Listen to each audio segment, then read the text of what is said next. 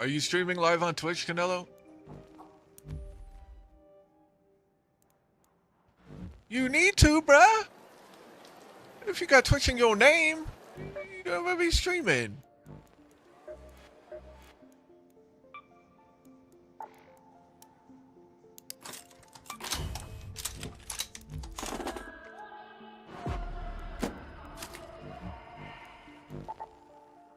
Oh, it's Bird motherfucking City.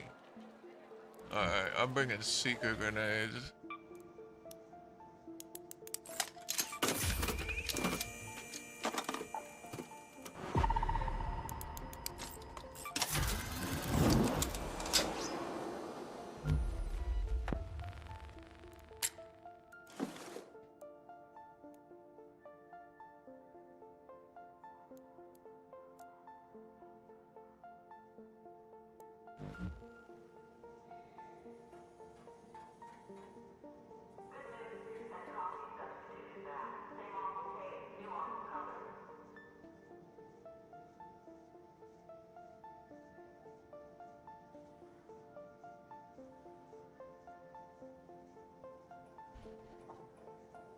The hell?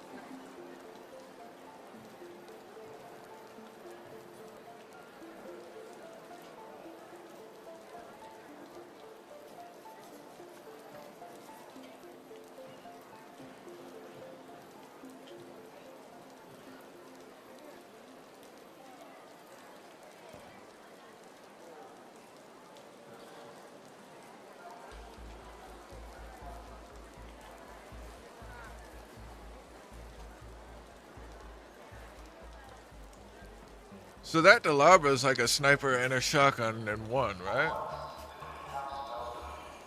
Like, cause it's got some crazy ass range.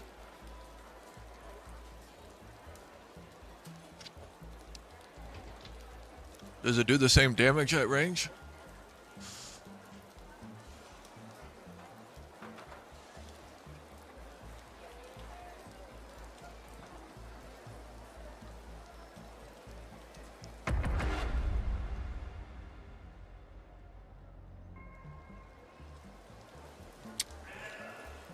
Yeah, if you want to. Hey, let me get some ammo.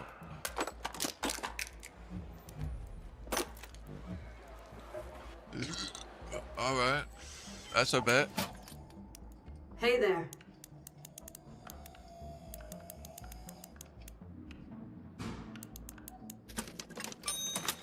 Enjoy.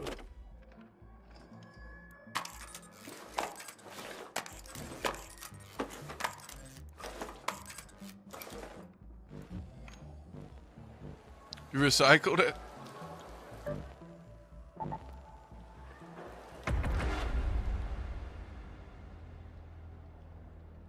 That's diabolical.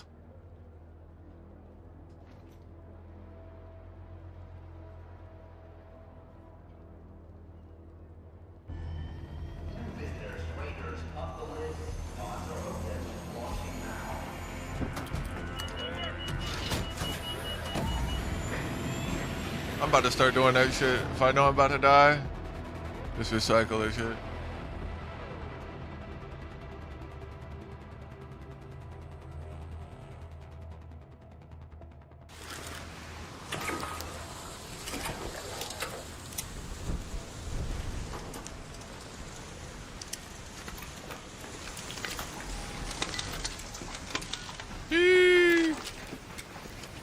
I bought 25 energy ammo. Is that enough? Is it 1 energy ammo per shot? Oh,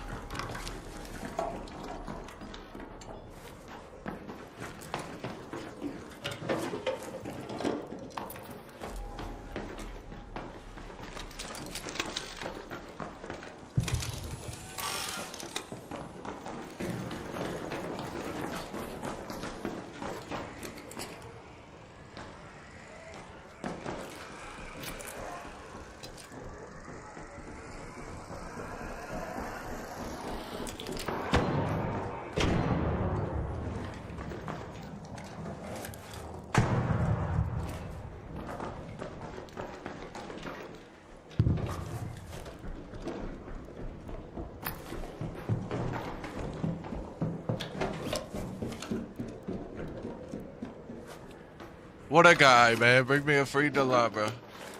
Thank you, man.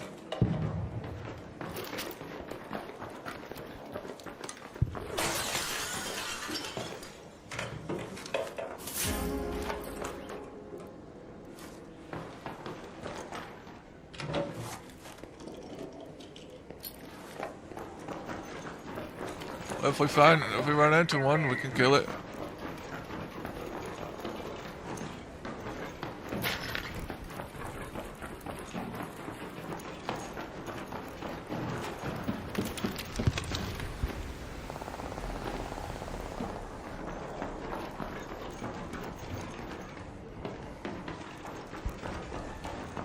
True. Down there. That's a bobcat yonder way.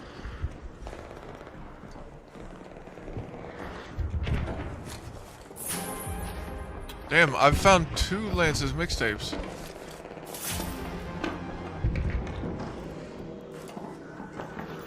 Raider flare.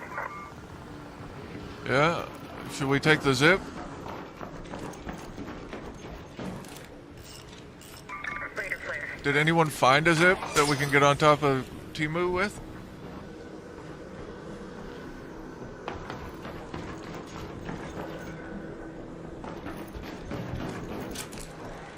I'm gonna check down below. Like right in front of Timu.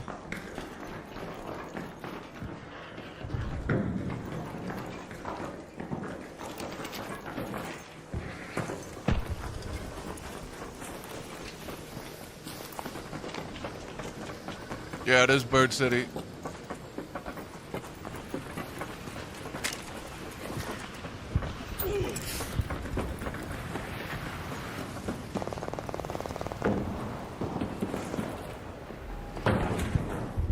How did I take damage there? Raider flare.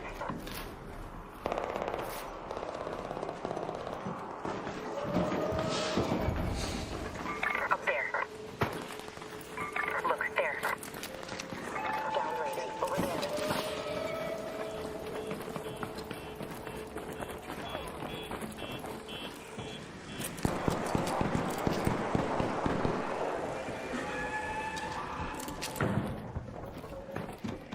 Shouldn't we get on this roof? Or no? Down there. Down there.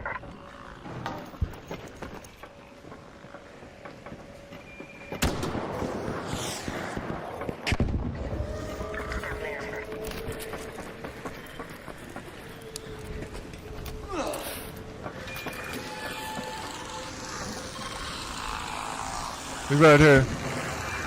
Raider over there.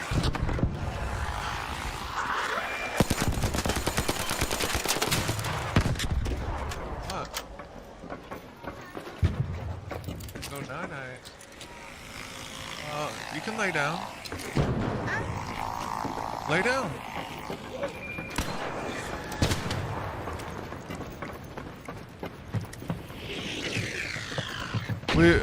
We could take the attic.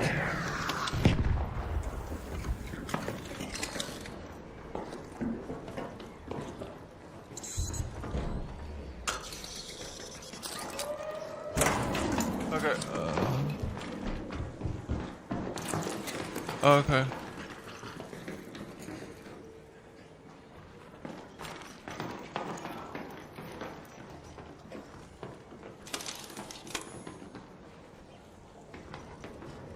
Yeah, they're down here to the left, I think.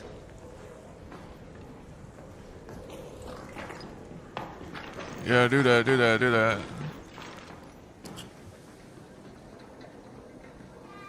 We could go loot their kills if we go back. What? No, we're not opening the window. Because you're laying down.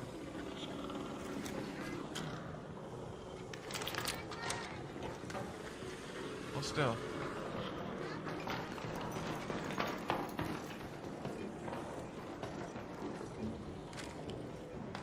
Can you stop? I said no.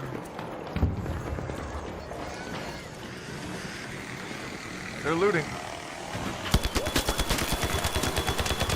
I fried him. Go towards the zip. Oh my god, these fucking...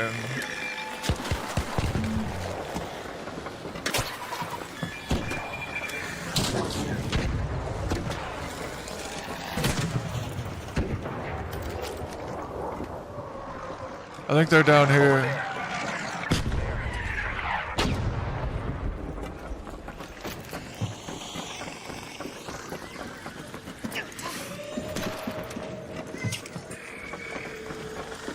I guess we're going back to check your mind, right?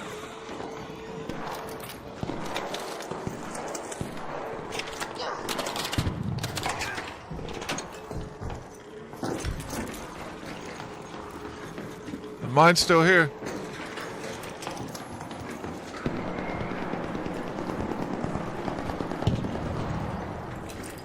They're on roof.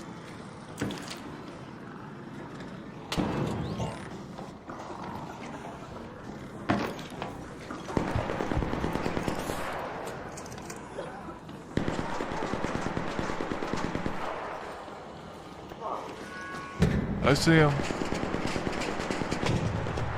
He's right here. Over here. He sees me too.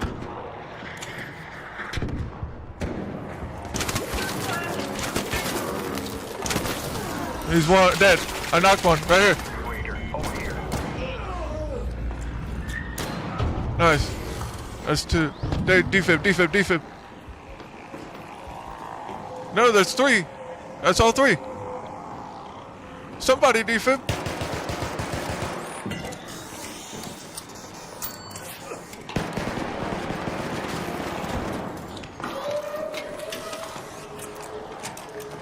I'm going up for a second.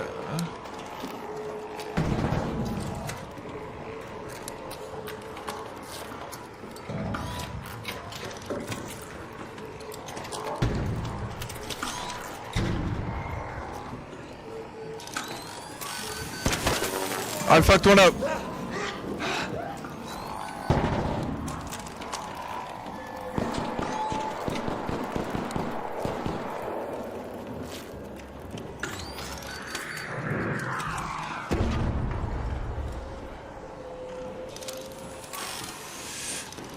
They're in.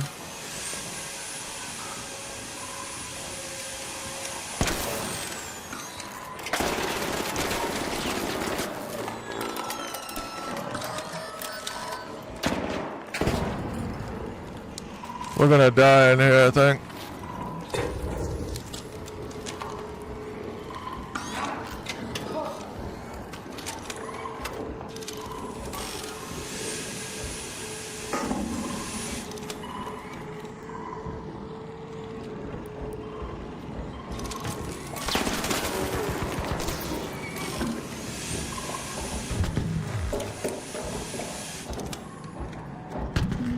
Not right now, Noah.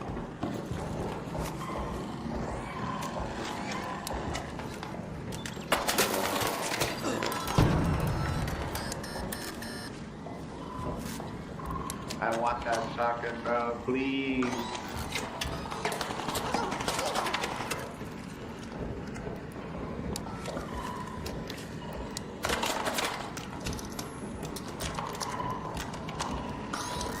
I bring you. Remote gas. Nah, bro, I don't even have the BP. No, goodness. Okay. I don't know. He went down. No, the guy we knocked that zipped up, he went down and got rezzed. Come on, let's get out of this attic.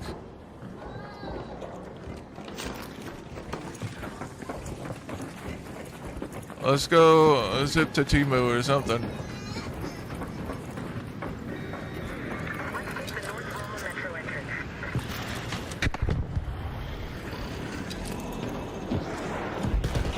Just because you went the wrong way, brother.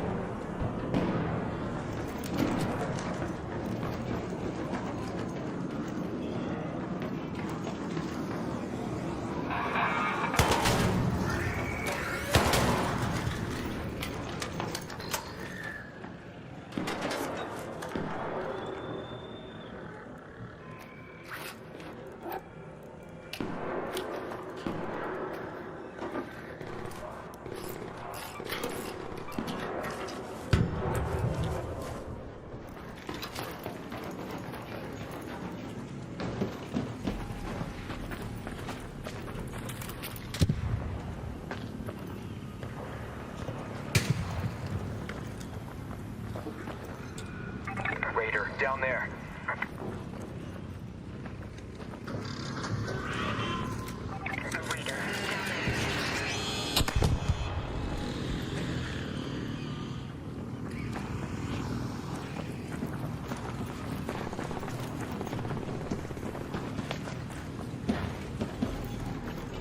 They're gonna have to come get it.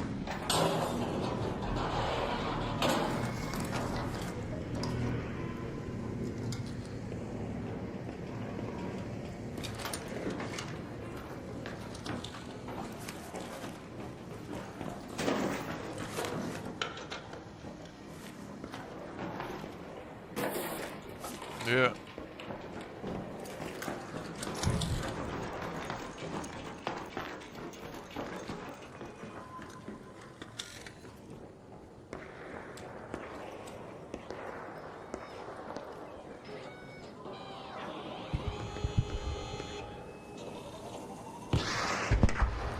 Why would they even throw a lure grenade when it de-aggroed?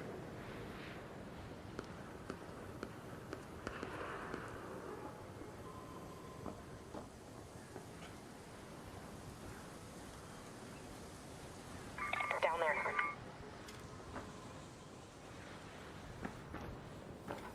Yeah, the highway.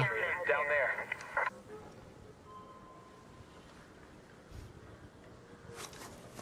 Raider. Another one right here. Down there. Raider. Raider. Raider.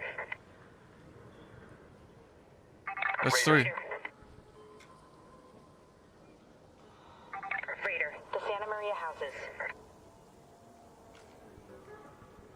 Raider.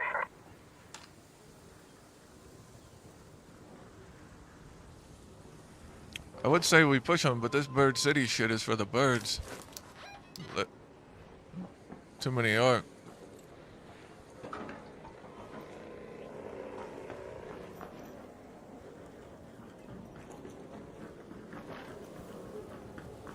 I mean, we could try, but they're probably gone.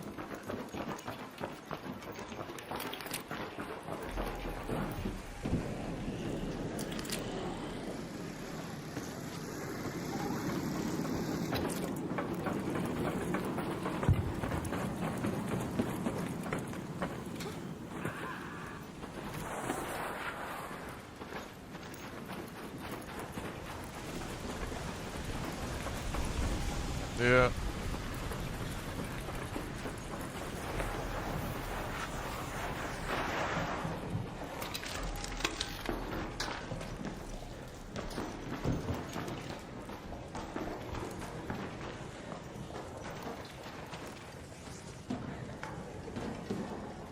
And the extract, maybe?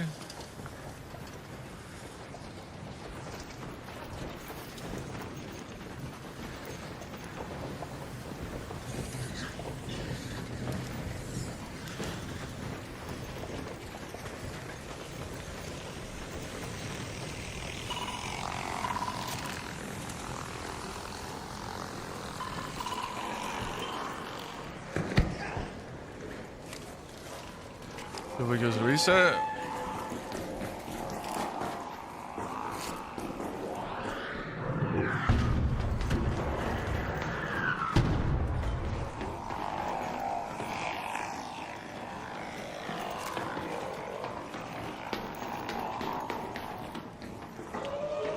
Alright, let's go to the hatch.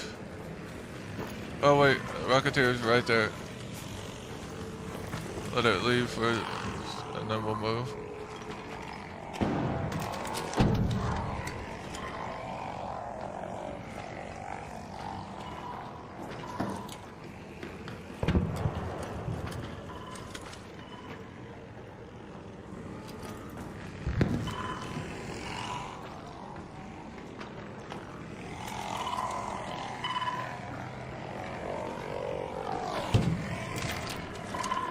Oh, get out of my face. What? What's your problem? I can't right this second.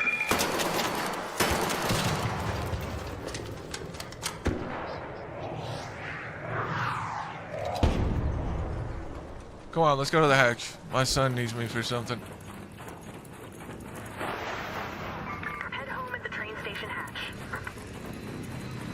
crying for, dude? You don't know? He's crying to be crying? Well, what's the matter? How you not know, son?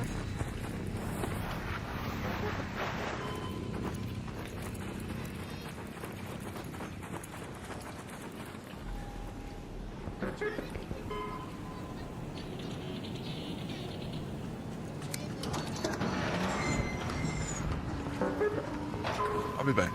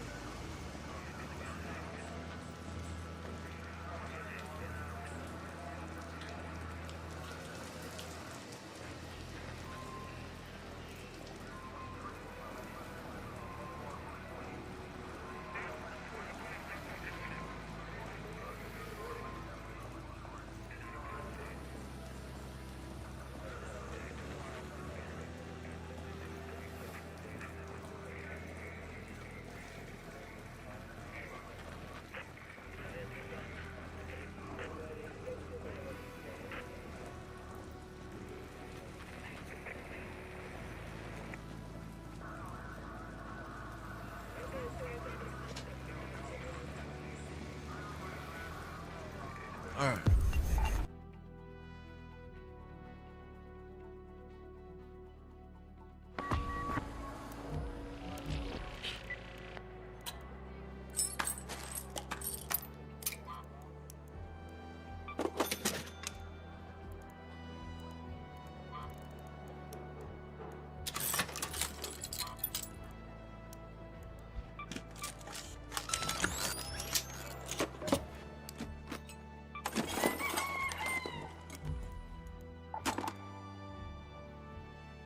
I need to get some arc alloy while we're out.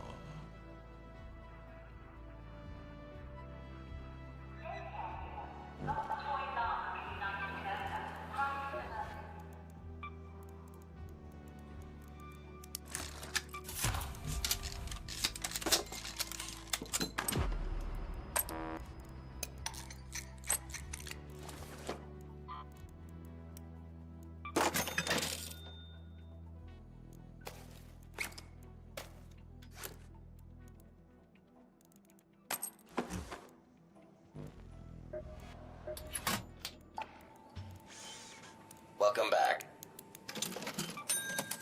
Handpicked by yours truly. Hey, could you grab me a wrench?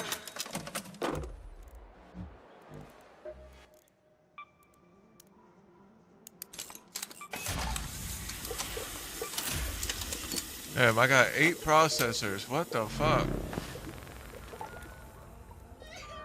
Got something What for me? now?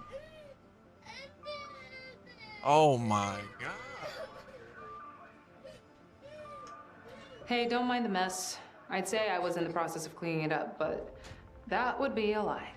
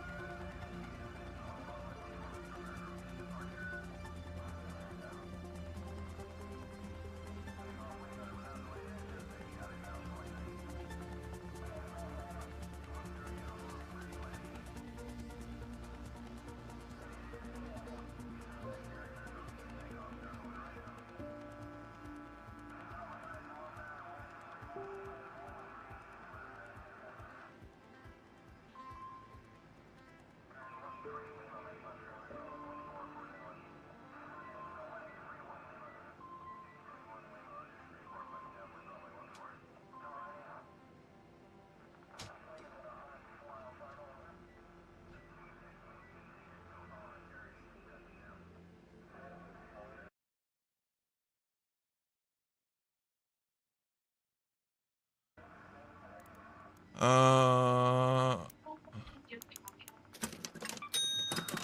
Excellent. I'm gonna need to make a processor run very, very soon. I fixed it, Marco. I fixed it.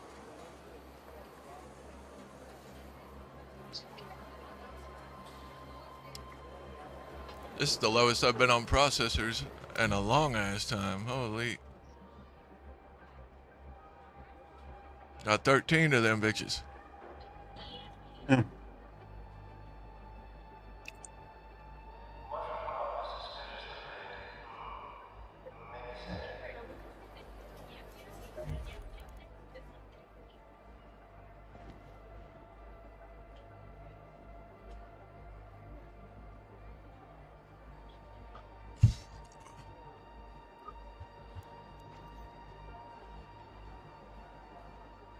Yeah, I think I've come to the conclusion that duos is a lot easier than trios. It has its days. Sometimes that shit is ass too. Trios is better. I It don't definitely has its know. days. It does have its days.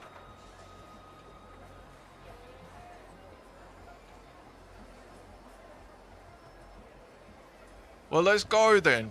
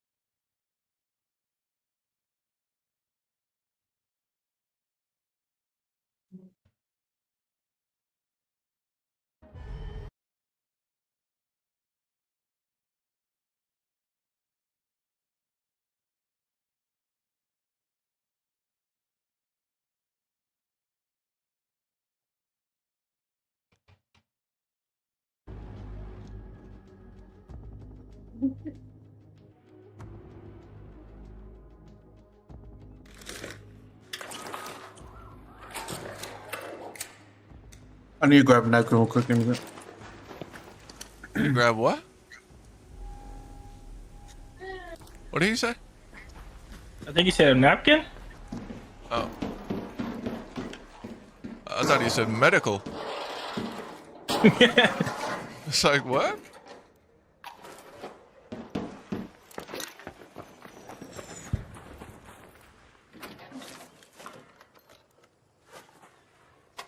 We're using the new shotgun, Marku.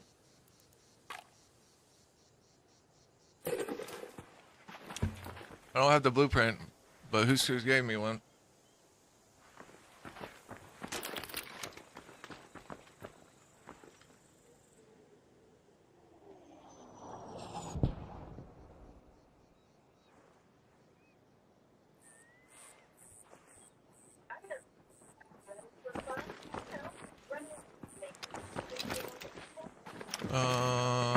Is this a courier right up here?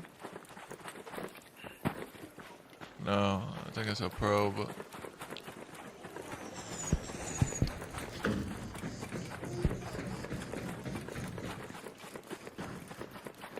Probably motherfuckers in this bitch. Oh, of course.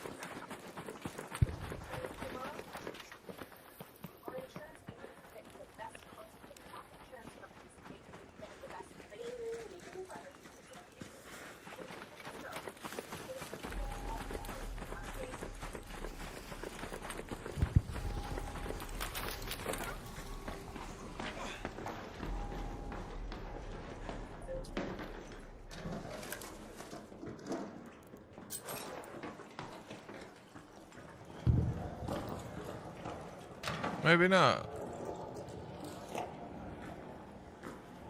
Still hear the balls rolling around.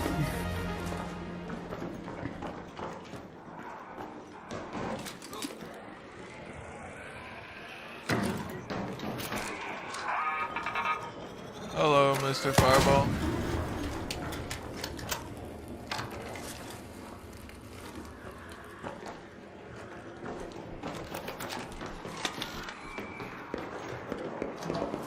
Now that's somebody.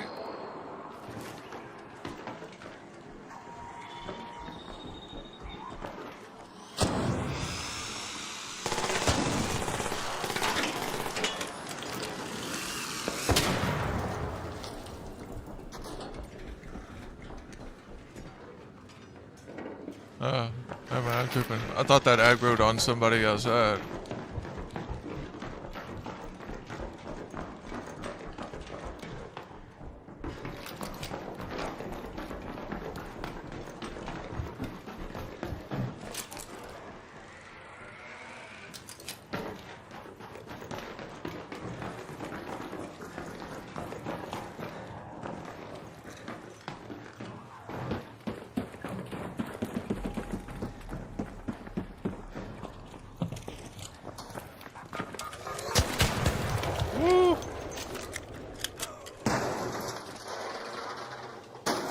Those things are trained assassins, bro. Raider, there. This Bird City still? I think so, right? I know. Raider. Yes, it Yeah. is.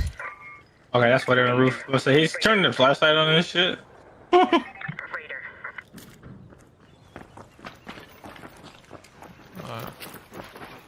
Keep your eye out for that zip line so we can zip out of here. Okay, cool one.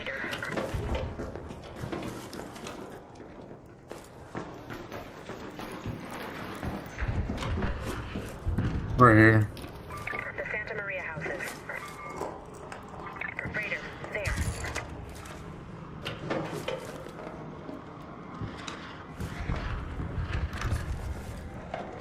Oh my god. A shredder, I need that. Where? Oh. Try to shoot it and bring it over here. Thank you. That fucking pop just jumped off the damn building.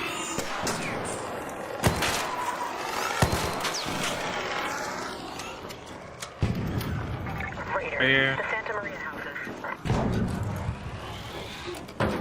No, where'd the shredder go? He went behind the house that you pinged him on. Raider. The Santa Maria houses. The shredder's over there. Oh, let's get him. Ooh. What? What happened? You He has a shot light me shield. in the head. I had to tap the fuck out of him. Yeah, he should have almost died. He instantly jumped off the zip line.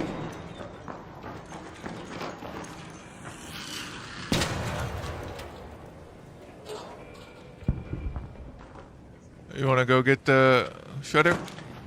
Yeah, but they're right on it now. They're like right here. Oh, I see.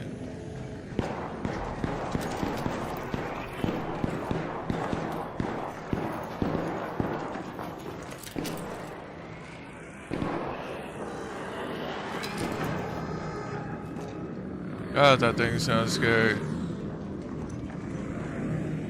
It's like a runaway train or some shit.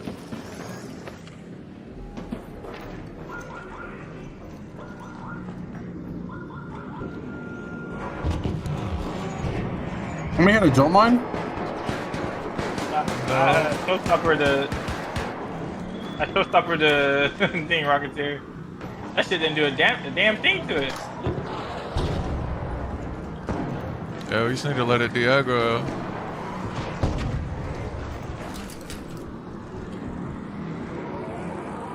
Yikes! I wouldn't peek this window if I were y'all. Yeah, bad idea.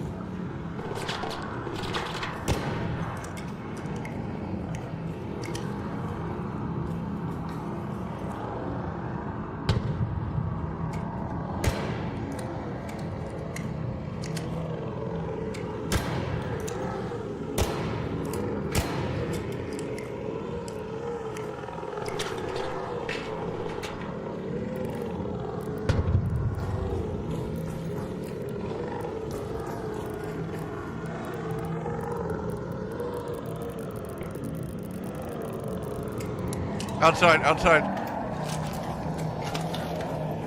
Somebody hit the camera.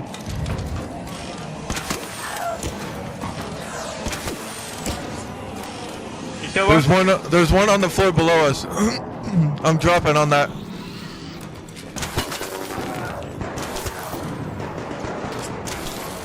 They fucking head tapped me twice. Alright, it's two dead. Two dead. One on Canelo up here. He head tapped me Grab him. twice.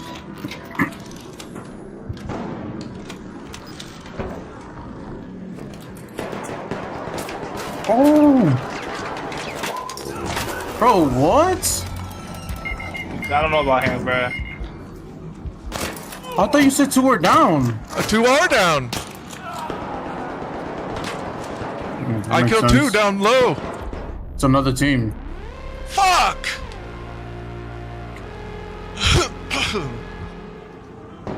God damn it, bro.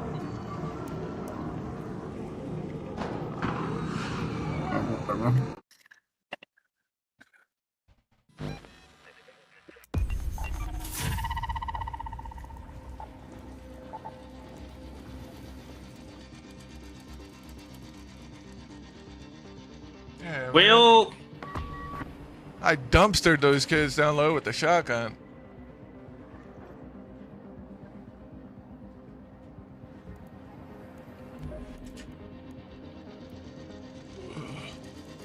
Yeah, I don't know if trios is the move today, boys. Everybody's just bringing all the good shit. Yeah.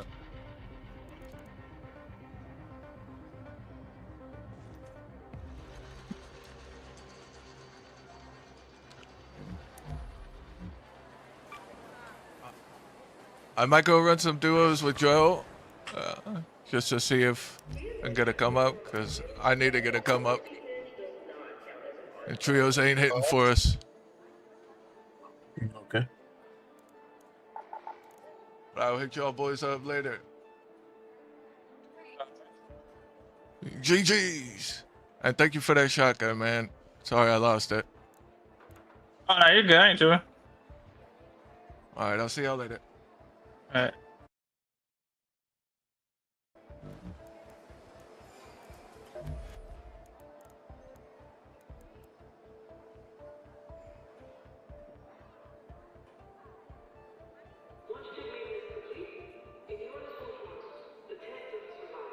Do we run duos with Joe or Cartman?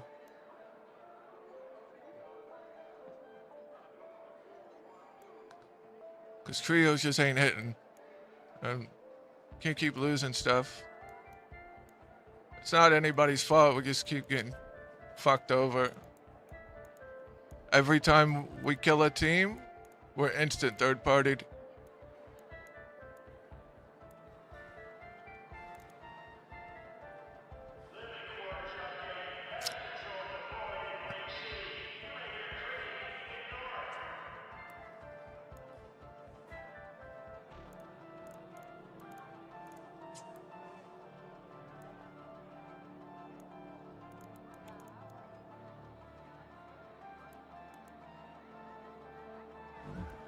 Is there any hurricanes? Nah.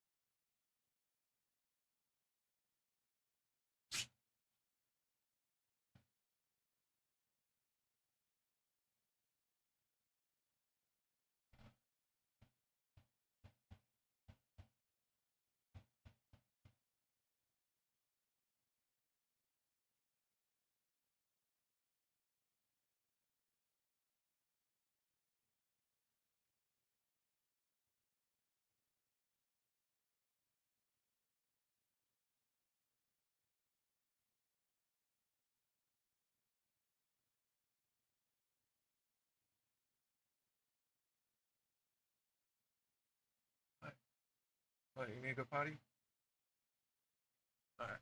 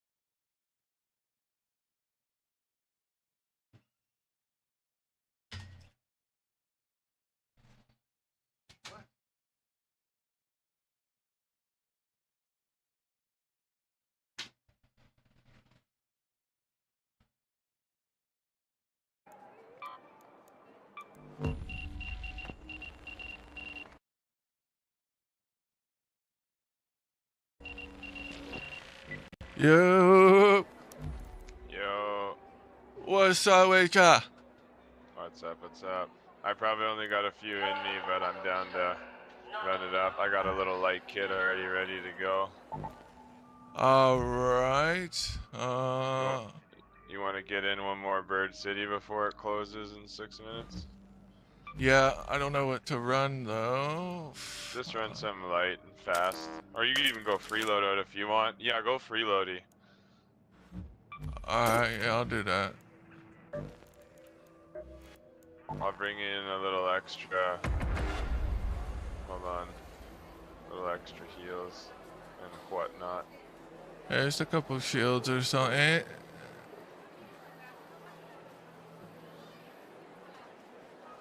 Yeah, I don't know if you ended up getting back on after you ate last night, but I ended up crashing out. Pieced. Yeah, I pieced. Processing here. Photo board updated. Check carefully. Yeah, I pieced as well. Went to sleep. I think I slept too hard because I've been tired as fuck all day.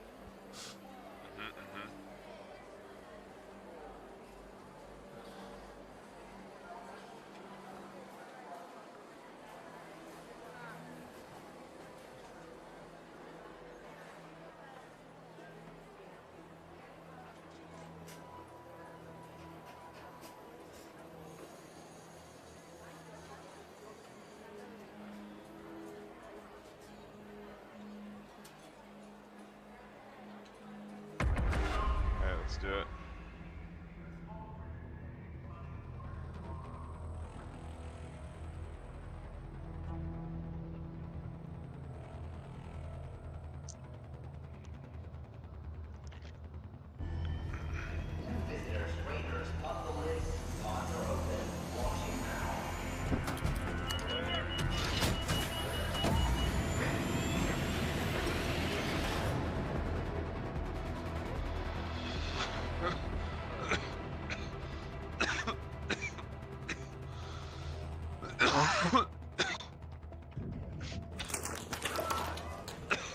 How's that?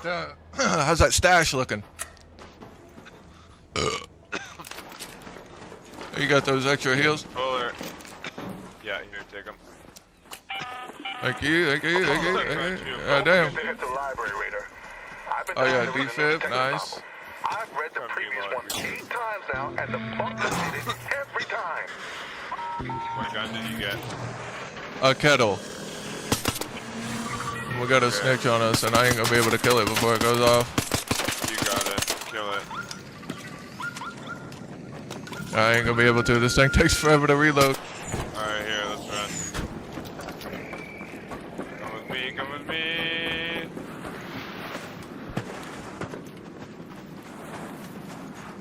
Here, I'll drop you a 20 stack. Nice.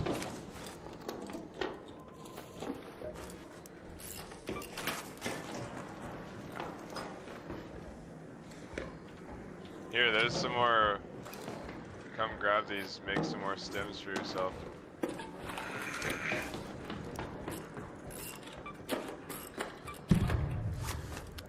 Hell yeah. I heard something explode to the northeast. Oh yeah, I hear something breaching searching to the northwest. Oh yeah. Oh, we're kind of late too. Yeah. Oh shit. Just taking a look quick. I don't see anything. Going out. A little bit down there. Whoopsie daisies. A lot of dead arc here. Yeah. I heard something blow up. I say let's just hover around until we hear something. I'll breach and search that. Maybe you'll get a little bit more light There's ammo. a dead guy here. Got a Good. statue. Oh, Broken over guidance here. system. Over here. All right. Up there. Let's get on the roof, maybe. Yeah, let's get here. There. Look at that firefly right here. It's like Yeah, I know. stuck That thing is Up there. cooked. up on a stimmy. Oh my god, dude. Yeah, No. I'll pop the step. Keep going, keep going. Go Alright. take eyes where they are.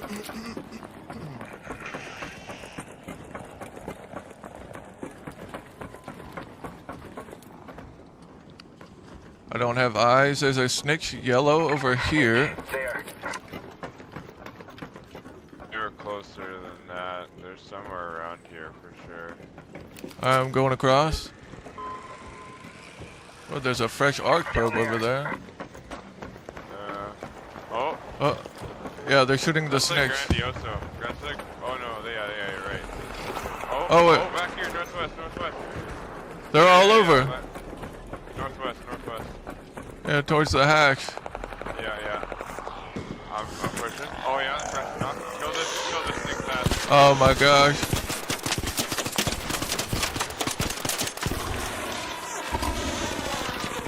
Reloading. Got it, it's dead. Watch. Fuck me. Yeah, that's Bird City for you. Yeah. Another flare. Too late. Yeah. Keep moving, keep pace. On top of the bandit. Oh my Another God, flare. We gotta get there. They're getting thirded. They're getting thirded. Camp Swing on this right. hill, come to me. Yeah. Oh my And God, we got a that comment. Jesus. Get in the bus.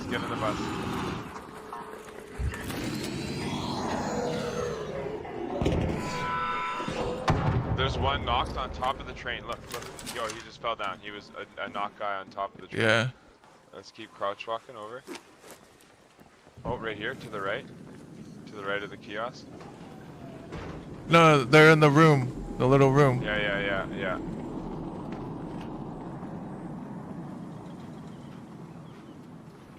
It's clear right Going here. From both sides. Yeah, let's go from both sides. Go right, I'll go left. I'll jump over. On me. I'm jumping over. He's weak. Raider, there.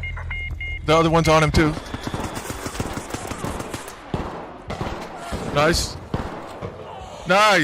Let's go. No way, I got both of them. Yeah, I fried the other one, so you were able to get him pretty quickly.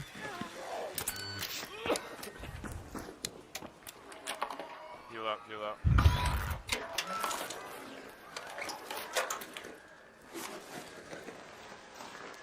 This guy's a free kit.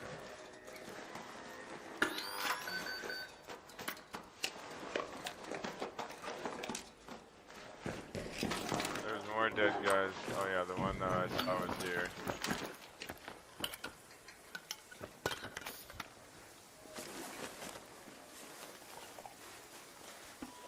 Oh, can I maybe get that anvil? Second. Just so I have some range. There's a dead guy here. Here, I'll drop. Or what is it?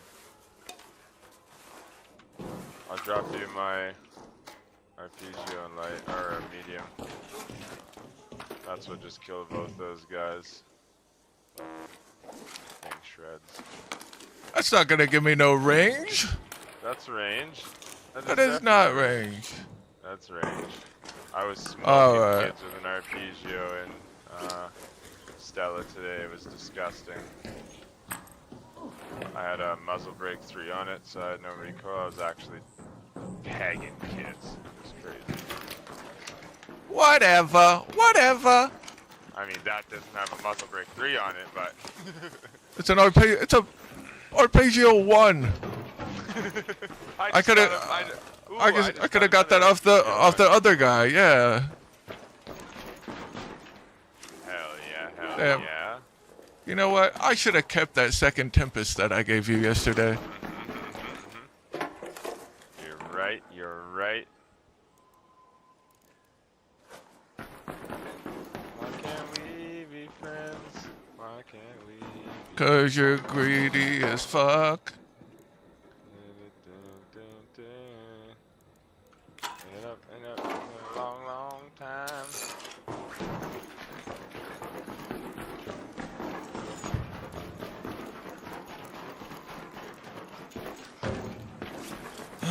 He's out of here. Yeah, I got it.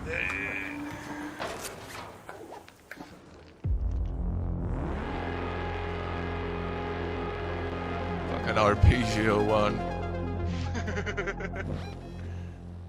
again.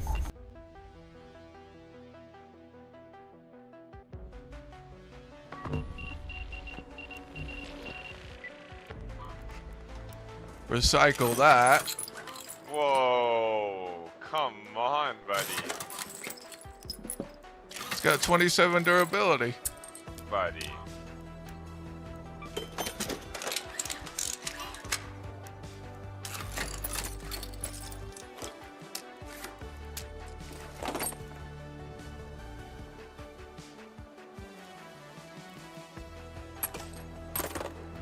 And then I'll bring this Pharaoh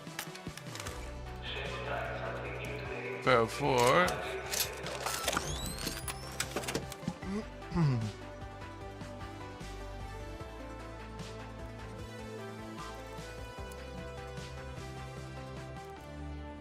Upgrade this kettle a little bit. How much?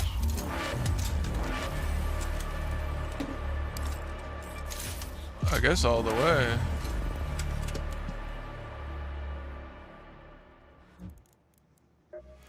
You want to take it all the way? Yeah, I'll take it all the way. Fuck it.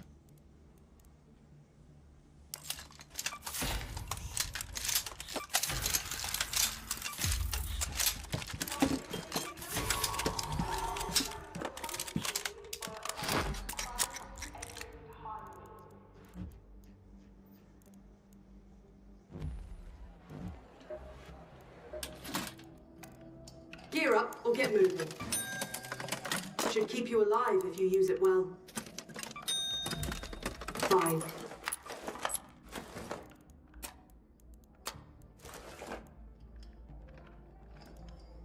Don't you have raided things to go do?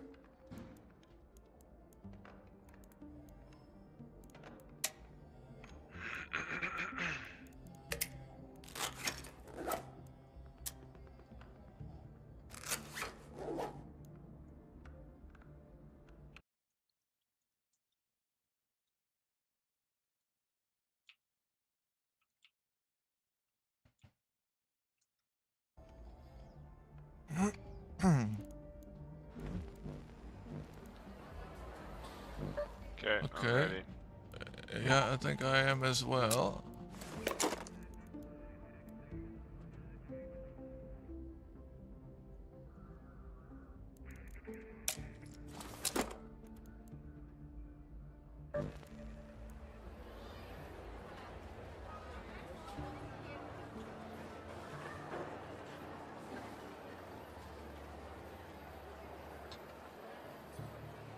What's maxed up kettle like? It reloads Max faster, kettle 75, velocity. Yeah, bullet velocity. 5% increased bullet velocity. It used to be much better. They nerfed it like a month or two ago. Cause like everybody was running kettles and stickers as opposed to like the pink weapons or the blue ones. Because they were just so good. So they nerfed the fire rate of it.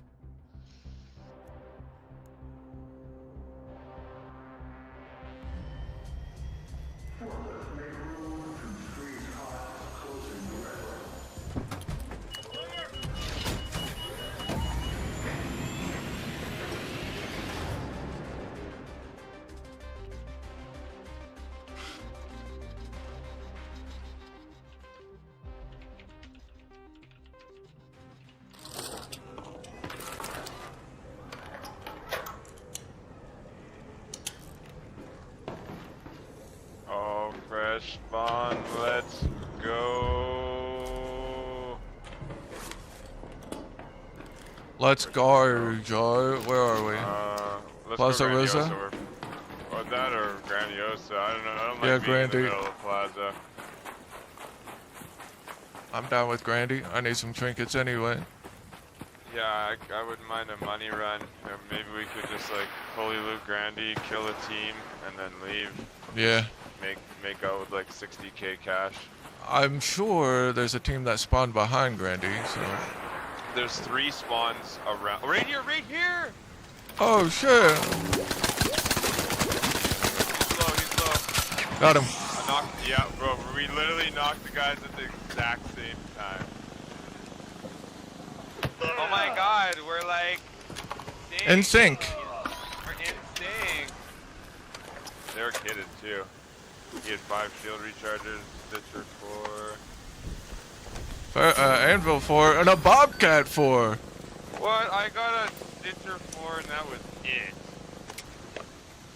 Sheesh. I outgunned him with a kettle.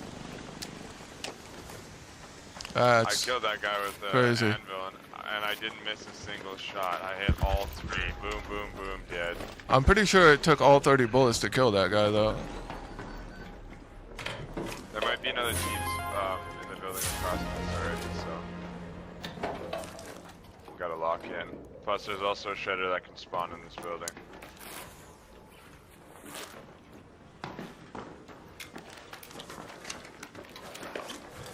Yeah, let's stay together, building or floor to floor. Let's go floor to floor. This one's clear. You ready to head up? Yeah.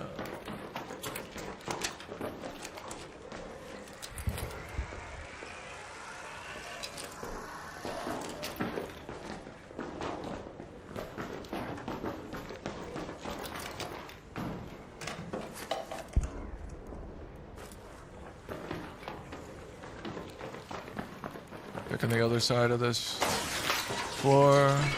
Okay. It's completely empty. Let's go to the roof from the stairs, Yeah. and then we'll cut across to the other building.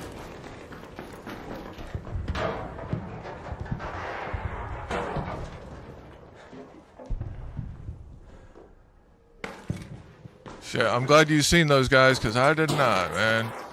Dude, you were right beside them. They were in front of me. They were literally fucking beside you. That was crazy. I was like, where did they come from? They fucking appeared out of thin air. Yeah, honestly, with that, I'm down to just head to the metro after this building. Just head to the metro, and we'll sit it out for like a minute, see if anyone comes down for us. If not, just escort ourselves out. I'll run the Stitcher 4 because I came in with a Stitcher 1, so I'll keep the Stitcher 4 in before. I just need to repair it. I would run this. I'm running this Bobcat now, but I can't run it after this game because it's only got 11 durability. Yeah, I gotta repair my Stitcher. It's got 16 durability, the one I just picked up.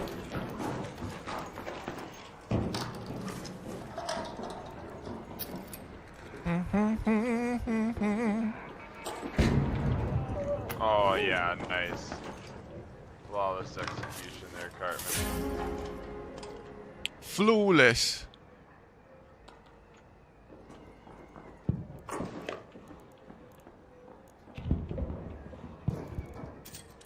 Arc cell, 700 wasted shield, yes there is. I'm checking down below, behind, making sure nobody's pulling up on our building. We're good. Alright, let's go down a floor.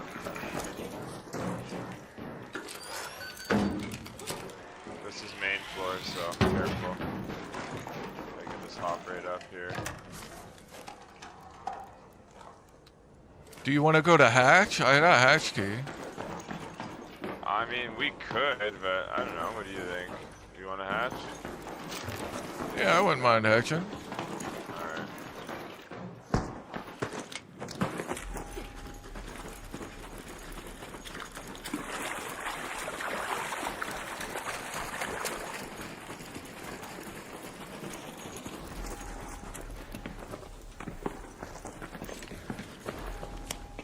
Alright.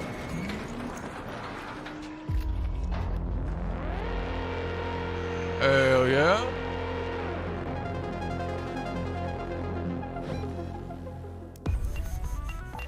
I'm rewatching that clip. I want to see when they were on the screen to when I noticed them on the screen. Because I didn't even notice them right away. They're right in the open. Oh man. Oh no, I saw them pretty much instantly.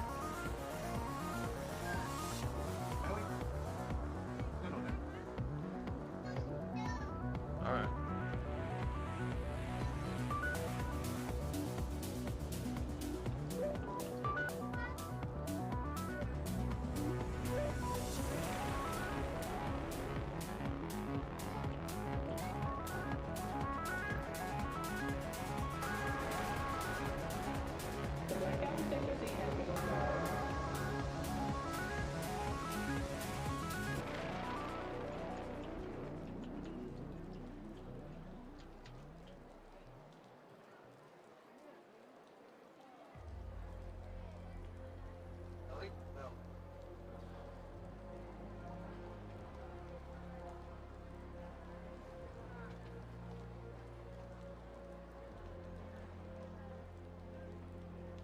That's so funny. Literally, as the words were coming out of your mouth, there's probably a team that spawned behind Grandioso.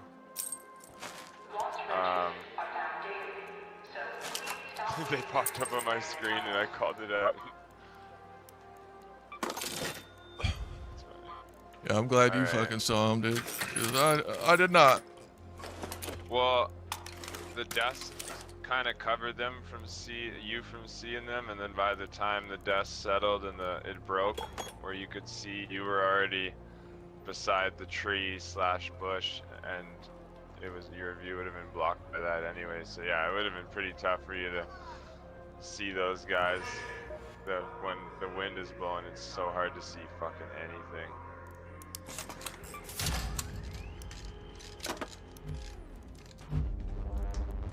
Yeah, that guy had everything I needed. Trigger nades, walls, heals. Yeah, this guy was running a much lighter kit than his acquaintance.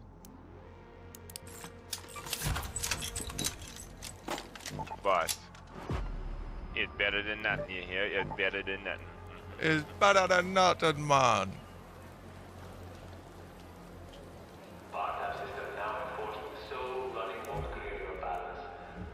I had a raid last night where I left with like 209,000 inventory value. Hell yeah.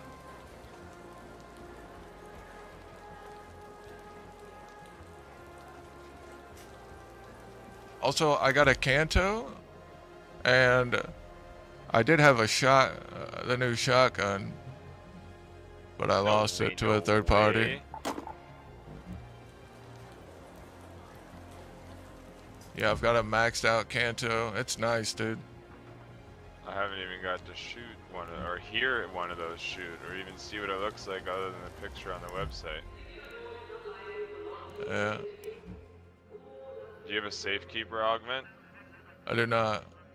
Oh, I was gonna say, if you do, you should bring it in, let me shoot it, and then put it back in your asshole. Those are so good. I've never seen an blueprint for the safekeeper. Is there a blueprint for the safekeeper augment? Yeah, there must be. Yeah. They're on Stella usually, but I also have found one on Buried, I believe, in the hospital. Who's this? Oh, that's my buddy Joe. I invited him before I hit you up. Man. No, we can. He's only playing a couple, Joe. Yeah. I got like and then 2 or 3 more, and then I'm out of here. And then I could join you. Alright, hold off on that. Just let me know. All right, bro. He doesn't like trios or what? I don't like trios right now because I was running trios like a little bit ago, and I just was not hitting. Kept getting third partied.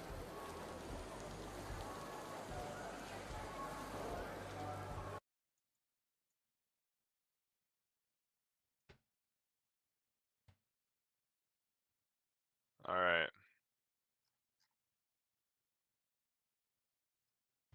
I'm trying to find a green style. There's one for the Stitcher 3 or Stitcher 4. Sorry. There we go.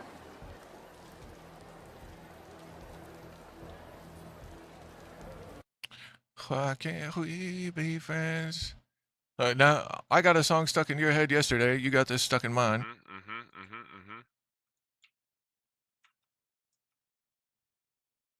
Fucking asshole.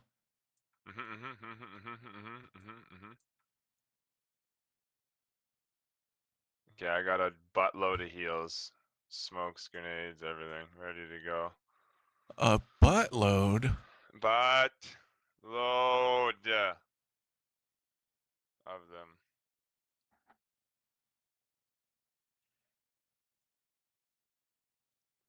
All right, there's a couple more clips already today. Hell yeah, hell yeah.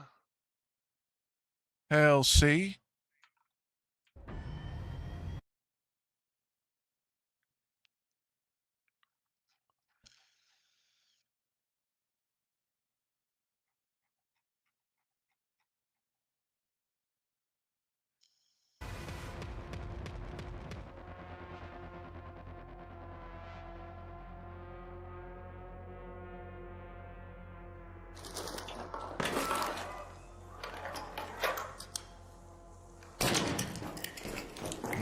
Nice.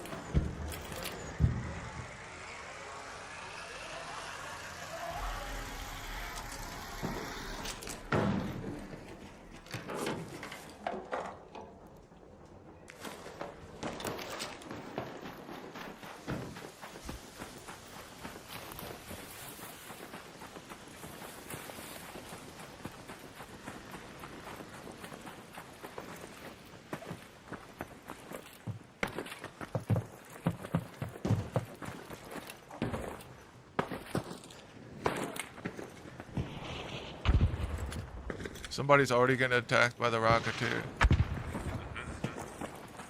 And they got knocked.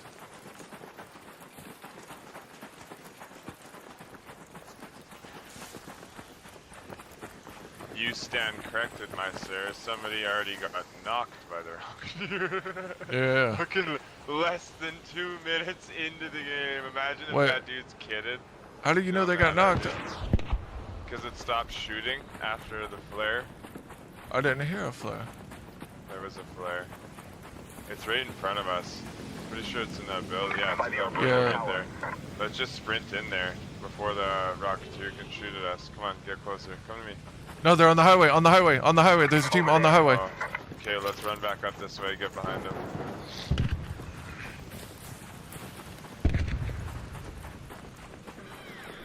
There's no way for us to get to the highway except to go all the way to the back. Yeah. Oh.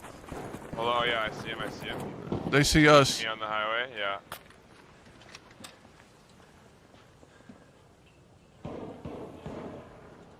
Should we just keep Bus, going? he's in the bus. Should we just keep going to get on the highway or no? Yeah, I want to see if I can. Yeah, let's go, let's go.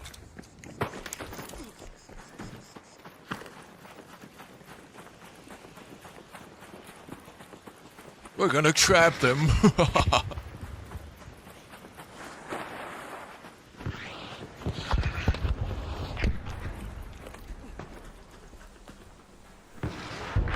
We're getting some stam here. You didn't bring any stems? No, I did. I just wanna I don't wanna spend them all right this minute.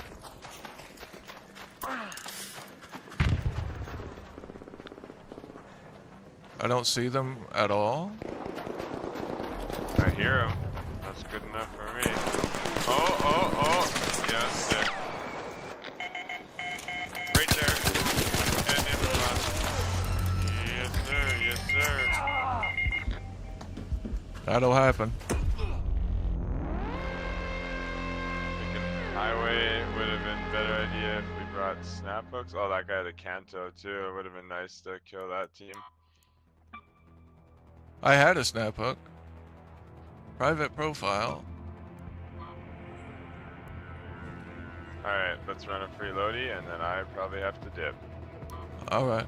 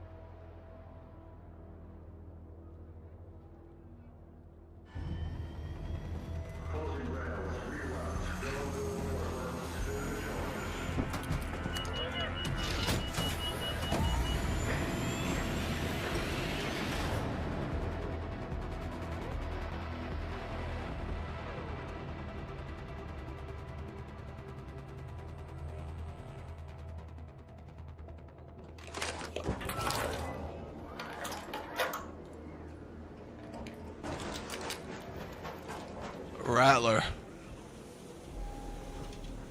We're 12 minutes in though, so we can find a third party. Yeah. No. Up there.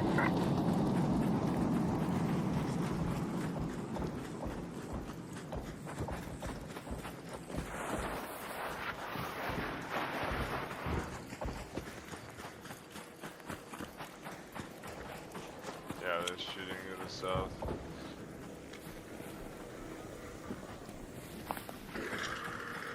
Fucking Comet, bro.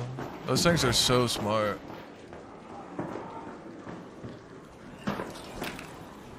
I don't know, I kind of figured them out now. They're just like shredders to me now. At first shredders were scary, now Comet. There's a shredder too, You just gotta get used to and a firefly, and a snitch. Yeah, there's Arc. It is Arc.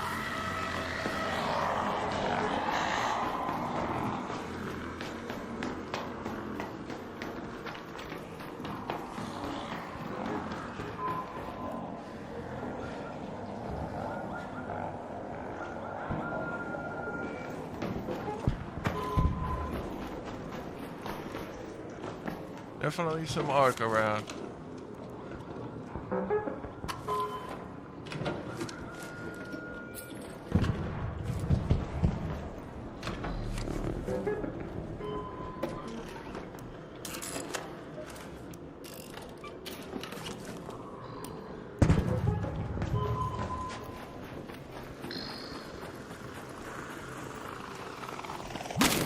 Oh, I'm dead. Oh, I'm dead. I'm right here, I'm right here. Is it a person?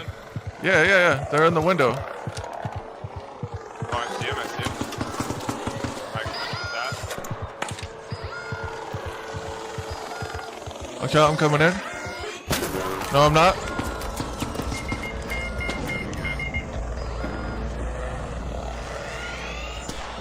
Just stay there, I'll try down and go. Nah, I'll crawl around. I'll crawl around to the backside of your building. Good idea, I'll keep an eye on them. Oh, I cracked the deal, I fucked them up. Good, that. I fucked them up, good. And the wasps are shooting at them now. Good. Yeah, I'm coming around to you.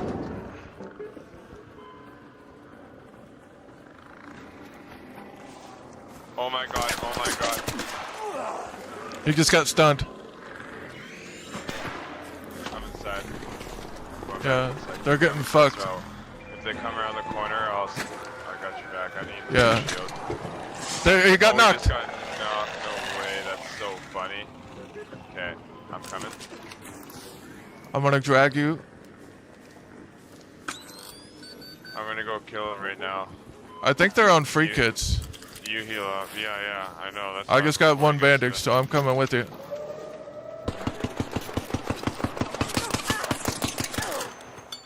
I want that ammo. I think he has a kettle as well.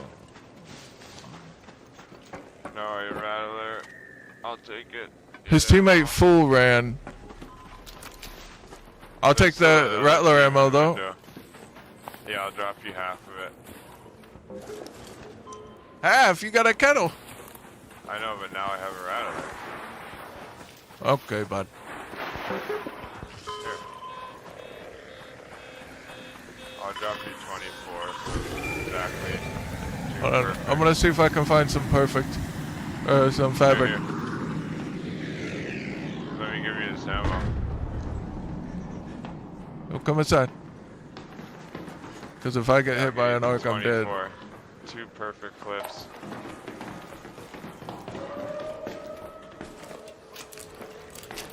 Oh, turret. I got 4 fabric here. You can start using the fabric to heal yourself. Fabric actually heals more than bandage. Over here. It takes 10 times as fucking long. Here's some It fabric. does. But Alright. it heals more. Just start I'm using coming. that to heal you. Oh my god. Hold on, I found a power cell. Nice.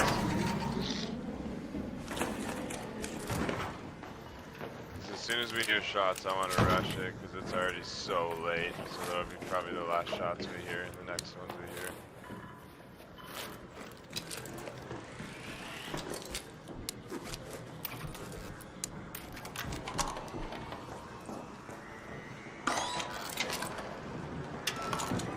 Oh yeah, southwest the fire's going off. Just stay with me, I'll try and take the aggro from the arc. Okay. I'll shoot it if we run into it. Let's go. What did I just say, northwest, right? I think so.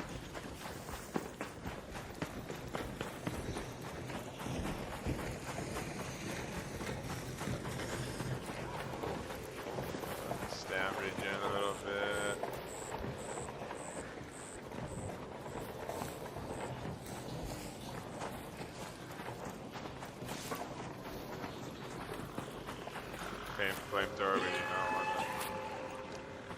Bombardier just aggroed something.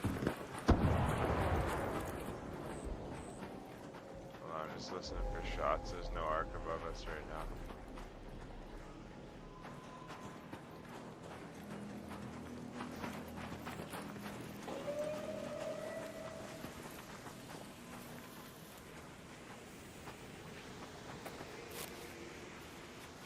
Metros are open still. Hospital, that one's closed in 1 minute. Okay.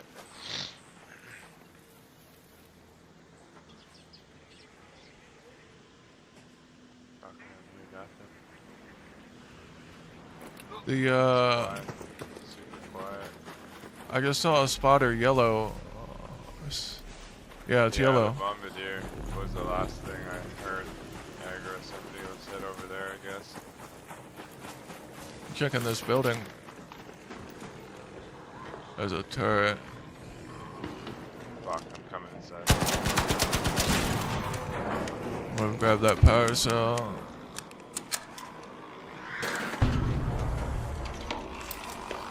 Some light. Light ammo.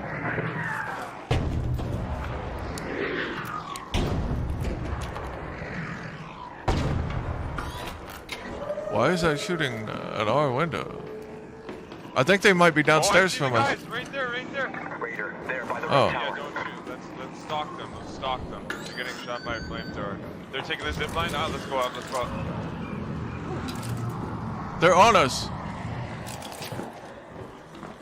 Yeah, they are. Yeah, they are. Right here, I see one of them running. I'm gonna take shots. Oh no, it's above me here. Right here. We're getting flamethrown. Oh, he's one tap. I'm dropping down. Oh, I bolted it like a goat. I'm dead. I tried to jump to the fucking rail there. Oh my god. Nice. I killed him. No. The fucking Bombardier got a hit on me, dude. And we had a Firefly on us too. I repeat, 10 minutes. Yeah. Oh, punch me if you're gay.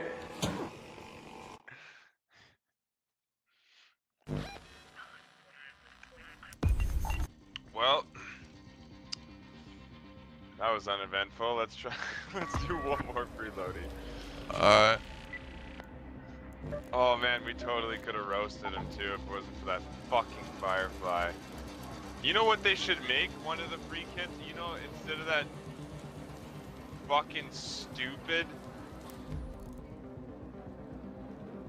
binoculars tagging grenade that they have, you know what they should have instead? They should have a kit that has a couple seeker grenades in it. That would be fucking sweet.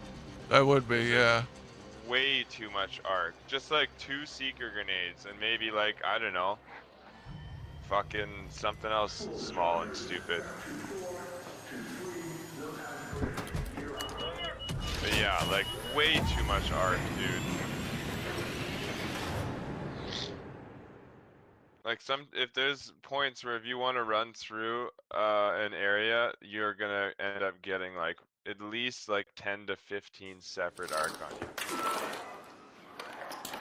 It's too much. It's just too much. Alright, we spawned in late again. Again, every time, man. It's the free loadouts. Let's just run straight down highway. It's because of the free loadouts. They've made it to where free loadouts load in late. Or are more likely to load in late. I'll make you load in late here in a second, pal. Alright. How you gonna make me load in late in a second? I don't know. Oh, stop. There, right there in the middle of the fucking, come to the zipline. Right in the middle of the town square, kind of by that metro. Just stay on my line. Let's avoid this arc if we can. Oh yeah, they just called Metro. That's yeah, that's Plaza Road. That's Russia. Oh, Oh that's my God, out dude. back. No, there's mad in front of us. Let's just hit this. I got a defib and a smoke bomb. That's pretty clutch. I got a lure grenade and a jolt mine. Metro's gonna pull up any second. There's guys above us too. Let's get in, let's get in.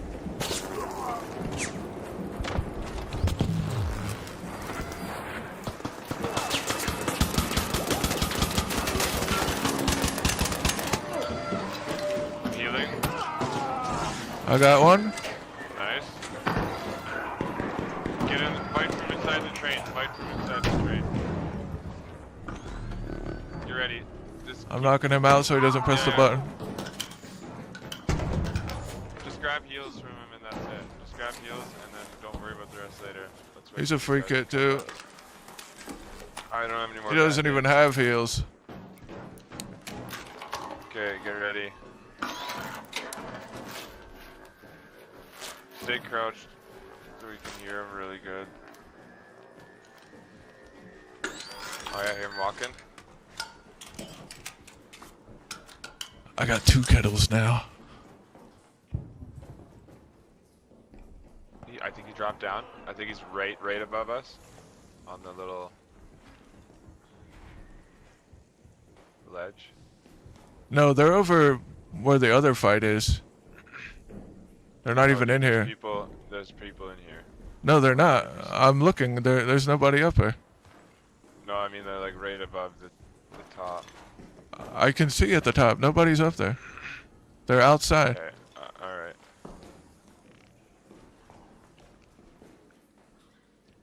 They don't want our kettles. They want whatever was going on out back.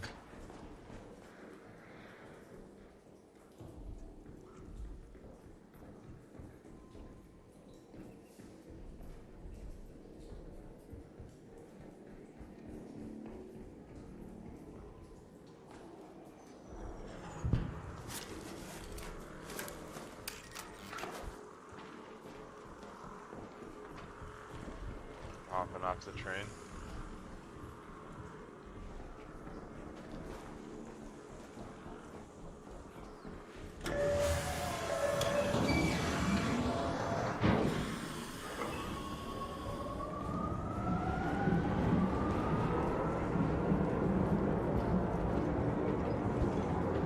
Yeah, they're still here above us. They're close by. They're in. Let's go to Plaza Rosa. They're on both They're sides. fighting. There's 2 teams. Yeah. We should third that. No, one of them's probably gonna come down here in desperation. If they don't come down here before we hear 2 flares, then we'll go up.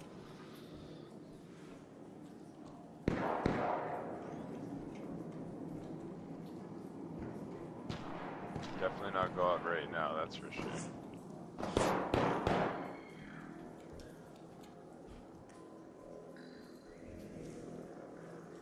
Plus, this is the last metro, and they're all the way over here. They're not running all the way to hospital in the next 3 minutes just to hit that one. Well, a lot of people use hash keys nowadays. Yeah, but this is right here. They might be tempted. Like I could see that team to the right of us maybe running down here if they get low and scared. The team that's across, they would probably just go for hatch if they got low or scared.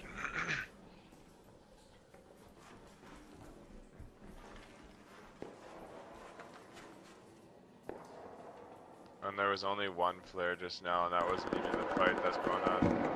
Okay, we can go. But there's that team that's going to be looking to the right of us. Like they're gonna peg us right in the back as soon as we start running to the west. The team from the southeast or east. Oh, no, they're going. They're going. Yeah. We let them pass.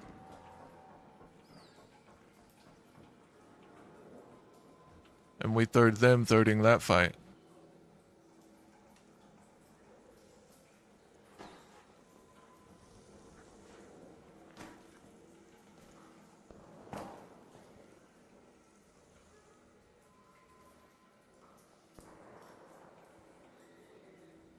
They'd probably been sitting in Pharmacia the whole fucking game.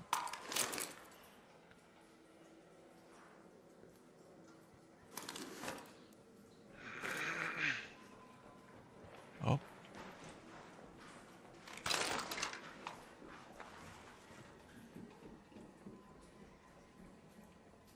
Yeah, they pushed that way.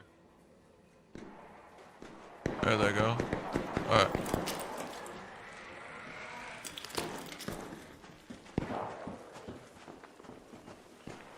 Careful, they're right there. Like right there. If they see us. Yeah. They're on the roofs. We can get behind them.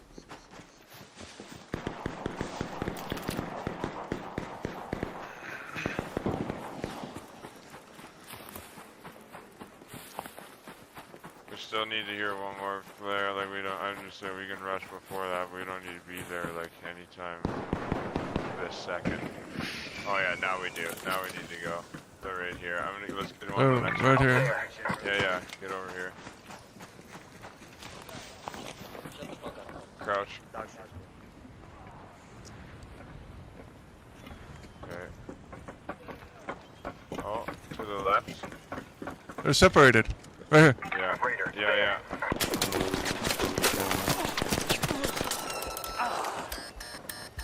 They fucked me up.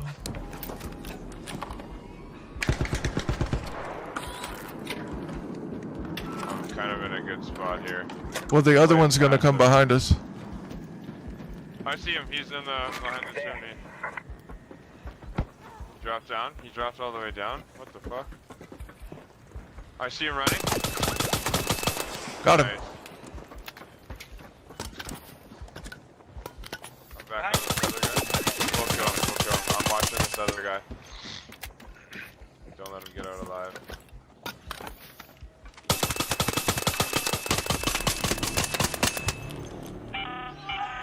An arc orbiter is en route. I don't see, I'm almost watching. He might have went out the back or something. I'm watching I repeat, everywhere I can. I don't see him yet. I hear him though. He's in here still. Oh yeah, he's in the back, I think. I fucked him up. He's right here. In there. Go around. Yeah, go on top of him. I'll keep him distracted. He's around here on me. Somewhere. Yeah. Oh. Bro, he's low! I shot. There's no way, bro. I shot him so much. That's bad. Well, I was 1 HP.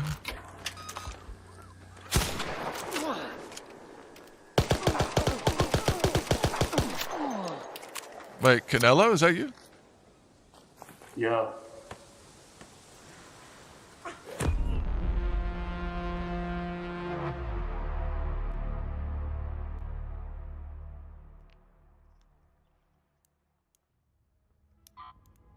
That's my buddy. Damn. He's kind of shitting on you there. Okay, I gotta head out, but I'll catch you there. I'll be on in a bit. Alright, man. GG's.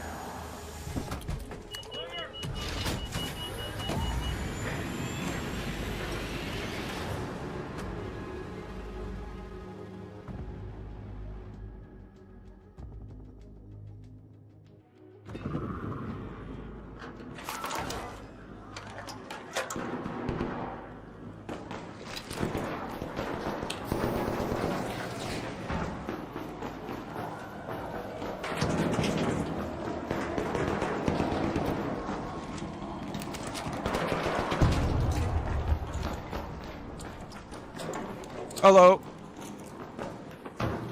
What's up, dog?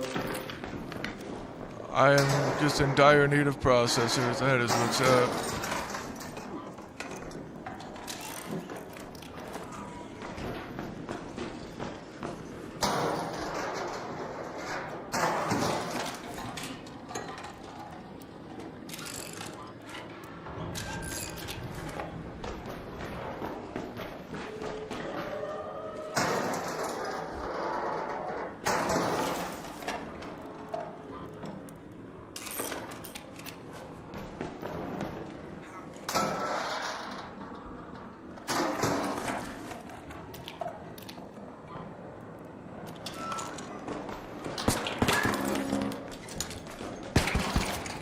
What the fuck? Why you wait till I turn around to shoot me? Should have just shot me in the back.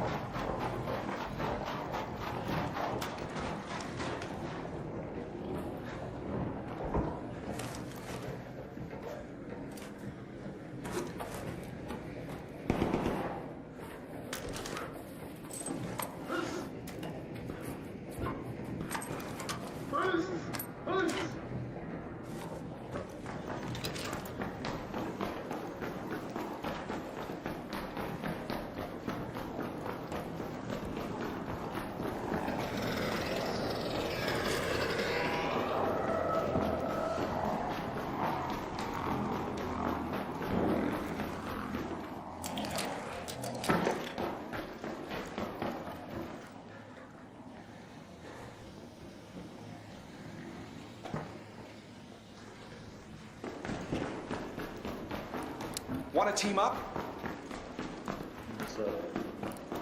Team up? Huh. I meant to say hello, but I kept going to team up. TV right now. Oh, you're looking for it? Yeah. I know where it's at. Here, I'll show you. Oh, you know where it's at? I do. I did it before. Huh. Wait, I didn't it's know how to constant spawn. it's back here. Oh, wait, you're looking for the... I was thinking of the VHS tapes. They're right here. Oh, no, yeah, you're good. Yeah, I'm looking for the TV. Yeah, alright. I'll let you know if I find one.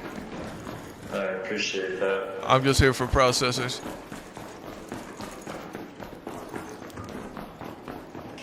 I didn't search the servers if you want to go there.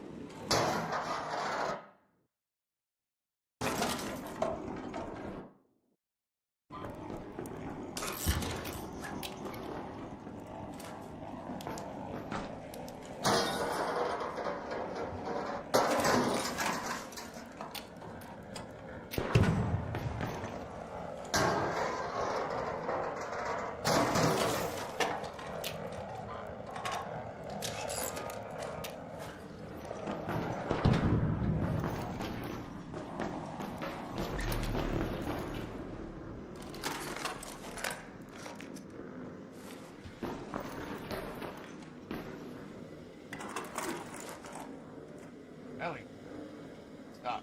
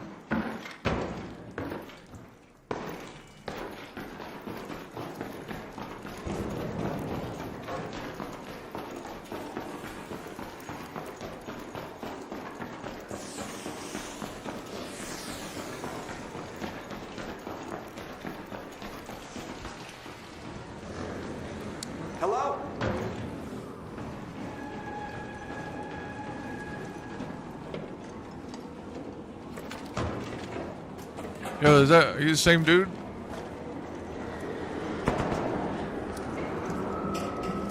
Yes, sir. Okay. Oh shit.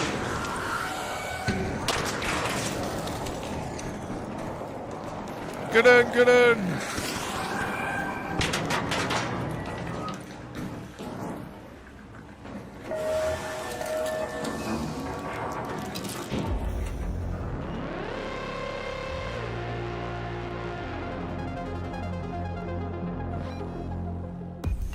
I don't know how I got a friendly lobby.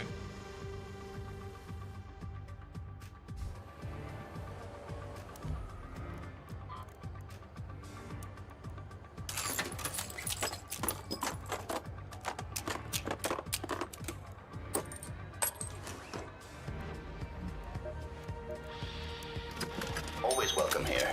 Want a receipt? Just kidding. I got none.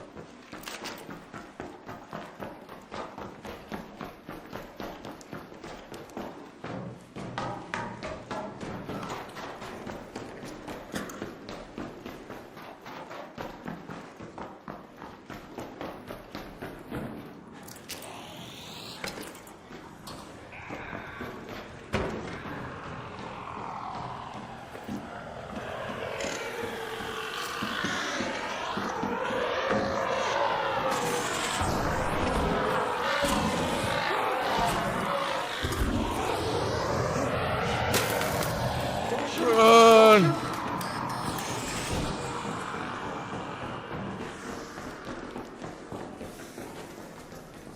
Fucking hate those things. Oh, thank you. Appreciate that. Thank you.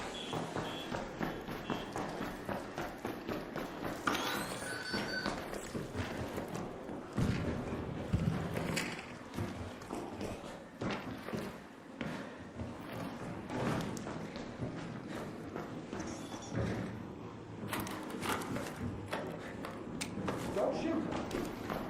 Hey, team up. We can. I'm just here to get processors. Hello, Raider. All right.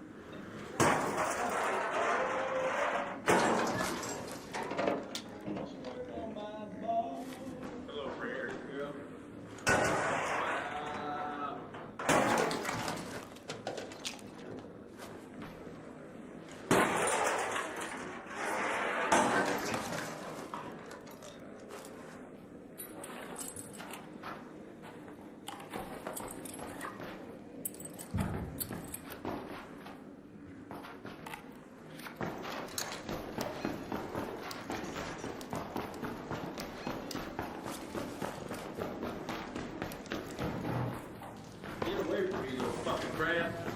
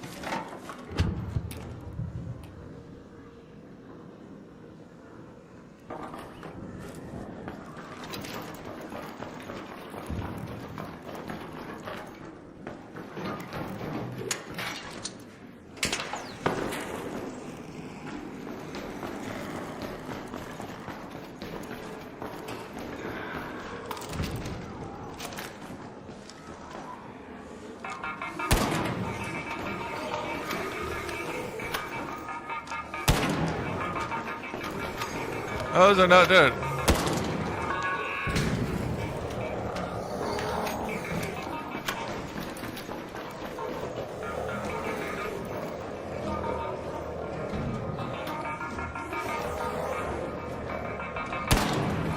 Hello?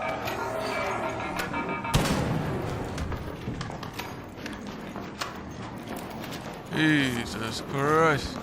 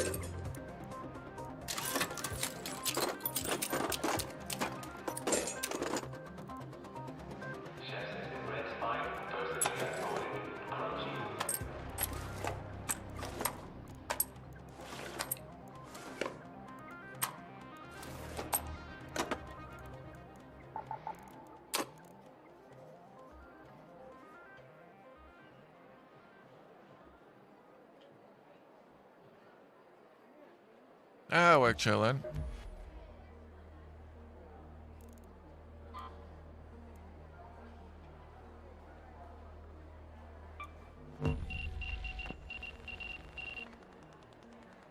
Public lighting's out in several zones.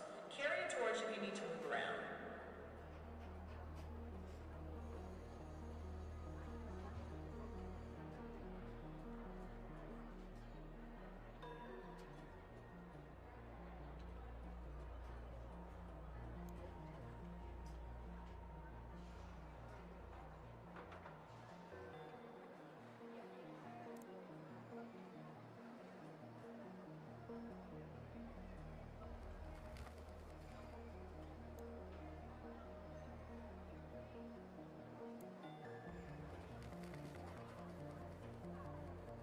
Attention residents, new weekly shower routine schedule starts today.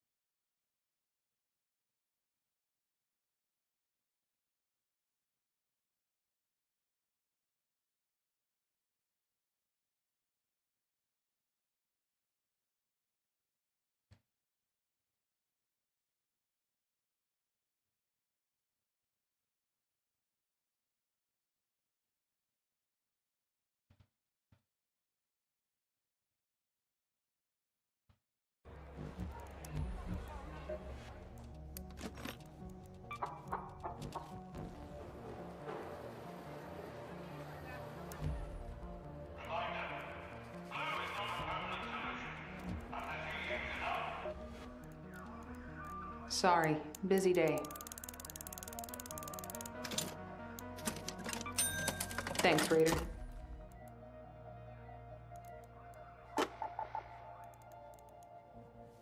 I'd offer you a coffee, but I just drank my last cup.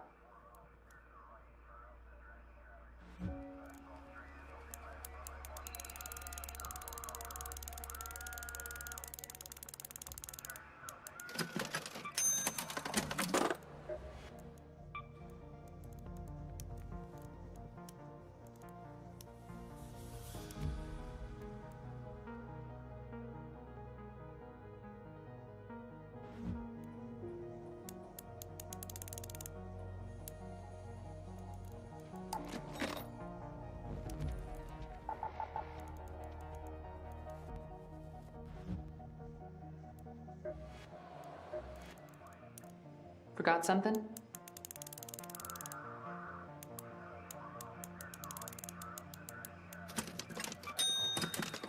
Perfect.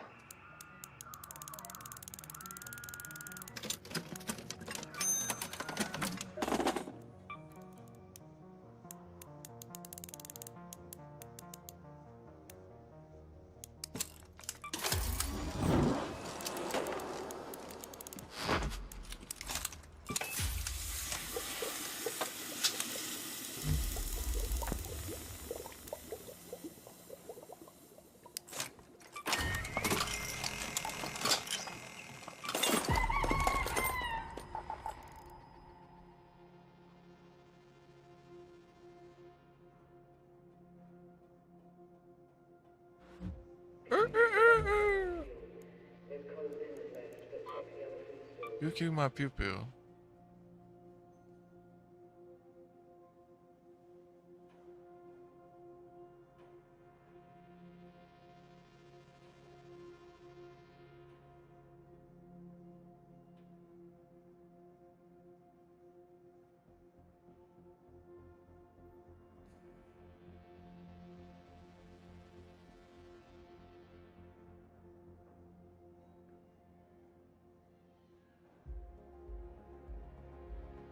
Oh yeah, I think I traded with them or something.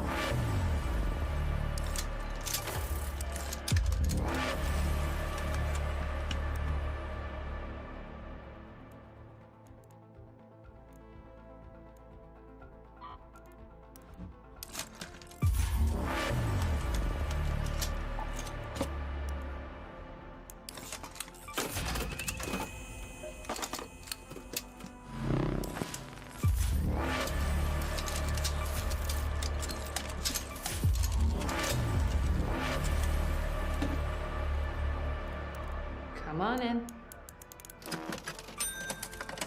Enjoy that.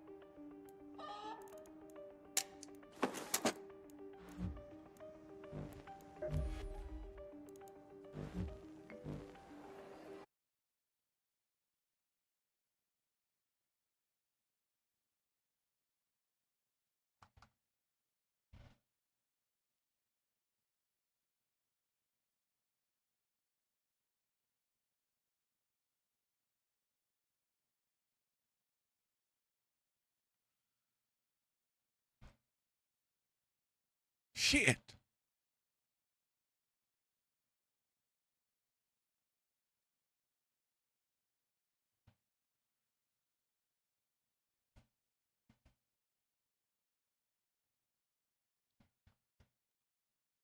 How am I not gonna turn there?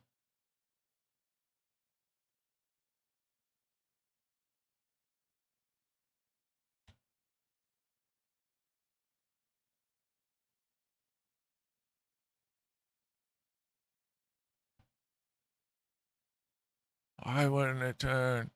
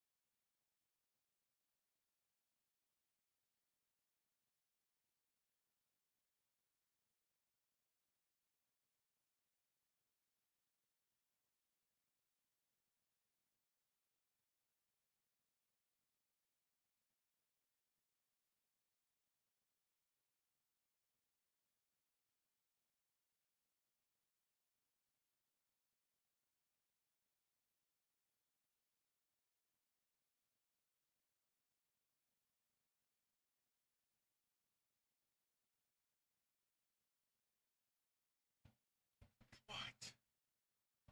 Bro.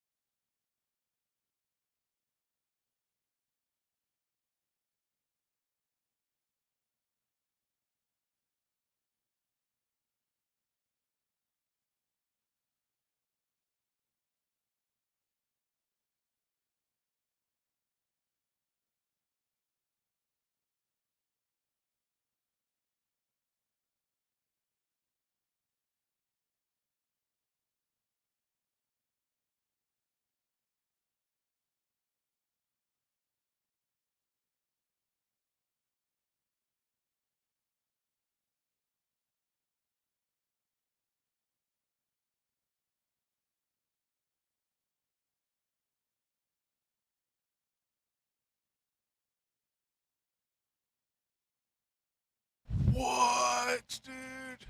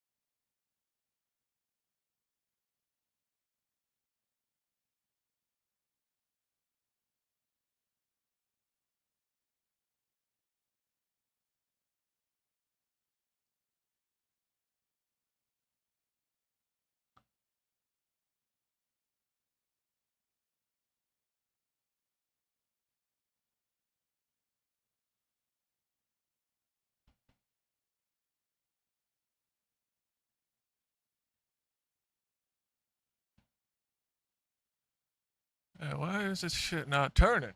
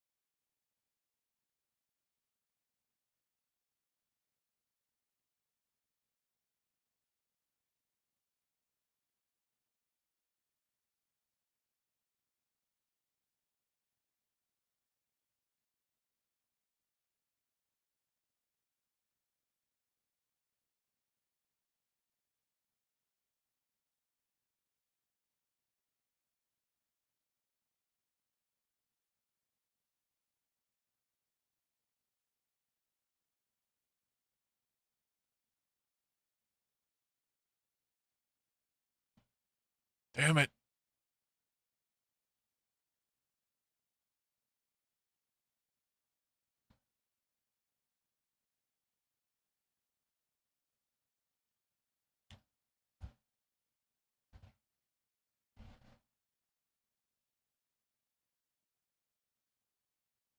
Fuck!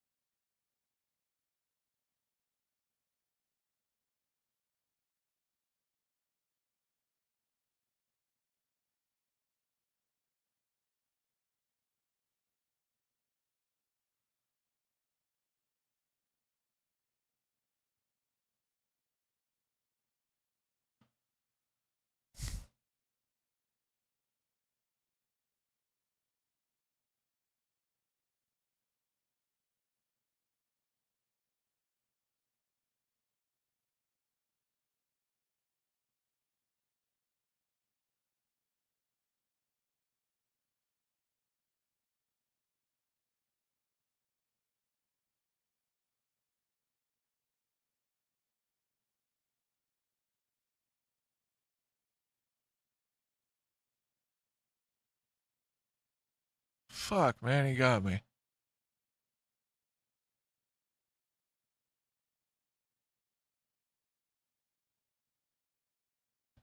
Come on.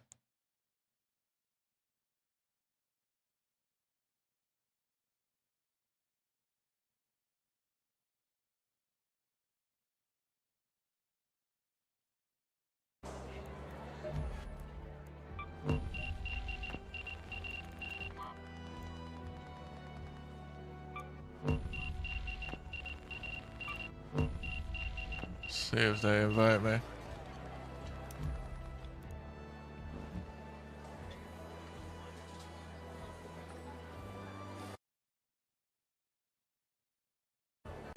They probably won't since I dipped earlier.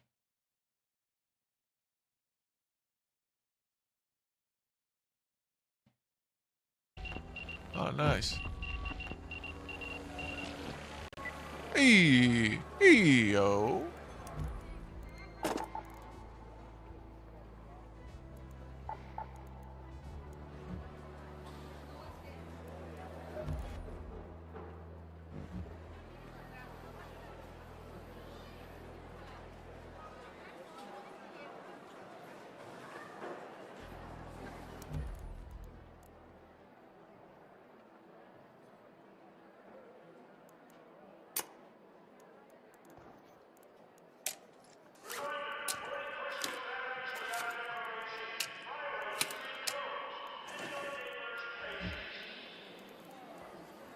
You? Yo, you talking in game? I thought I turned it off. There we go. Give me a second. Give me like 2 minutes, guys. Alright. Yo, I didn't know that was you guys in that game until Canelo killed us. Dude, I had no shield and like 20 HP, and the kettle is ass. If I'd have known that was you, I wouldn't have thirsted yet.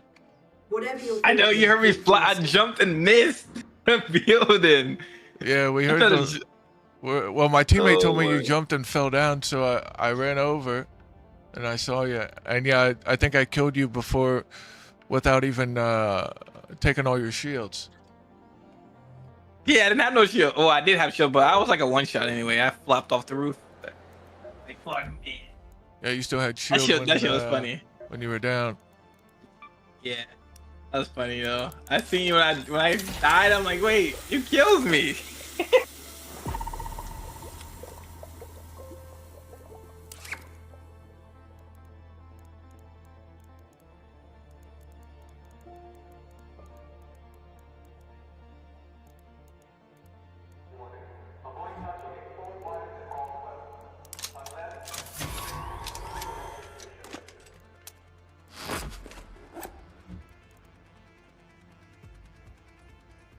I assume you guys were the last team on that raid?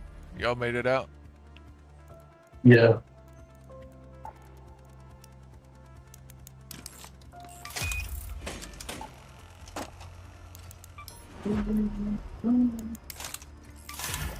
Yo, I kind of want to try this surge coil. See what it's like. I need to get some Hornet drivers though.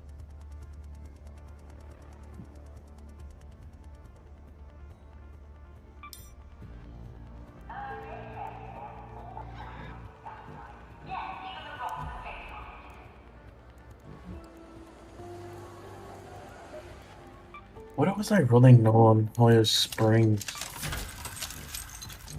What is it? Springs. Yeah, I got 13. Well, you can get 10 from Celeste because it just reset not too long ago, unless you already did that.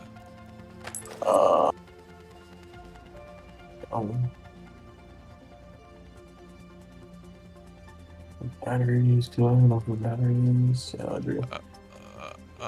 Recycling magazine, like mags, like extended mags. That's the only thing that I do it too. Or mod components.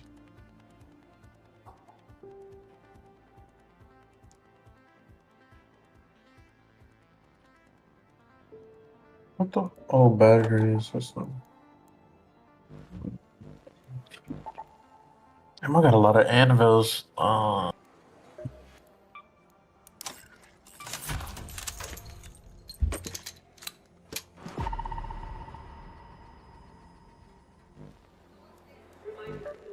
Do that. This.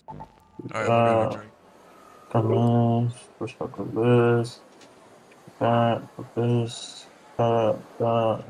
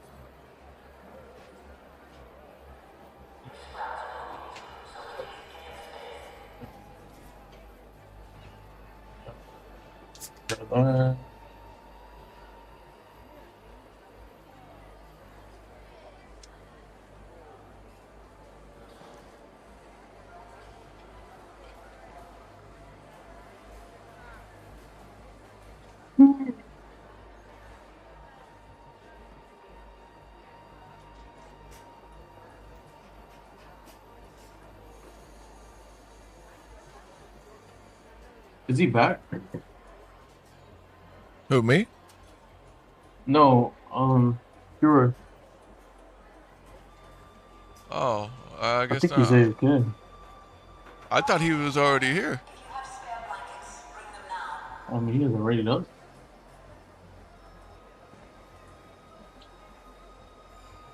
I thought you were the one that went AFK.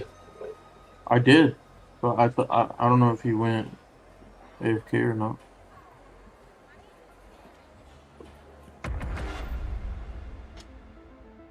Oh yeah, probably just tending to his son.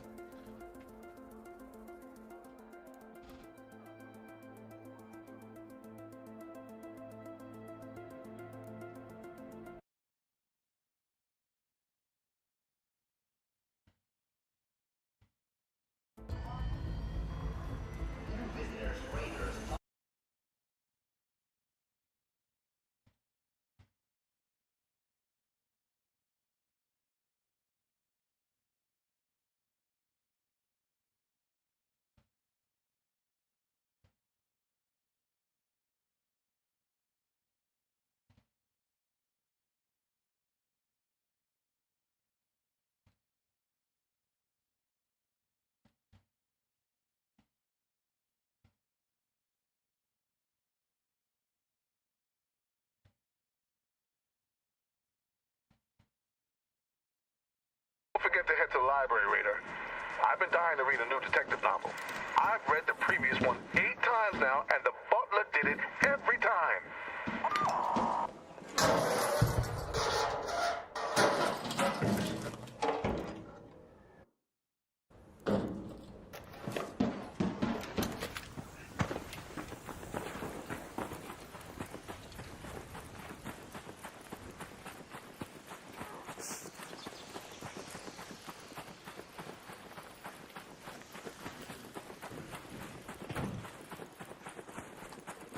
Did y'all get a max win off that game? Since y'all were the last ones. You killed QRS. Oh, that's right. He's the one. He's the one that fell. I hear the loud thump and I'm I dead. forgot I'm like, already. Oh, you're thonk. Yeah, my teammate was like, he fell. So I ran over and I shot him a couple times with the kettle and he went down. He still had that shield was while he full was down. shield, bruh. Full shield, no health. Bro, he said I fell. I said, bro, you're dead as fuck. I didn't even realize it was you guys until you killed us.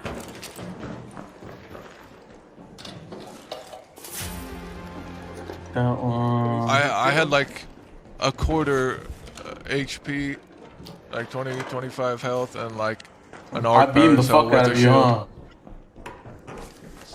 Yeah, That Berletta with the be shotgun. beaming.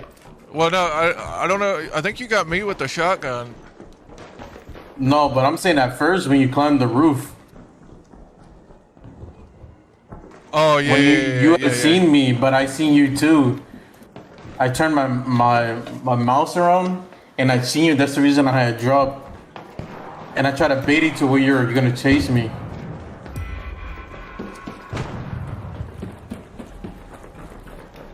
I was about to chase you, and then the guy I was playing with, he was like, "Oh, he fell." So we turned our attention toward Huskers. Yeah, I just Yo, got shit on. I just found a stable stock 3 in a container. I've never found one of those here, or any big attachment like that. I'm still laughing with Cameron. He said, bro, I missed the jump. What did you try to... You tried to jump to the roof I was on? Is that how you fell? Yeah, and I fucking failed. Cause he heard you and I didn't hear you guys. Cause I was when y'all was running over to us, I was arguing with the guy I just killed. I didn't hear y'all come. He said they're coming, and then I ran inside and tried to jump on the roof. Didn't make it. Yeah, he was like, "Oh, you fucking suck," blah blah blah. Yeah, I heard some noise going on, but I didn't look at the names. And that was me arguing with him. He said I suck because I shot him one time with an anvil and he died. That shit was funny, not gonna lie. Where were y'all at? We pushed the team down in the extract, and we heard. We I guess it were was the you guys team in Pharmacia. Pharmacia, yeah. Yeah. So we figured y'all were gonna push us, and you didn't. So No, we were fighting a team across before y'all even came. there were so many teams. There's no point in pushing on there. we were gonna push the fight first, but we figured y'all would start frying us if we came up the zip, so we waited. What's that? Oh, right there. Raider, the Santa Maria houses. He's just standing still, I think. Yeah. Now he jumped off. What the hell? You know about that? No, that's crazy though. I usually sit on these. Raider. You know how to do it? Raider. Son, what are you doing, bro? Is that a guy? No. Are these guys just PvEing?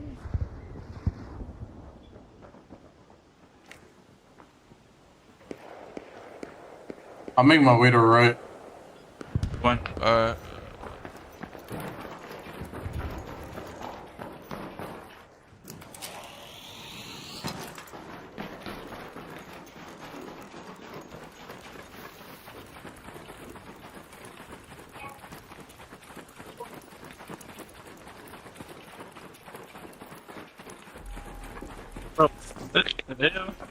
Or you can look through the window. Hold on, let me look through the window real quick.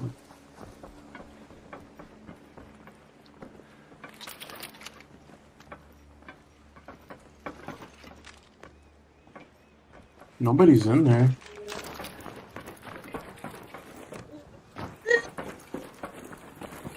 Son, relax, bro. Only one way to find out.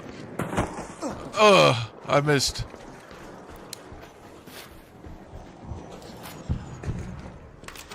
You're good. There's nobody in.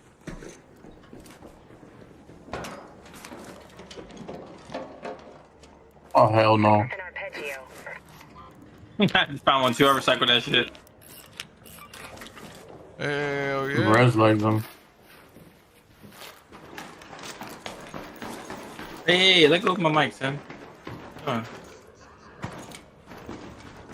What is the arpeggio?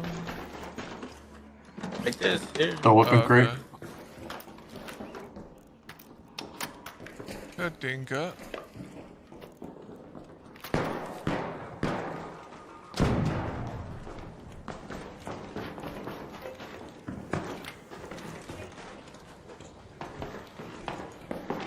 Hey. Hey. Chill. Oh, you're talking box chat? Yeah, my son's smacking my thing right now.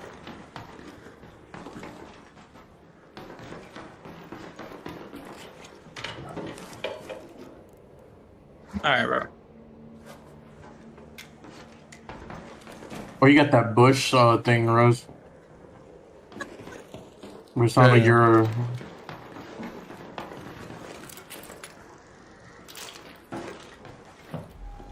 Does it sound like that for you, Huskus?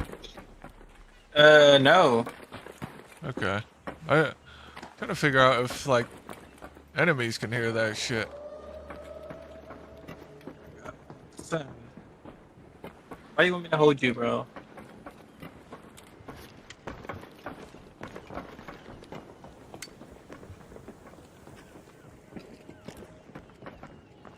Okay, you go over here then.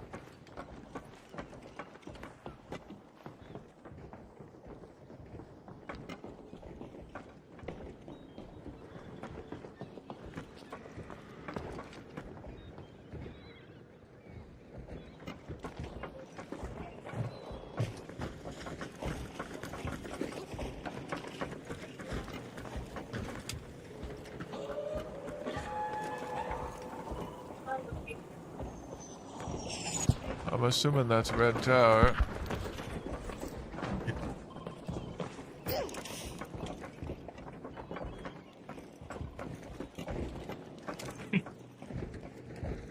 No, I it's think they're in the same room. yeah.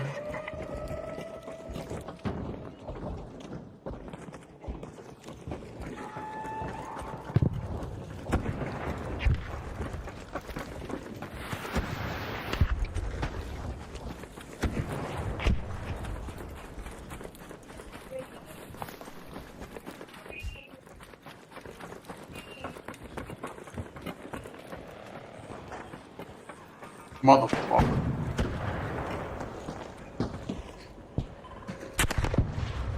Yeah, they're in the window here. Santa Maria houses. Fucking shredder. I need that.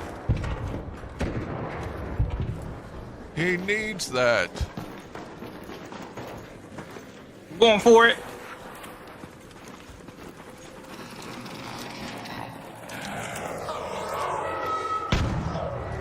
Yep. Motherfucker. Let's see my dad. Ooh.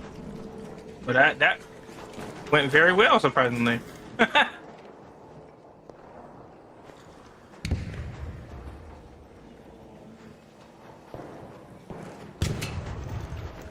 I'm going back over here with Canelo. Yeah, me too. And oh, it's him. Where? Raider, the Santa Maria houses.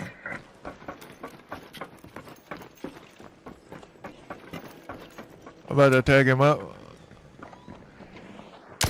Dink, kablam, kabloozy. Fucked one up. Other one's right here. Santa Maria houses. They're going back inside. They're scared. They're scared. There's another team behind them. Raider. Right behind them. They're about to get pushed. They are getting pushed. One went down. Yo. They rezzed. Oh, they're up top, aren't they?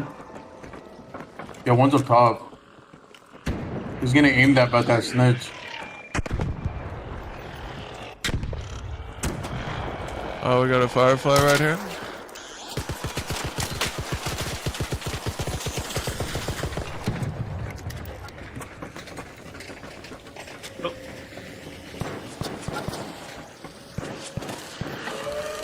Mission right here. The Santa Maria houses.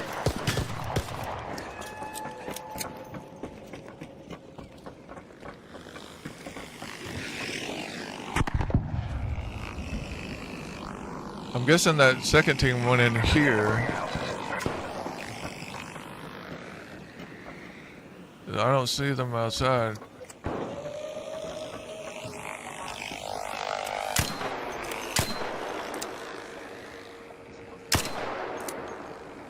Where are my bullets going?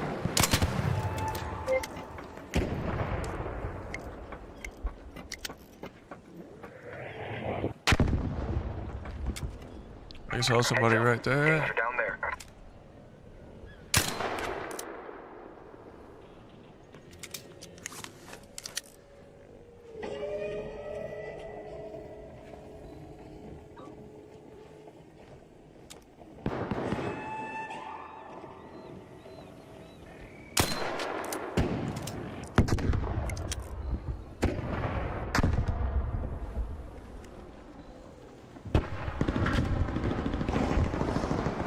Oh, they went in.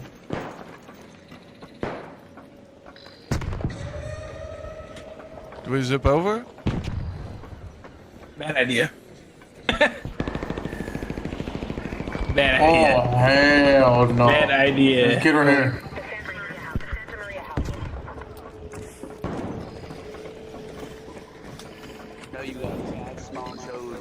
Bro, that. Man, let's do. I don't know about that one. I mean, we could hold the Fuck roof. Fuck it. Oh, fuck it. Right here, right here, right here. Already on the roof right here. I beat one of them. Right here. Told you, bad idea. He's coming up, he's coming up, he's coming up. Trigger, trigger, trigger, trigger. He dropped. I got you.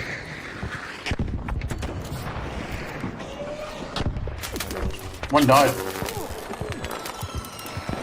I'm watching you guys push. Fuck, Down I one, back dropped to you. him. I dropped one and went down. I'm calling You're back good to get him. Oh, That dude came out with a fucking Tempest and shredded me. maybe Yep, we go a gotta always different trust way. my gut. Yep, not doing that. I'm just wait for them to fight. Go the other way around, maybe? I don't know. Yeah. Yo, y'all need heals? No, no. I got bandages and a Vita shot. No, I just used my first heals. I'm chilling for now. Oh shoot! Where's that kid that ran away though? He ran backwards, like to the back. He went the other way, like under the bridge somewhere. Yeah, they're kids for real, for real. They got fucking Tempest and shit. Triggers.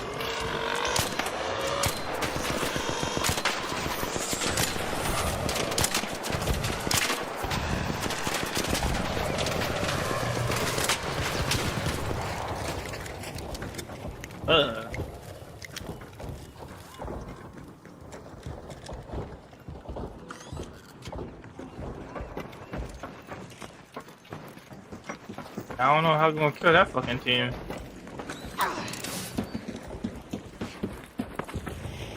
It's like they never even finished. I only There's ever two heard one or teams. two flares. There was 3 teams now, I think.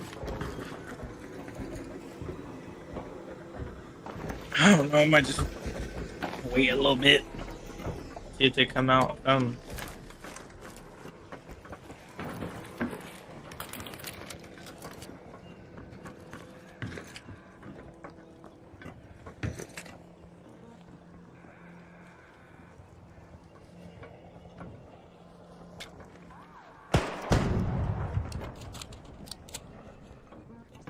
They would just happen to be in the window the second we go to zip over.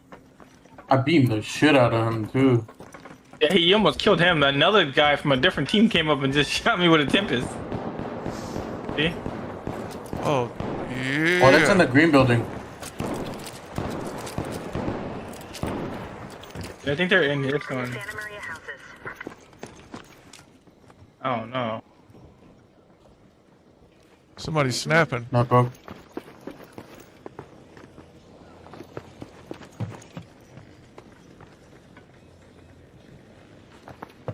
The flare was outside. He's right there. Wait, is that him? That's not him, right? Raider looks knocked out. Down there. Yeah, it's It him. might be. So are they far? No. They're still in this building. And this one. They're shooting the snitch over there, I think. That's still the same Venator that was shooting him before. Yeah, that's the one Canelo shot. Almost killed him. Damage flying. Oh, they're probably doing trials.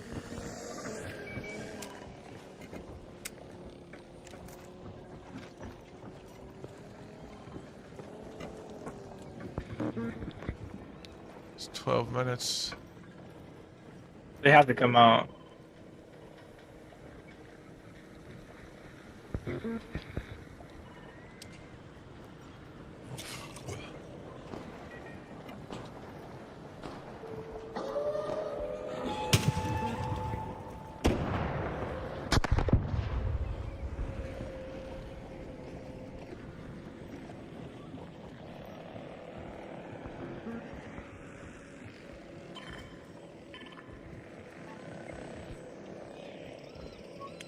Snitch.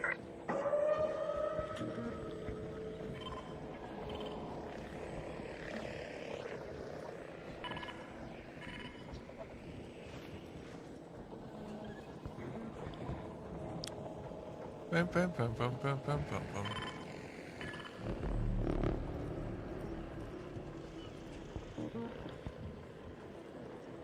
Sitting here watching front, see if they come out front.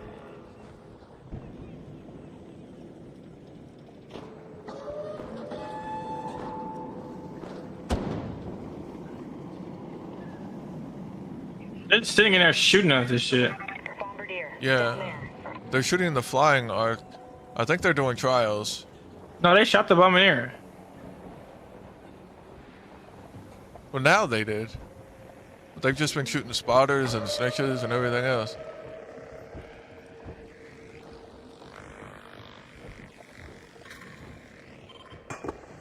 What the fuck? Who smoke? I don't know. Yeah. That was weird. That was super weird, bro. There's no way they know.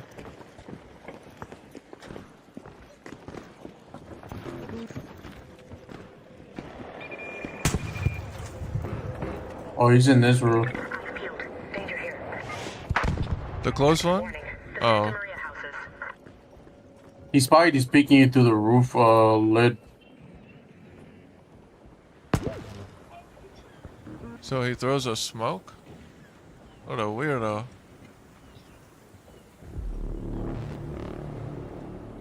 An arc orbiter is en route. The safe window is closing. 10 minutes to get out of there. I repeat, 10 minutes.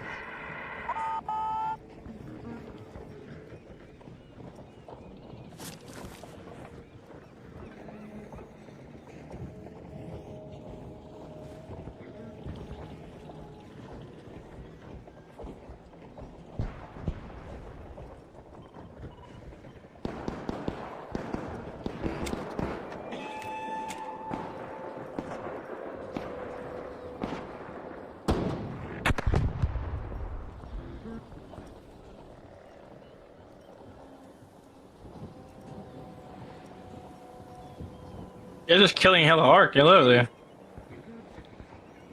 That's all they're doing.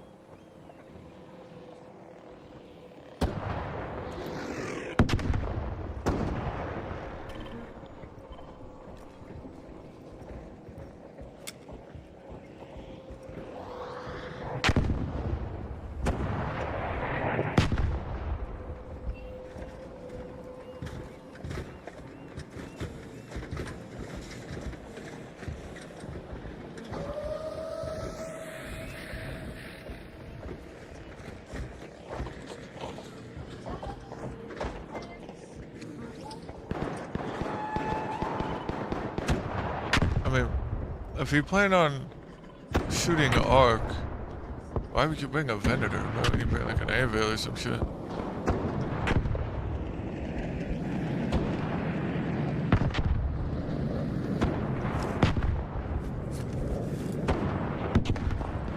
Yo, I'm about to go hit this arc bow while we wait.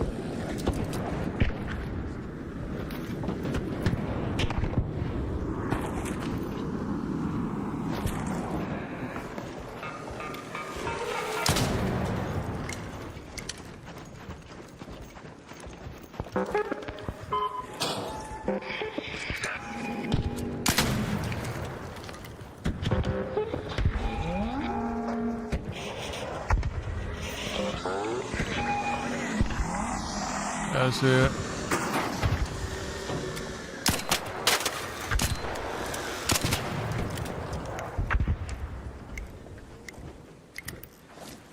Alright, what do I drop here? Just get on the main roof. A reader. The Santa Maria houses.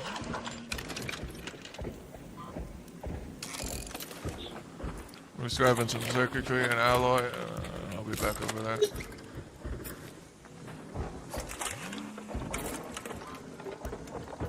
I think waiting on us or something, I don't know.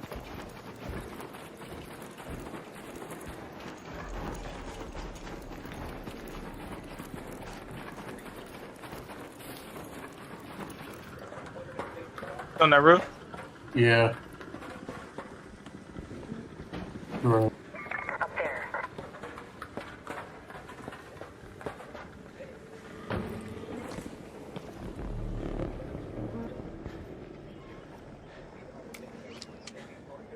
Reader. There.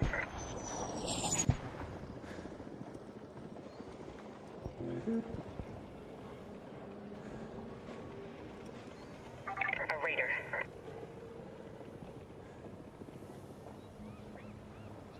He literally just standing there, bro. Is he looking your way or not? No. I'm sliding over.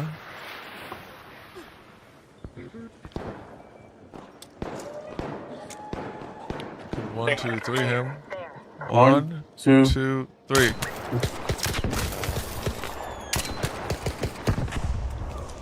Another one here, another one here. Oh, what the fuck? Where'd that even come from? I'm trying to get him. Yeah. Where is he? I cracked Where's down the other one at? There's another one in there.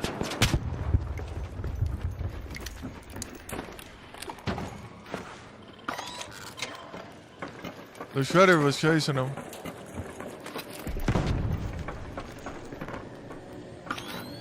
He might have gone out the front.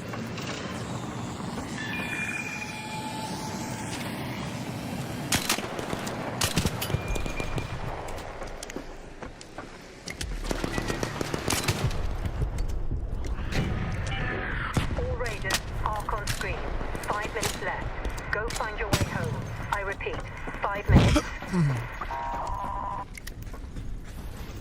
Probably went in there. I bet you they're running to the hatch. I thought we were still in there. The Rocketeer is seeing him.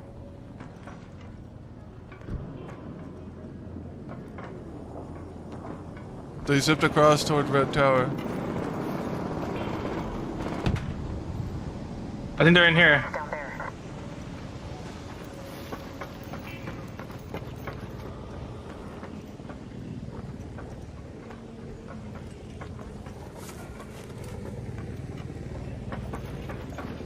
What about the one that was in here? That's what I'm saying, I don't know.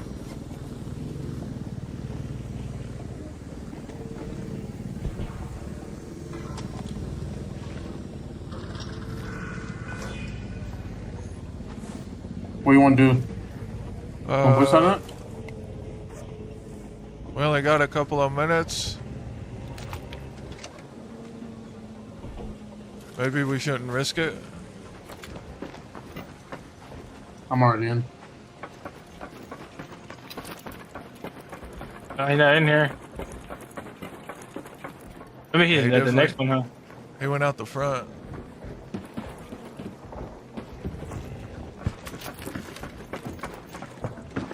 Hey.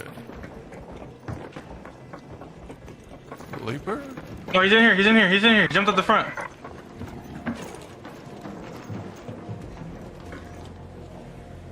Did he jump out or did he? Oh, there's a whole team down here, boys. Told you.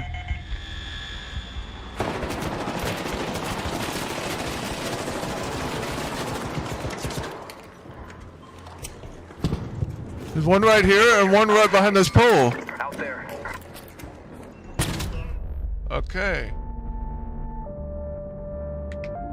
They opened the bottom door? No, they didn't. How the fuck they get in there?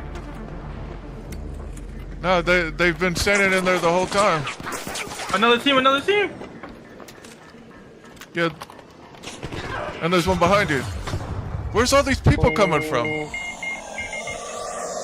With 2 minutes left. I don't know.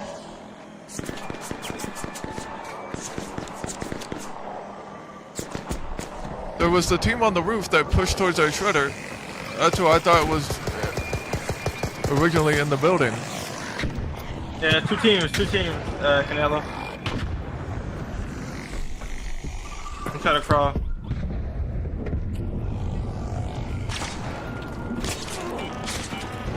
Last warning. 2 minutes left. Head back immediately. The window is closing. I just start running, boys.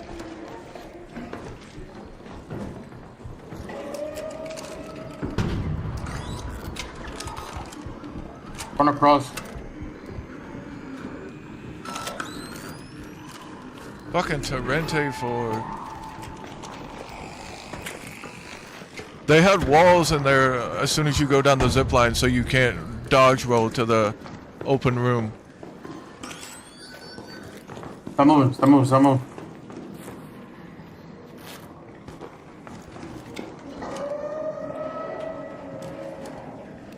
We gotta go. Yeah. What happened?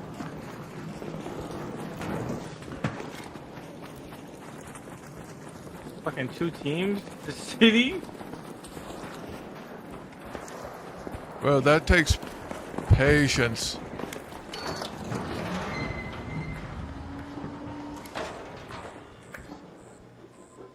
That's insane. I thought their third was in that building and went out the front to where they were. But no, it's just a whole nother team in there. Yeah, I told you I was going to jump down there. I just want to let you know there was one in there. No, I thought you were pinging the blue building.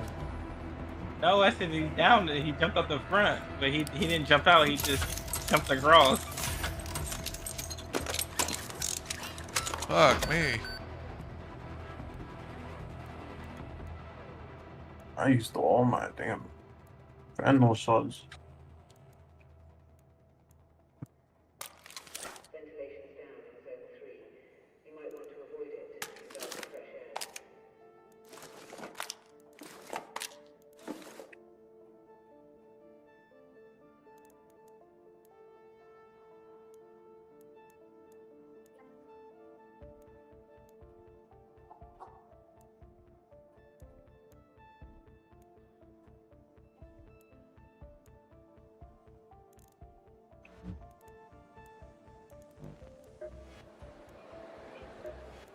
Damn, I needed that arc Another circuitry day, too. another check-in. You want more? Uncle Ant's got you covered. Done and dusted. Back again? Good.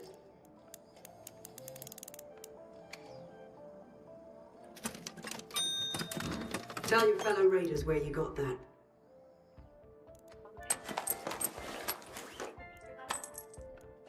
Nothing to say? Fine.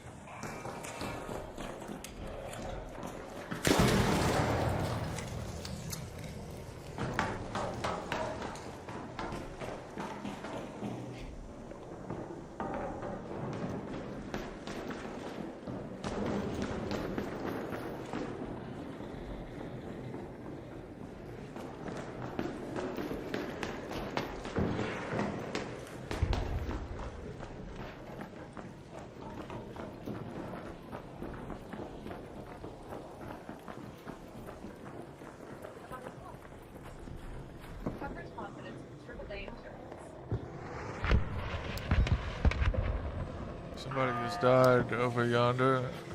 Oh.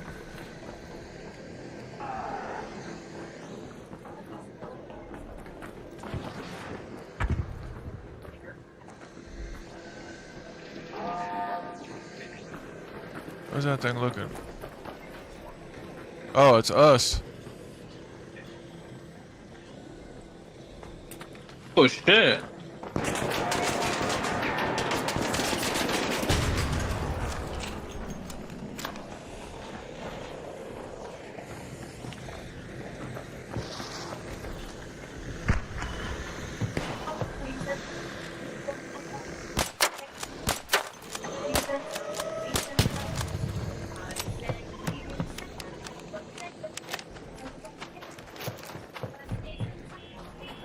There's people dying to the rockets here.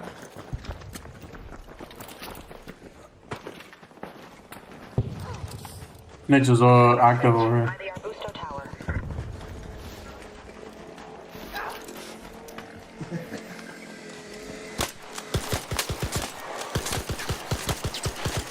Oh, my character is glitching out. Oh my god, here we go again. He fucking sucks, whoever that is. He missed every single bullet. He's in there.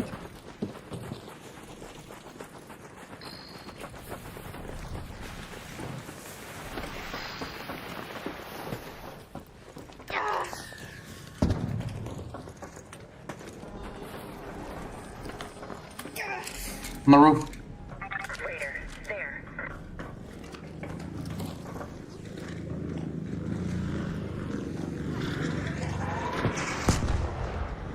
Oh, he hit him.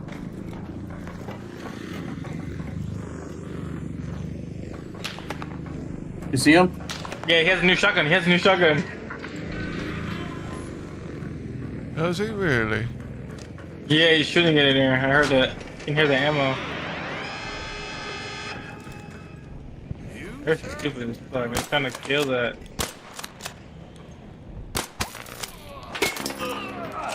What the fuck? Look at my health.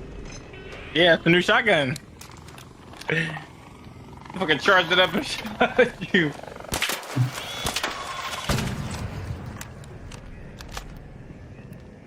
That's insane, dude. Oh, I'm not even getting shot from them. It's somebody else behind us. Where?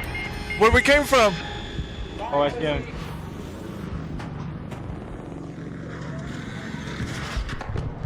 Go on this roof. Up here. I can't even crawl in the pharmacy yet.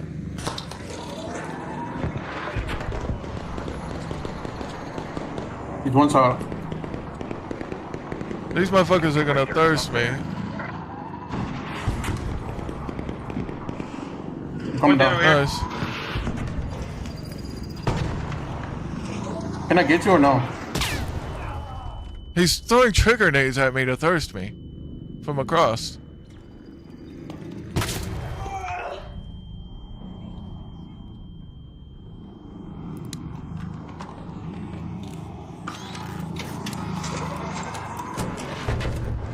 He's going across.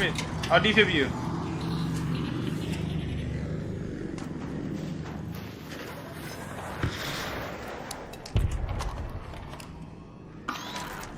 Was the guy you killed a solo? Yeah, I think so. Oh, so he's probably on team with that dude. I don't know. I don't think so. He told me he wanted to team up, so I think he's just by. Oh, he's right. They're right here. Okay. He asked me if I wanted to team up, but I told him I'd defib him when I killed him. They're going in this building now. Alright, we're coming back.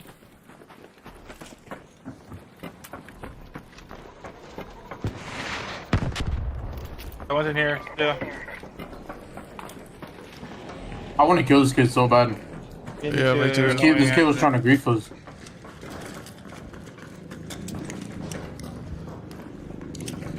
Be careful, he has that shotgun, so we gotta kind of play distance maybe.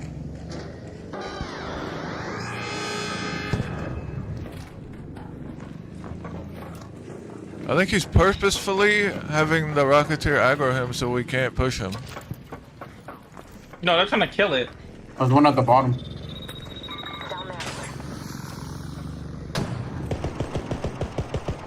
Beamed him.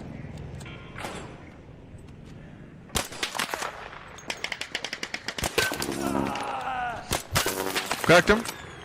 There's one in here. Beam me out. Yeah.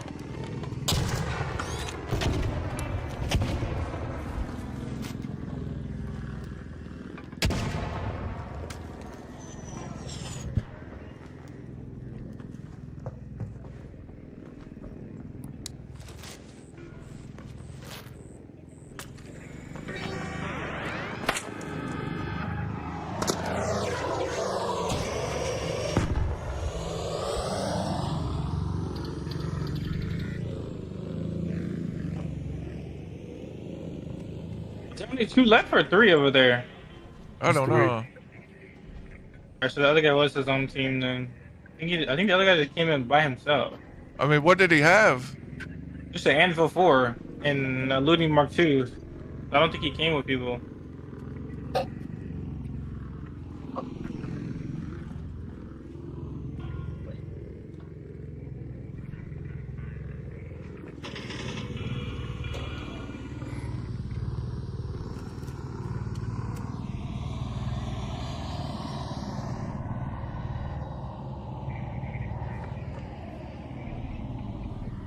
I wouldn't shoot with that thing close to us.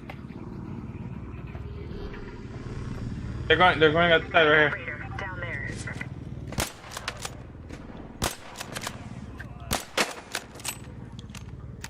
Only seen 2. Oh, Check here's that two. room. No, they're right here.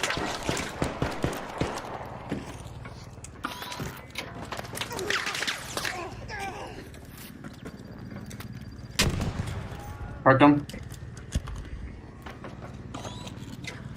What gun is he using? Oh, that's a new gun. So one has a new shotgun, one has a new. Oh, he's on. One on the roof. Right here. Get him.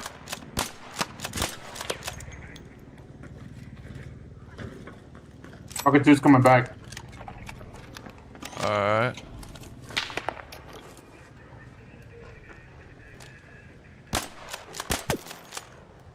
Shot him in the nuts. They still roof? Yeah, they're Yeah. beyond that barricade. One's still beyond that chimney. There's snap blast over there. Nice. That was a good That hit. had to have hit. Right here. There.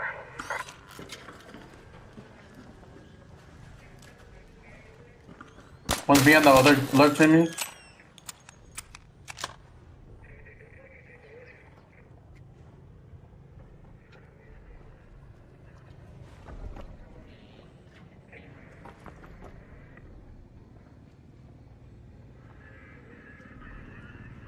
These kids are weird.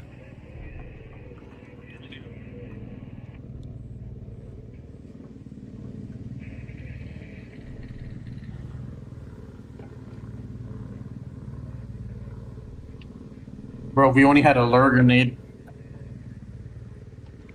Shit, I have low grenades in my stash.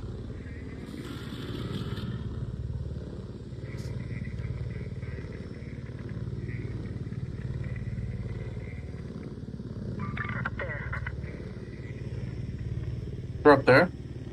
No, I'm trying to see if I can get over here and shoot them. This damn anvil. I don't know if they're there anymore. They might have left. No, no, no, Oh, over no, here. they're pushing left. Danger. Leader. Over there.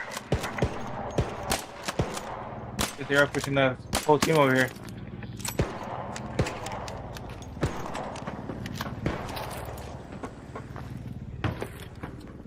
I'm pushing towards I'm them. coming. I hit both of them. Oh god.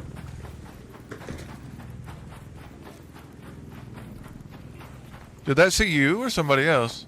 I think me. Alright, it's over there looking. You know where they're at, Hooskers? No, I lost them. They're both low as fuck though. I had shot both of them twice.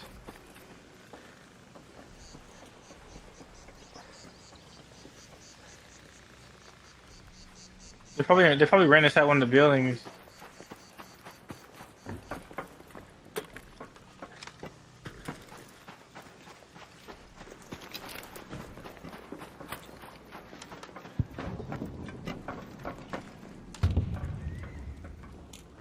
Guesses they either went here, By the red tower. or they ran over this little roof, and I don't know where they went at that.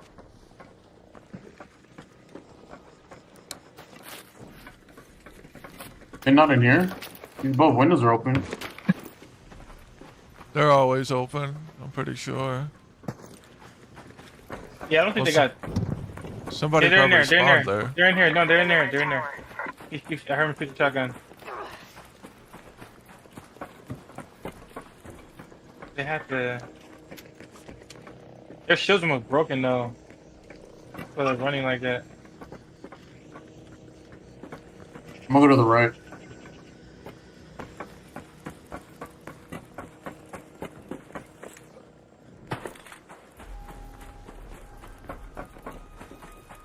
Yeah, one just run out the back right here. Right here. Raider. Two. There's two. Three. Raider.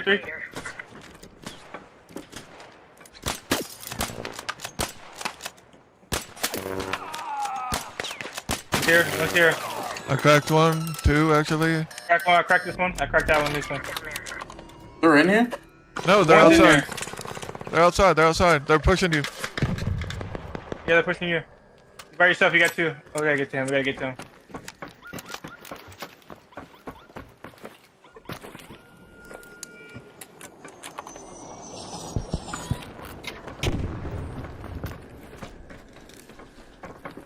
We got. They might be pushing the roof. I'm going down there. No, they're not pushing roof. They're pushing inside. He just One got died, knocked. one died.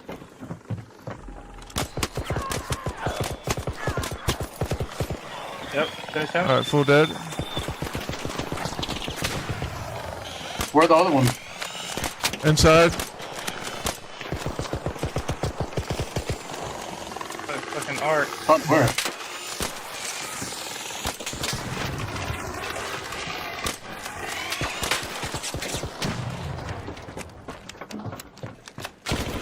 Oh, what the fuck? He's Which one's that? I cracked this guy.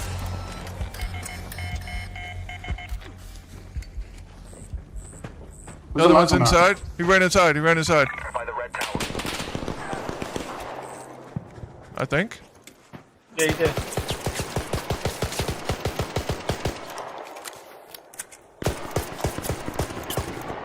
Dumbass Quick bitch. defib. Fucking pussy, yeah, you got their fucking trash pussy. You're lucky we had no fucking shield, bitch, because we killed 18 people. Fucking pussy!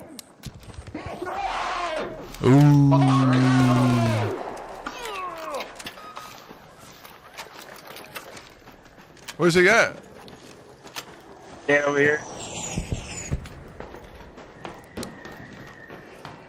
Ooh, tempting. He's a good guy. Got an Osprey. Or Alright, Sorrente too. You lit the first guy already? Yeah, you can take him. Yeah. By the red tower. I Yeah, I see need some heals and charges. shit.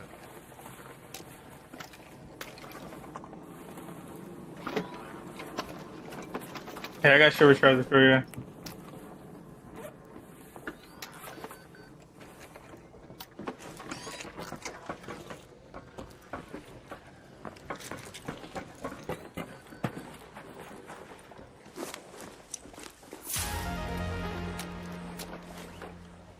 I do be out of heals.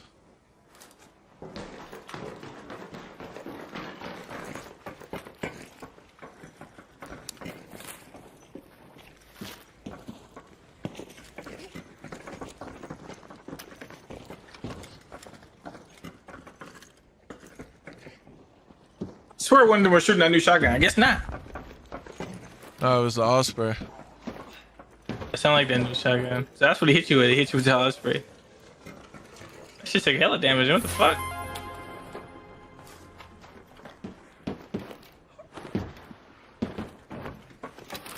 I say we leave then, because I ain't got no more shields. Oh, come here.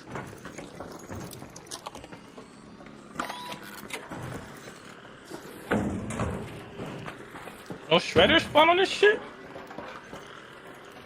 Okay, we can get out though if you want to.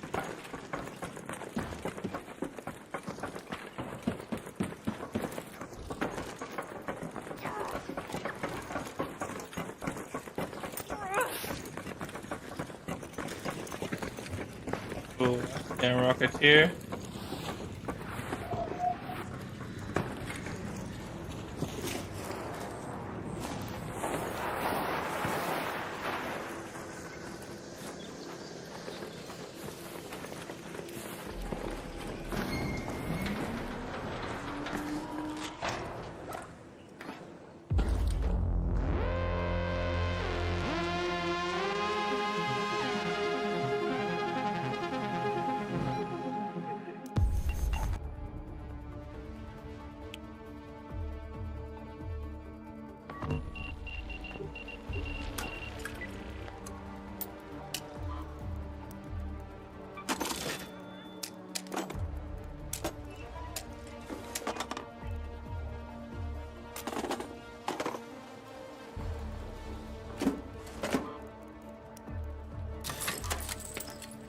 Load that cell.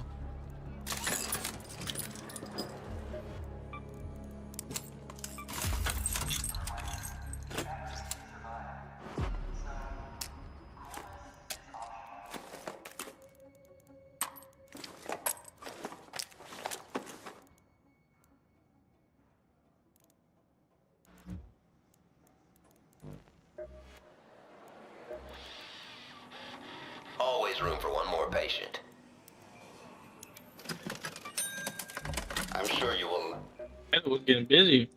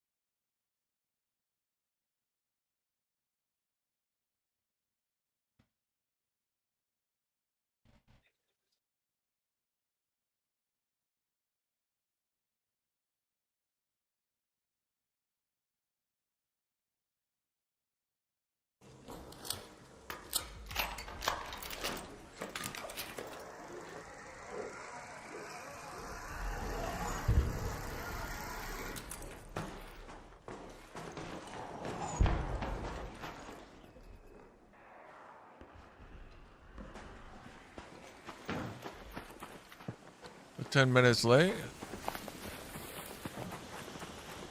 The same spawn as last time. Yeah.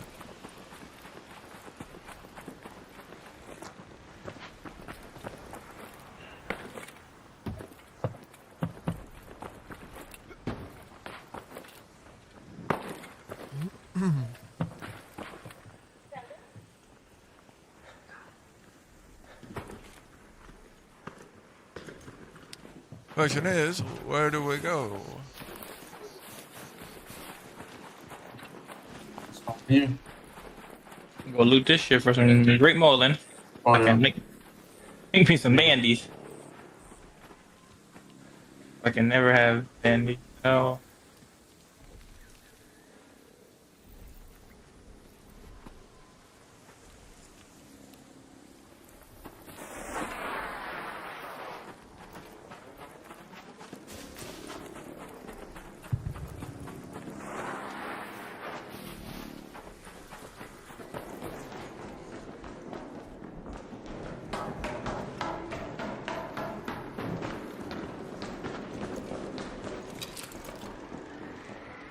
I just died.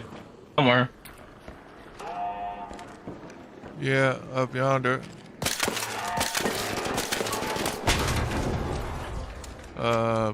South.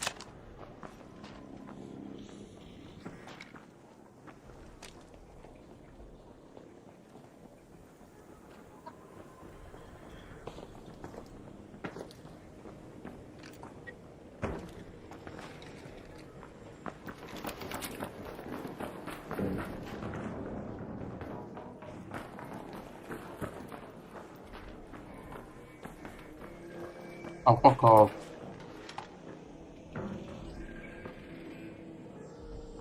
Are you guys outside? No, we're at the bottom. Oh. Wherever we want to go, let's go. Yeah, that snitch got alerted to that motion sensor going off.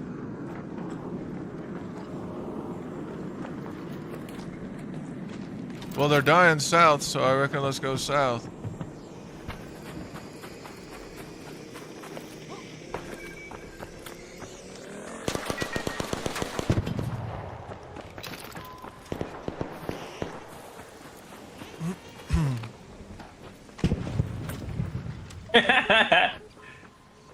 Yo, you ran inside that shit, flew straight into the building. There's a probe right here. I need this shit.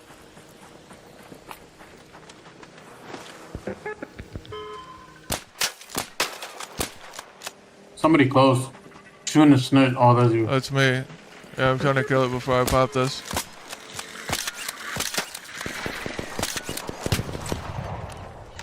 Cause I need circuitry.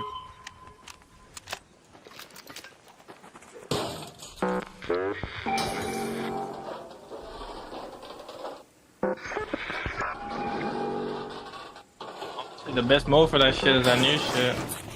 Where you try to get that blueprint. What? To get arc circuitry, you just gotta play solos and go in that new mode. Kill one of them damn vaporizers. So they got like 5 of them in there. What's you Oh, it's got got right here? circuitry in it? What happened? Yeah, oh, Highway, shit. highway. Damn. God damn. Highway. They're pushing. Motherfucker. Whatever he's using, that motherfucker head in. There's still one up. The other two slid down. Yeah, one more here.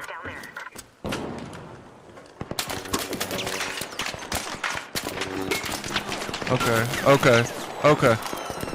How the fuck? He's hitting me, but I'm not hitting him. I hit him a couple times. One's outside to the left right here. This building. Fuck. What the fuck is he using, bro? Behind, they're on us. God damn it. Different team.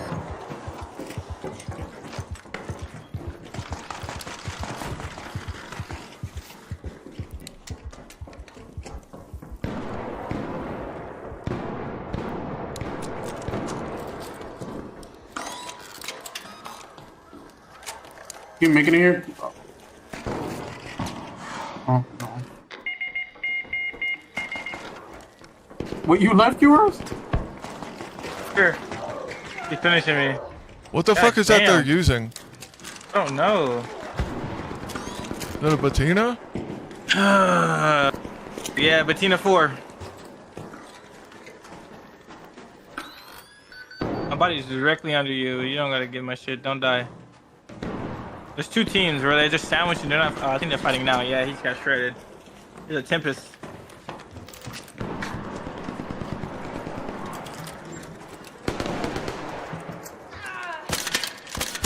One to your left. One to your left. One to your left. One to your left. Fuck! I was trying to knock the weak guy. I shot him 3 times. Flesh. Raider, over there. I don't understand how he didn't go down. They're gonna push out now. Close that, close that, close that. Like, how does he not die there? I shoot him 3 times flesh? Like, you kidding me? I don't know. They actually killed the dude that I got low.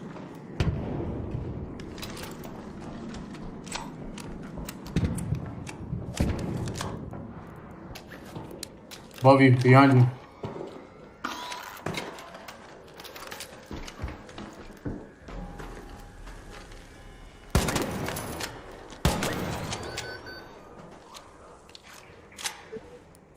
They're looking for us.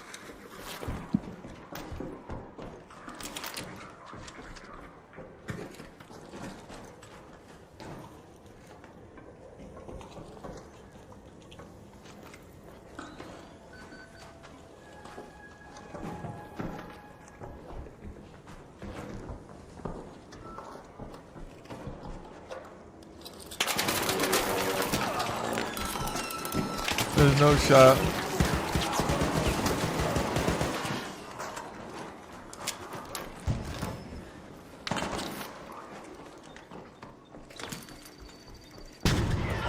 What? I can't stand trigger nades, bro. Those are hitting me even though I'm outside. He's dropping down. I'm just dead. Oh, we took one with us. Shut up, pussy. Dude's name is Tenders. I'm like, you sound like a fat boy.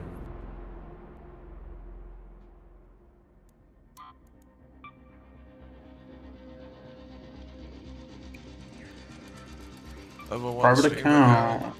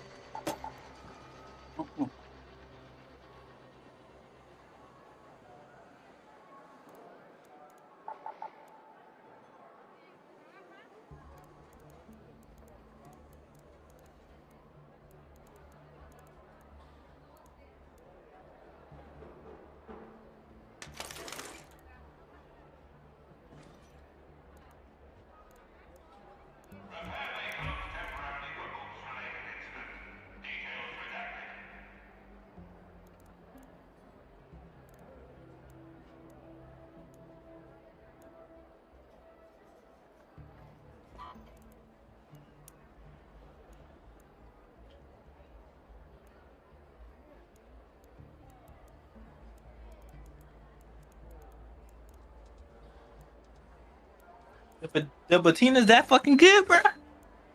I guess. She's annoying shit on me.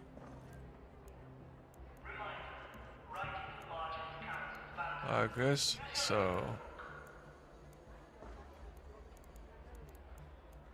Yeah. Lay down, son.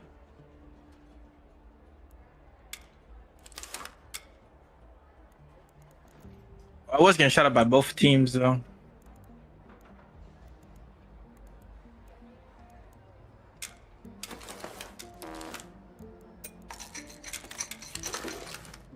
Try to smoke. Bad idea.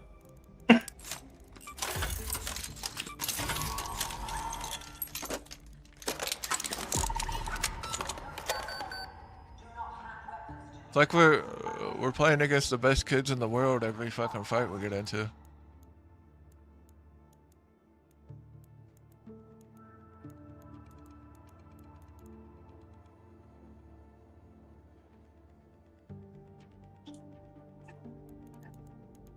Like, should we start playing more aggressive? No. It's a kill. Don't be shy. Right there, you can't really do anything wrong. You're so very welcome. Yeah, we're in the fucked up spot regardless. We couldn't breach the door to Pharmacia. We try to go back way. Like, even if we try to leave there, you got the kids from the bridge, and then you got kids behind us who are above us. Technically, because even if we rotated left, you still got those kids that ended up killing us, and then you got the kids in the bridge that were in the house. So there's no way to even go in or even try to escape. That's literally the only play you had.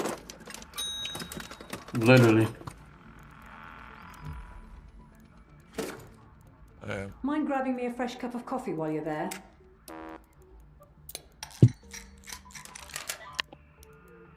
At least in my opinion.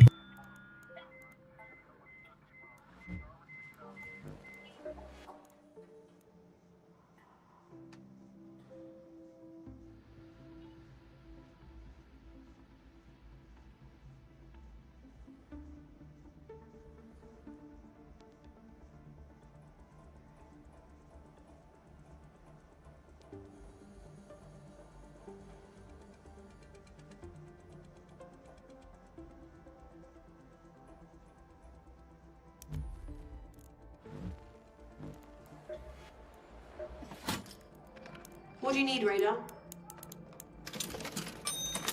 Here, take it.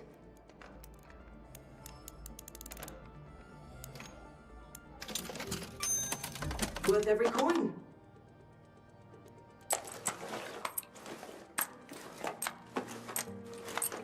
Gonna buy something?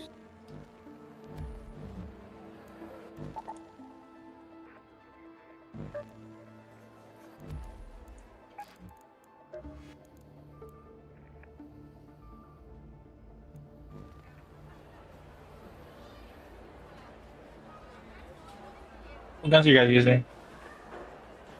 Anvil to rent it.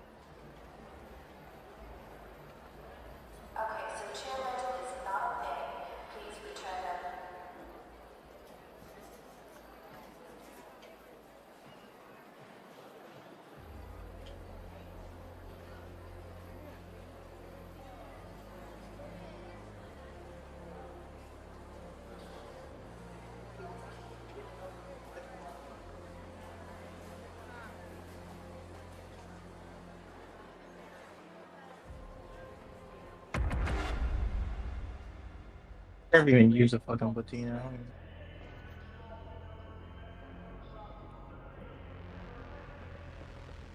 I mean, if you hit your shots with it, it's good. It's definitely slept on. Yeah,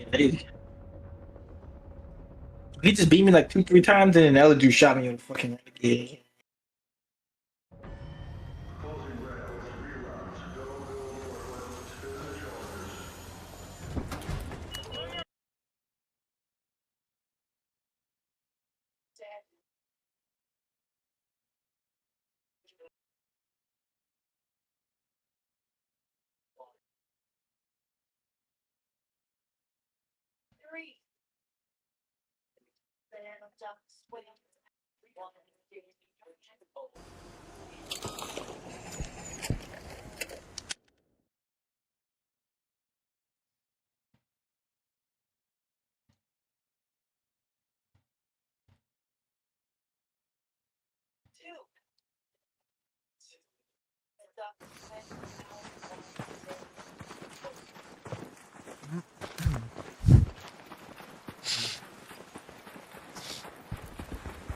They're fighting over there already.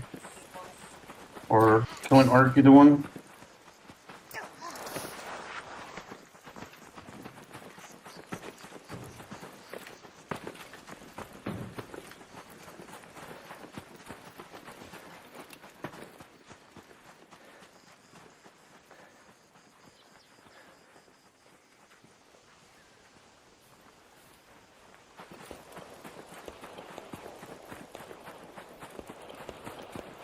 Where are they?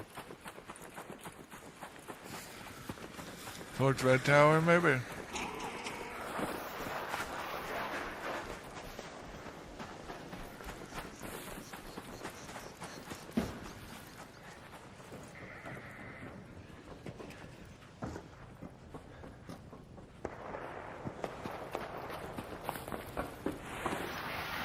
What crosshair do you guys use?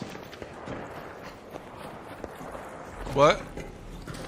And what crosshair do you guys use? I use the circle. I use the white one. Very small.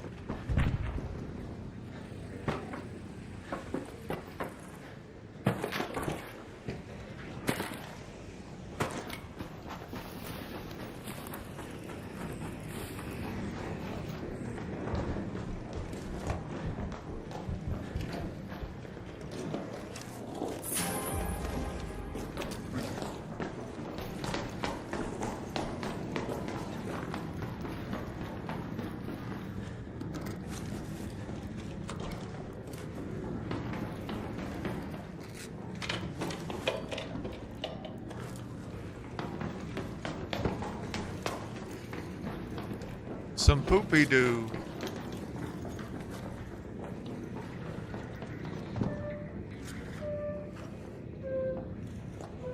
I was about to say, what the fuck is that?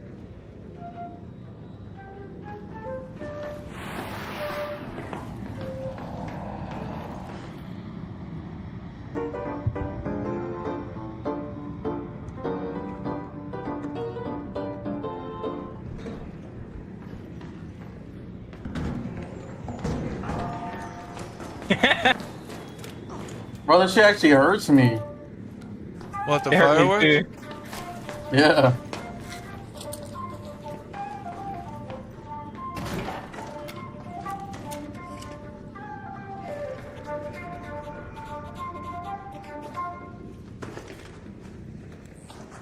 Why the fuck did I bring that stupid ass shit? I think there's people in the area. The Rocketeer was low-key aggroed on something. Did I run out? It might be on highway. Oh my god, I swear.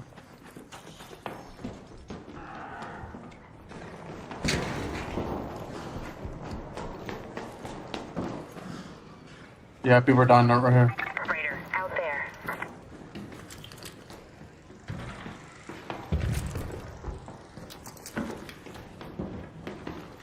Oh, let's get over yonder.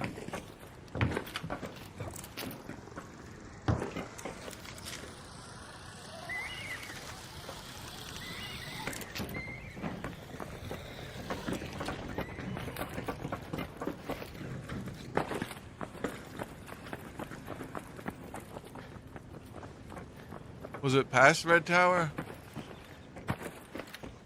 I don't know. I think so.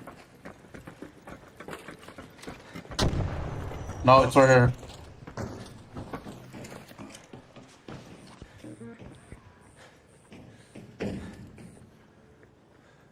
The inside There here? by the red tower. Yo, somebody's over here playing the flute. Are they? Yeah. They're near shield. At the Oh, pharmacy. shit. Coming to you guys. And they just set off fireworks. Right there.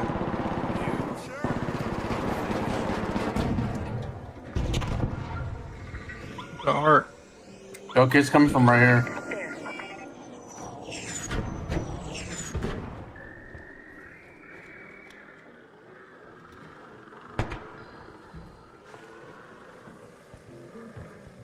Try to get to you guys.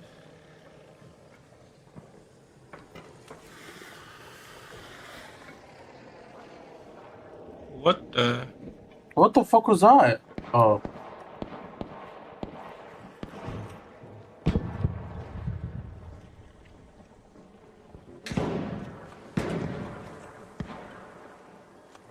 It's right here in this window.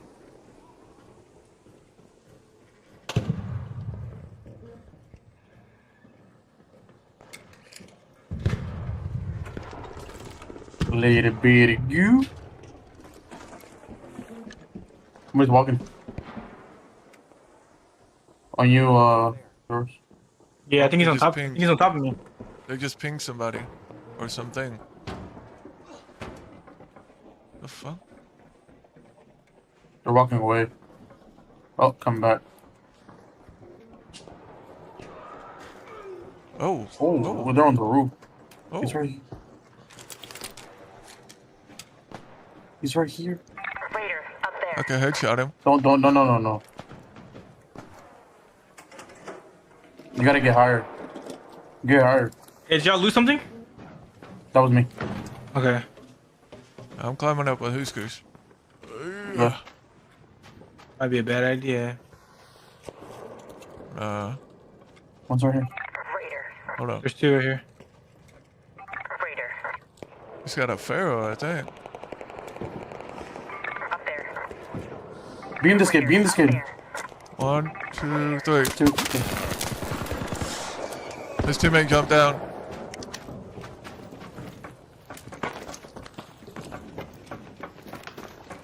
Across.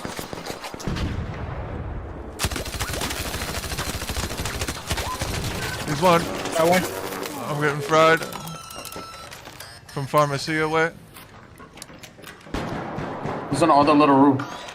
He's coming to, he might He try threw to a trigger come at me. He threw a trigger at me. He threw a trigger at me. I gotta reload this thing. Give me a second. Where? Did you finish that kid? No.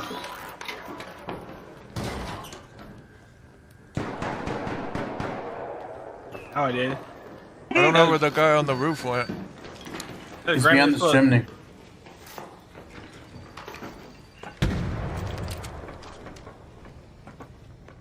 He's behind this little chimney right here. Up there. He's running left.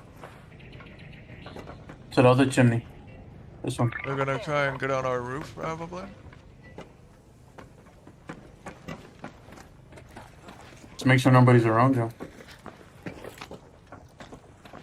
Did he res him? Okay, no, the No, guy's okay. up here. He's up here. He just dropped down. To you, right to you, Canella. Yeah, but his teammate's probably looking at him. Where's his teammate at? I told you on the roofs. Ew. Oh, so it's just one over here? I don't know. Oh, let's get It's it. the same. It's the same one that's been throwing trigger grenades at QRS. Yeah, I don't see him no more.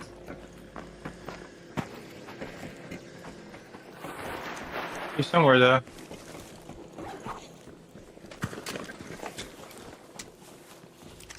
Goop goblins. Killed somebody.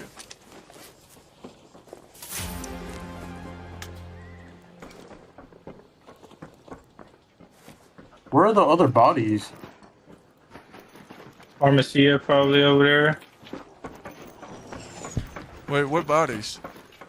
What are you talking about? They were fighting. Oh. I thought they were fighting. The flares came from like over this way.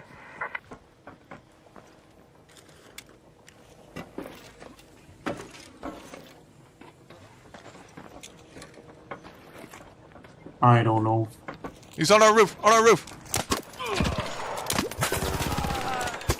He's dead. Got him.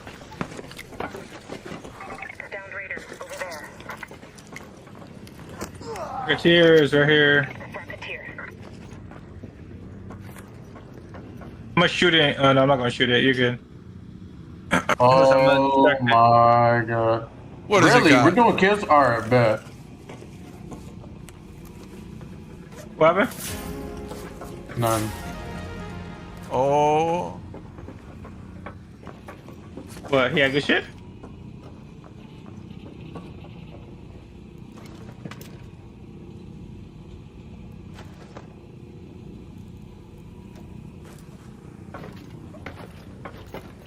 Why didn't you take this stuff, Canelo? Very good. Yeah, what do you have? You had a bobcat. Oh. I'm surprised he didn't kill me.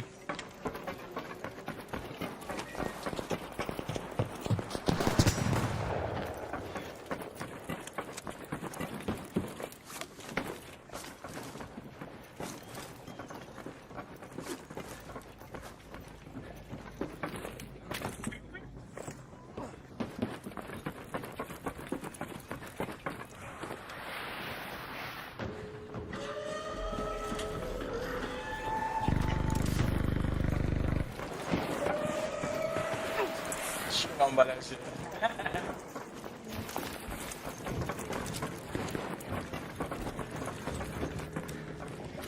Right here. The Santa Maria houses. My god, we just shit on him. Oh my god. He didn't stand a chance. Car right here. Car Right alarm. here. One here. One went here. Another one. He went in here. Oh, another one. Oh shit. Oh, highway. Oh no! Highway. You almost made me fall. We jumped at the same time. I need to get in.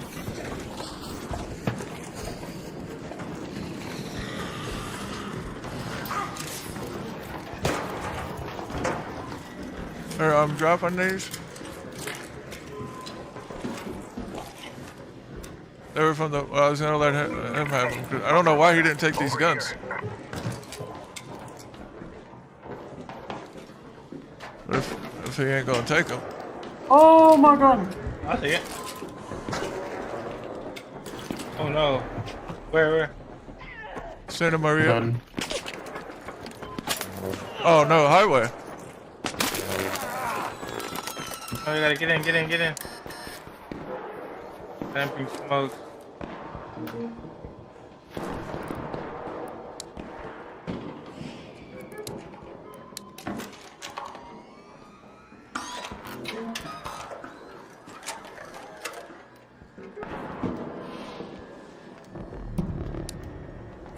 It's not like they're coming to us, huh? Shit. They are coming to us. I blocked it off, so there's only one door in and the roof. That's it. Yeah, they're on the roof.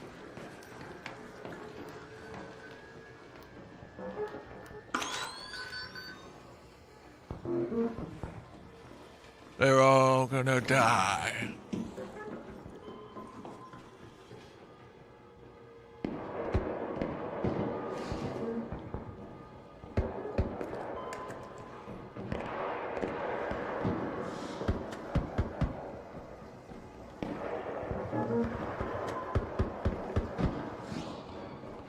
Damn. Damn.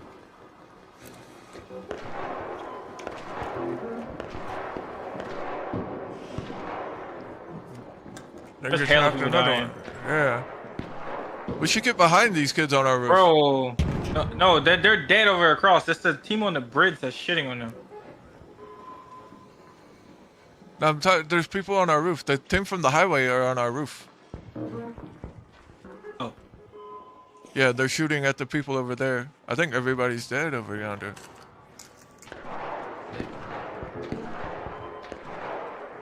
Yeah, they're finishing them. I don't know. Wait. We could low key take the road and go over there and just take all the shit and dip. Or we can wait on these guys to make a move. Wait, I feel like they're gonna beam the fuck out of us. We go over there.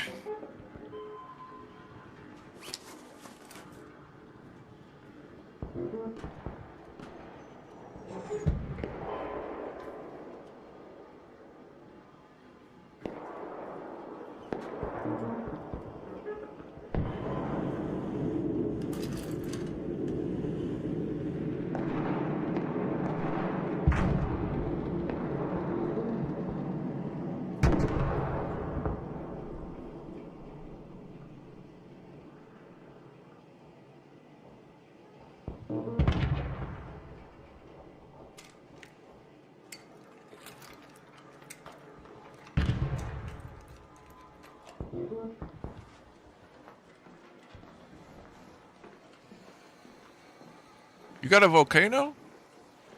Yeah. Why don't you give Canella that anvil and Berletta that I dropped? Want it?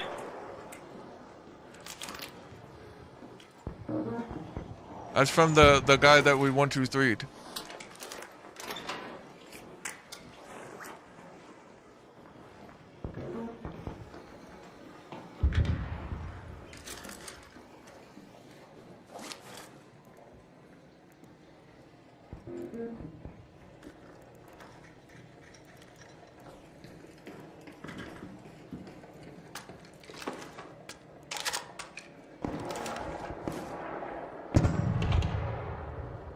I think they got back on highway and moved. Yeah, they're on highway over here. Up there. I'm taking a look. Our roof is clear. Our roof is clear.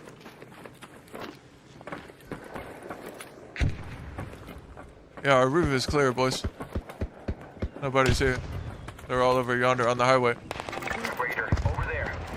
We could third that if we get on the highway.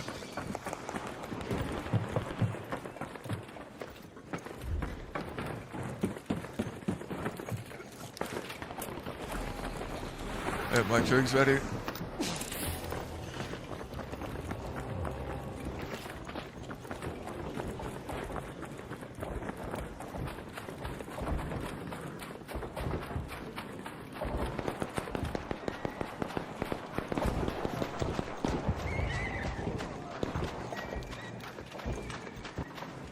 Right here. The Santa Maria houses. Tagged him.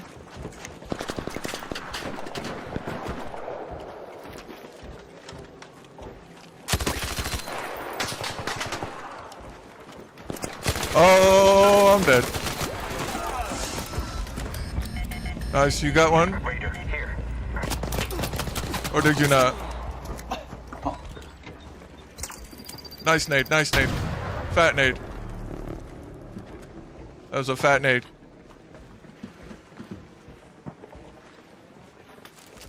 You could res me over the wall, maybe? Yeah, they just resed. He's pushing you. Raider, there. He's thirsting me. Nice. Nice, Shit on him, boys. shit on him, shit on him, shit on him. I'm gonna give up too if I were you.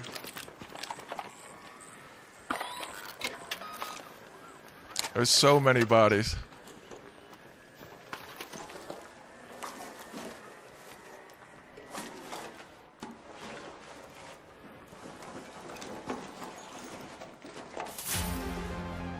Berletta.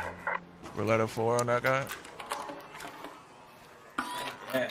That's all my brothers. This guy didn't have shit. Two Anvil 1 and a Toro 1.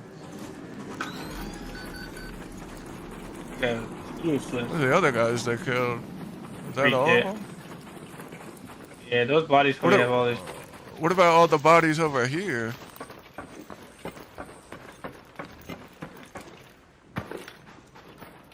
There was shit going down over here.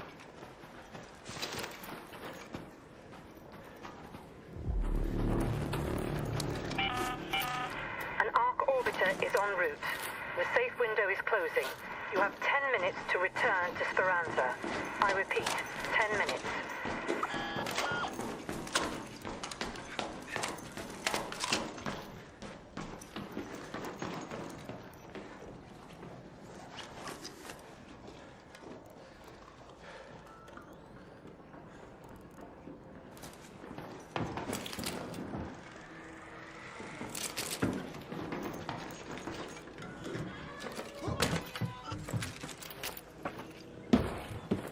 Oh, here's one. A free cat.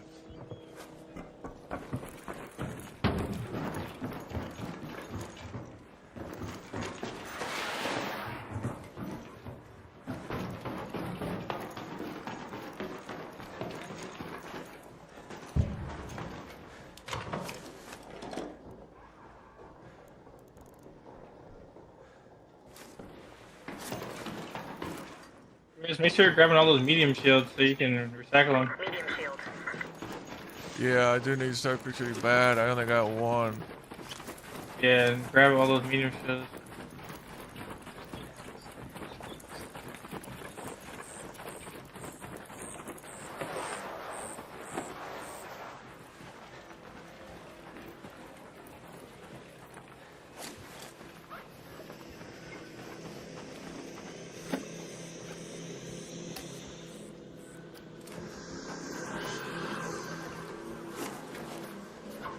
Up. Another body right there.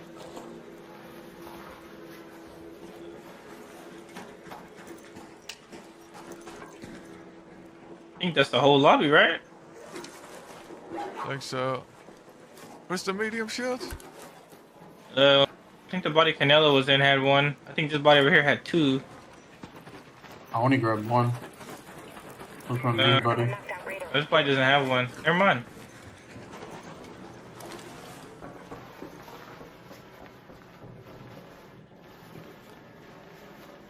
I think it was only that one. To your husk. Down here.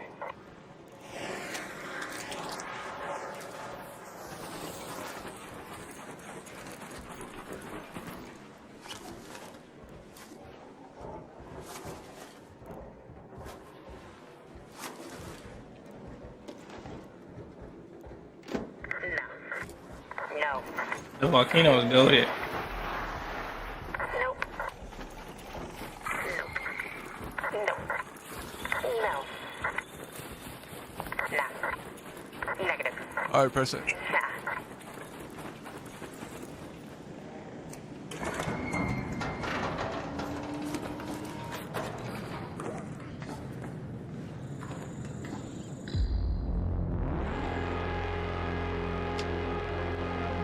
Alright.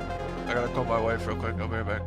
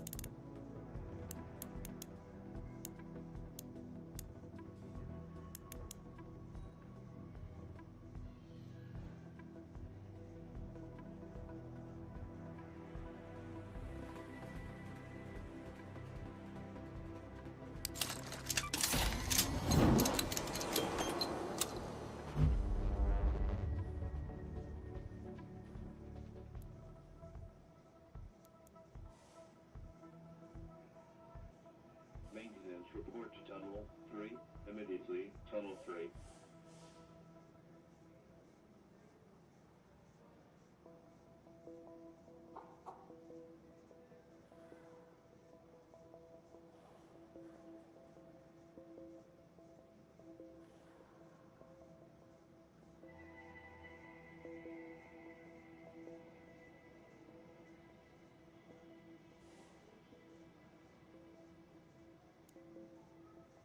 Notice, the objects have been born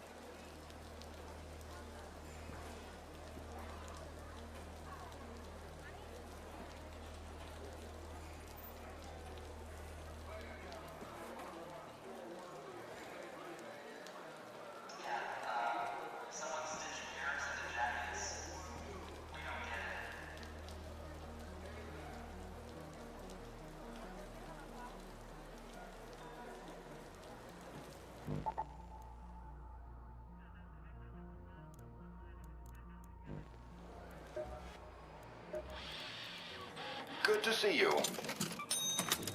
Want a gift wrap?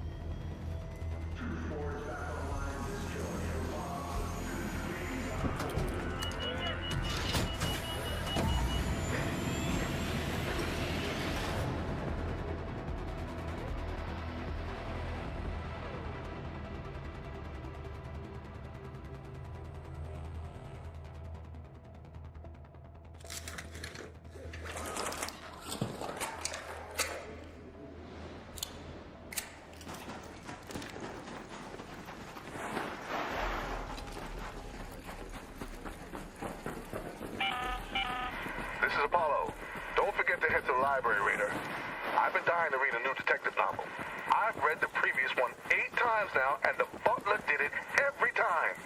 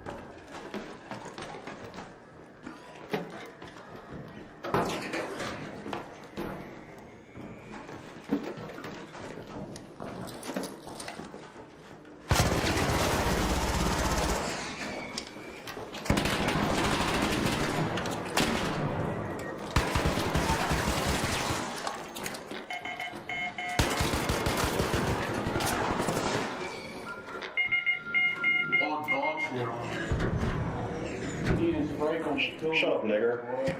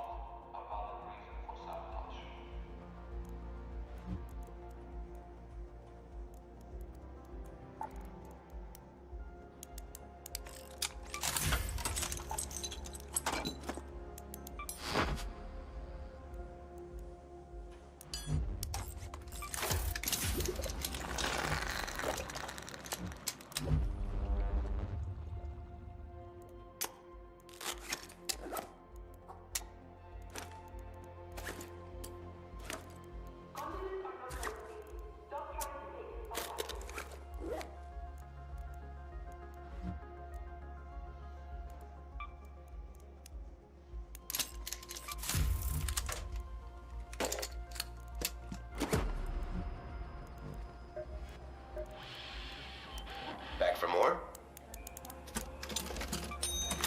You know what you're doing.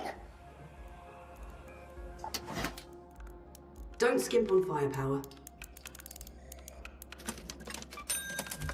Looks like that's that.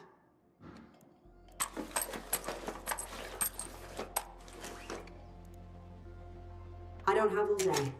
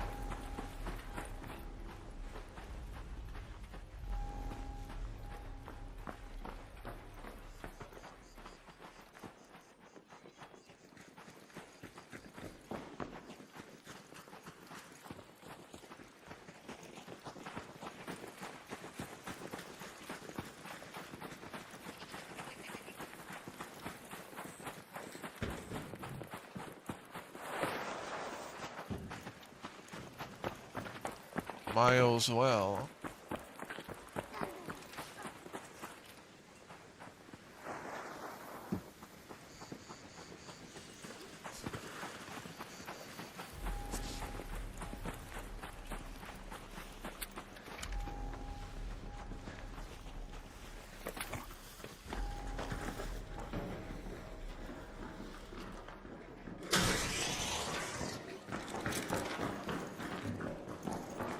Yeah. I mean, it's the only LMG in the game.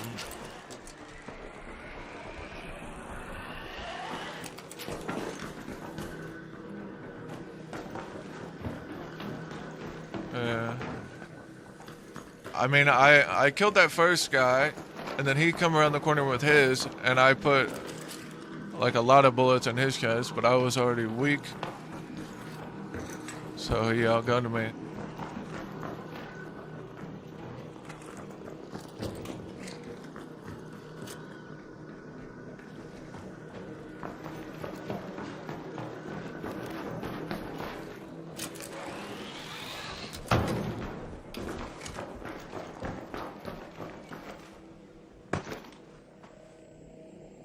Yeah. Raider flare.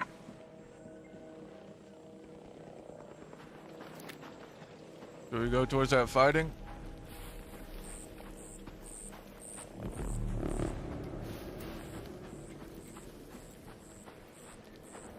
I don't think anyone else is gonna come here.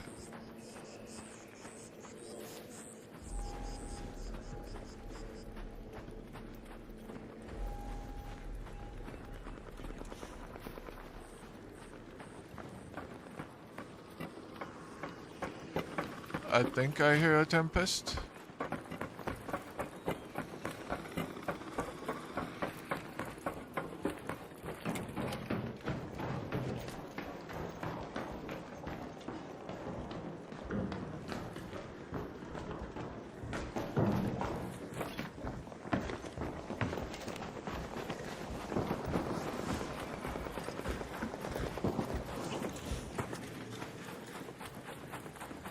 Yeah.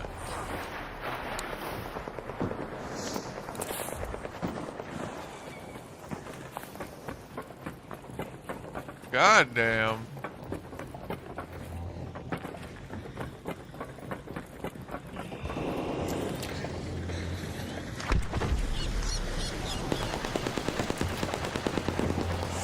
Raider, over there.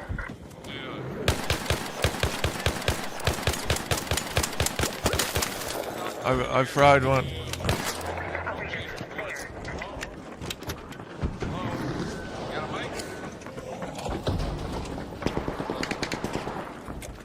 Hey. Is that AP? Okay. Yeah. Wait. Faggot.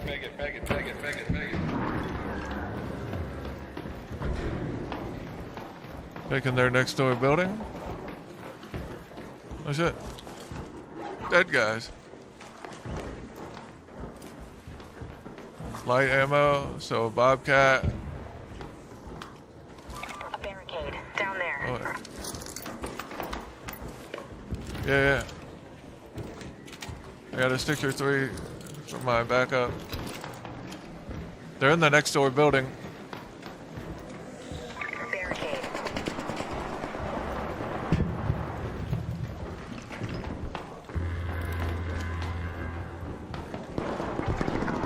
Over there.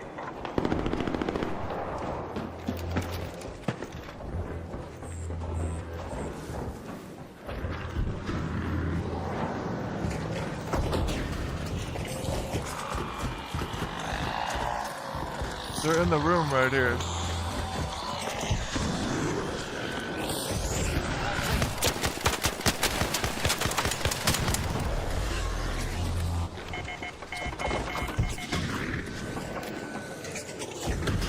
Oh way.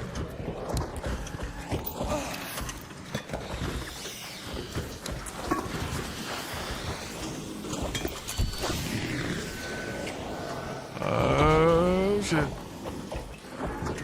Yeah, Yeah, they definitely got out.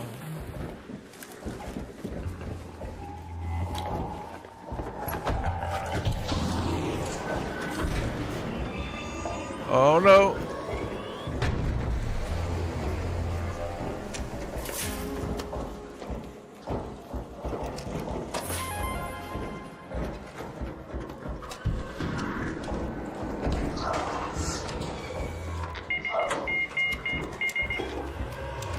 Watch out overhead.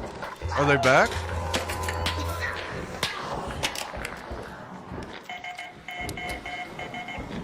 I can't res you? I literally can't res you. It won't let me. Oh my god.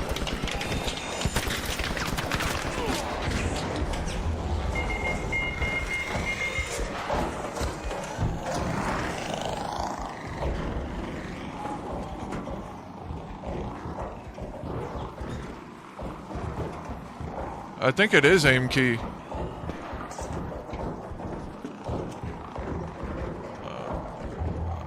I'm here, I'm here.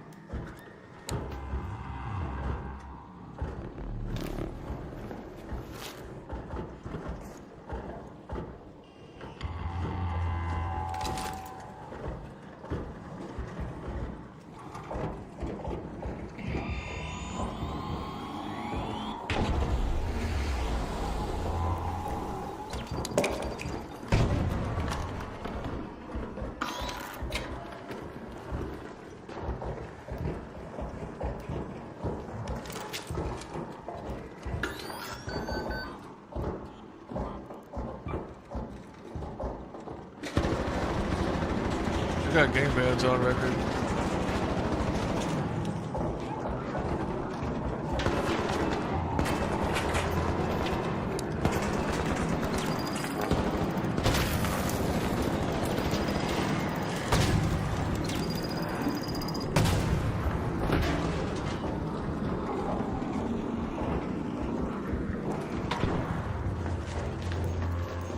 They're right at the bottom door.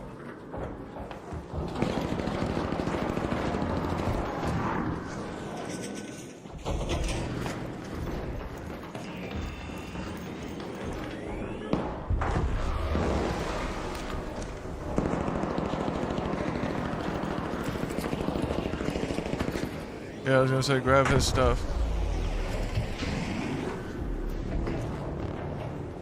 I'm watching, I'm watching. An arc orbiter is en route. The safe window is closing. 10 minutes to get out of there. I repeat, 10 minutes. Get it and let's leave.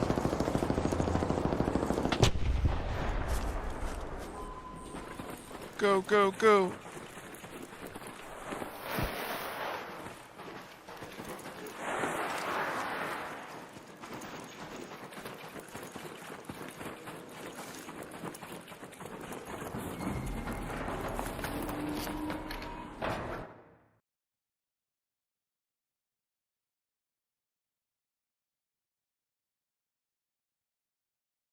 No, it wasn't aim keys, not alive. One game, yeah, finessing YRN, one game ban on record to report these guys, dude.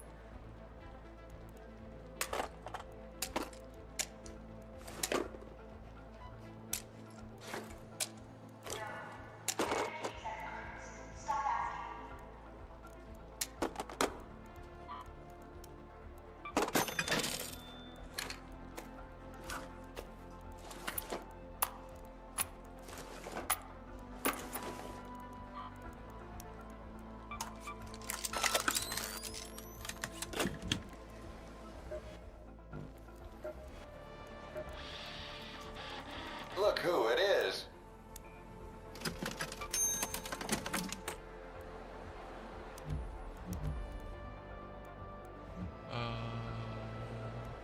Oh.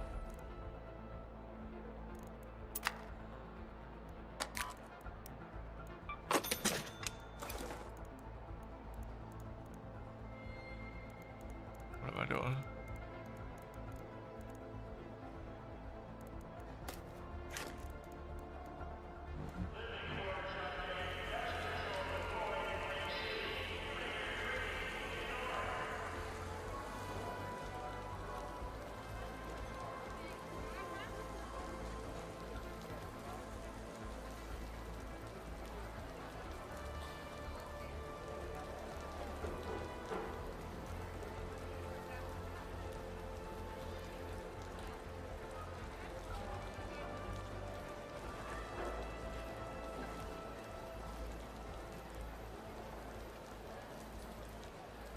I bet.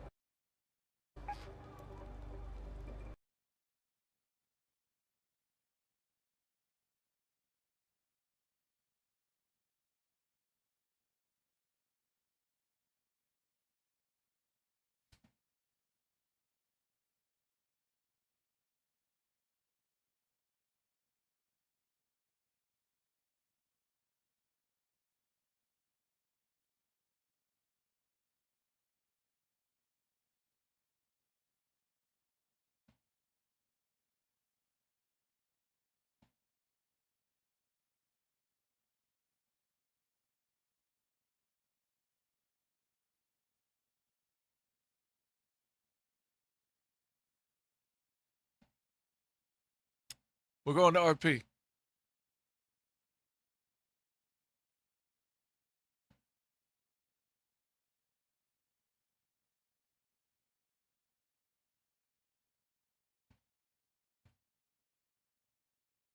Maybe. Let me log in first and make sure anyone's even around that can take Gavin under their wing.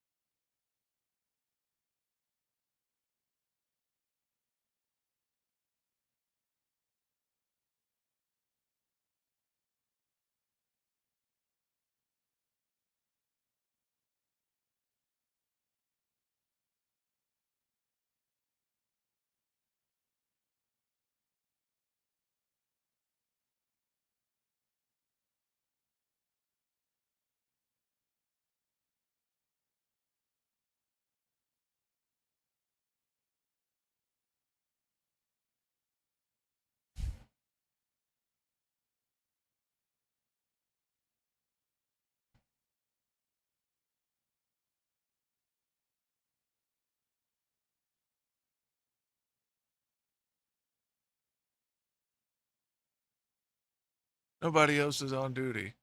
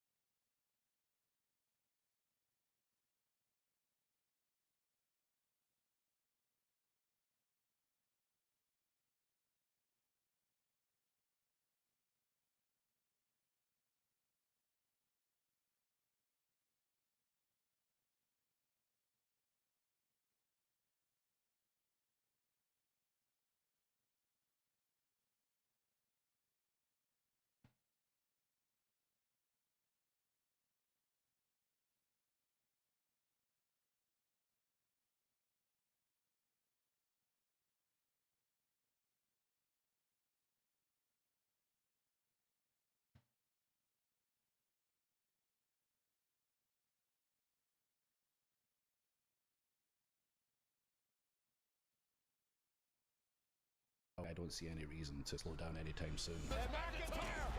They've been knocked down enough times, and as long as it works for the character, the fans are still emotionally invested, and that's all that matters, because silence is death. How is Cody Rhodes the champion right now? They're always screwing Drew McIntyre. This seems to be an ongoing thing over the last 2-ish years. 2-ish? At least 4 years. How's that make you feel?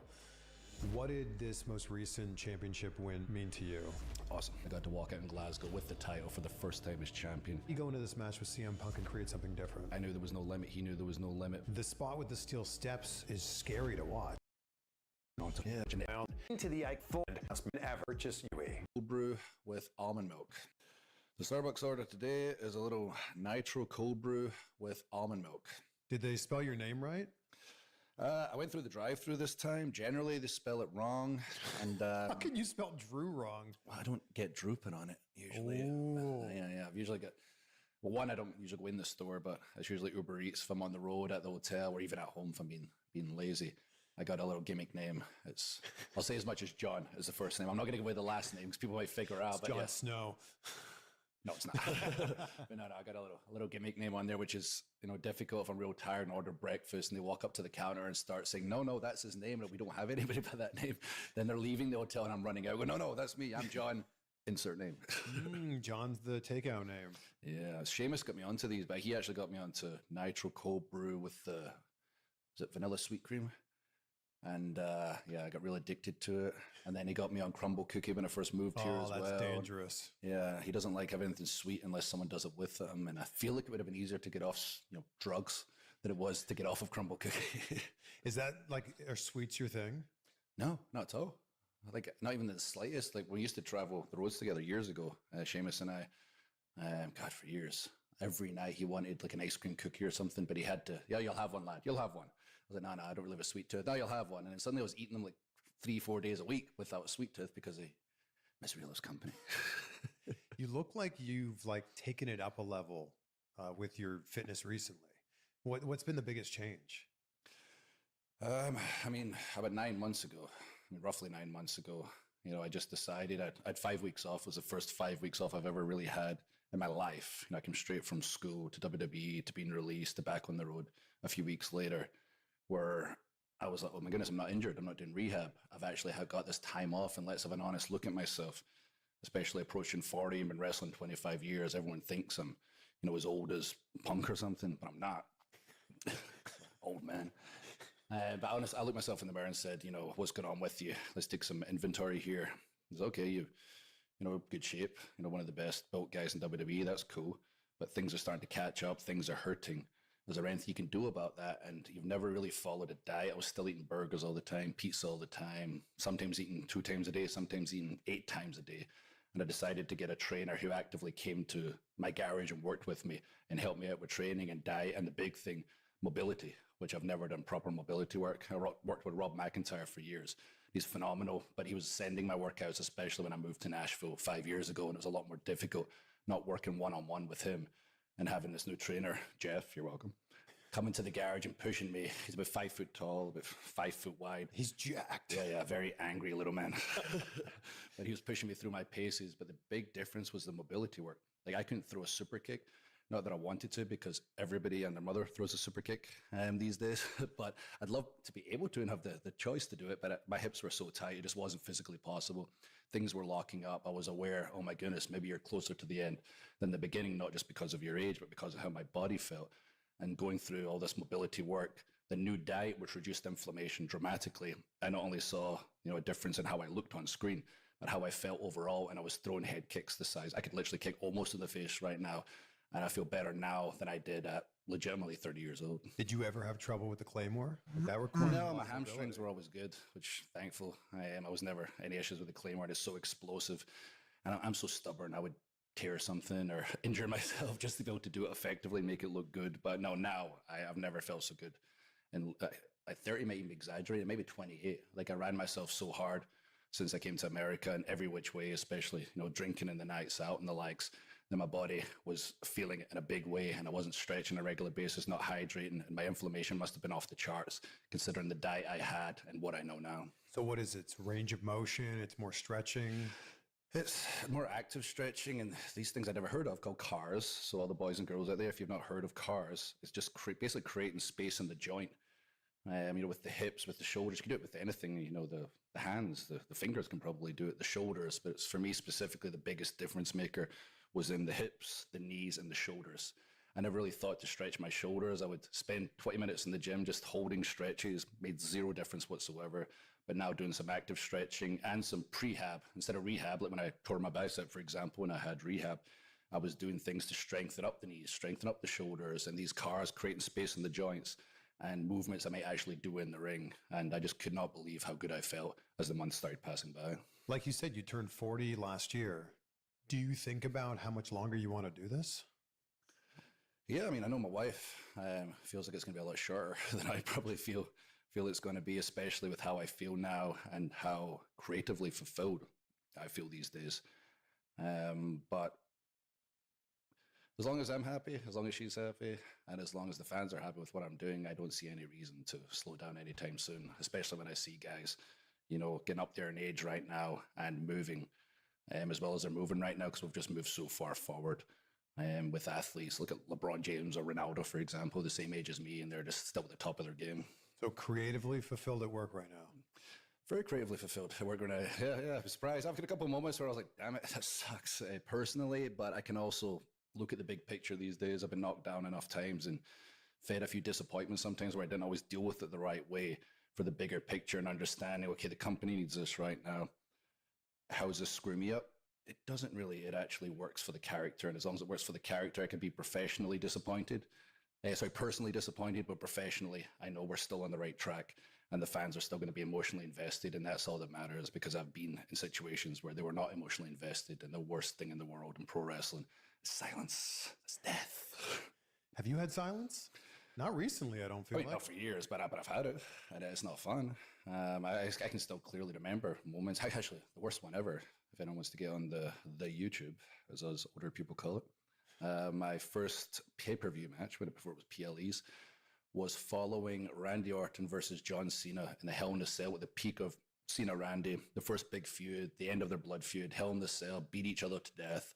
Hell in a Cell finished. The next match was R-Truth versus Drew McIntyre, not with broken dreams, just me strolling out like, hi everybody, and I'm 1000% sure I could have heard a pin drop as I walked out there with that many people in the building. It was very depressing. I would never want to feel that again. And I feel bad for anybody when I see it. I want to message them and go, okay, let's figure out how to get any kind of noise. You have to show your arse. But so whether it's cheers or boos, you want to hear something. Yeah, it doesn't matter. These days especially, there's so much, shades of gray and reflects, society in real life. In WWE, we're 52 weeks a year. We really lean into not black and white anymore, but real life situations. And sometimes the fans are going to react positively for a good guy, or, negatively for a good guy and positively for a bad guy, or negatively for a bad guy. It just depends on the situation that they're currently in. I feel like you're so good at blurring those lines. I'm curious if you still think the roles of a babyface and a heel, do they still exist? Yeah, absolutely. I think in the end, if you're technically a bad guy, I believe I'm the good guy. I always tell the truth. But there might be little moments where people go, Drew, come on, fight, be the Scottish Warrior. You always fought no matter what. Where I'm going to go, why would I fight? What's that going to gain me? Especially recently, I got, when I was champion, for example, and, Cody's in the ring challenged me to fight, or Jacob's in the ring challenged me to fight, and I got the title in my hands. I'm like, why would I fight? You want to see that? They're all cheering. Yeah, of course I want to see you fight, and I walk away. Everyone boos me. Does that make me the bad guy? Because I've been through so much, and I finally got my hands on the title, and I chose not to fight, because what does that gain me? Knowing what I know, going through everything I've went through, gains me nothing. It makes a bunch of people cheer.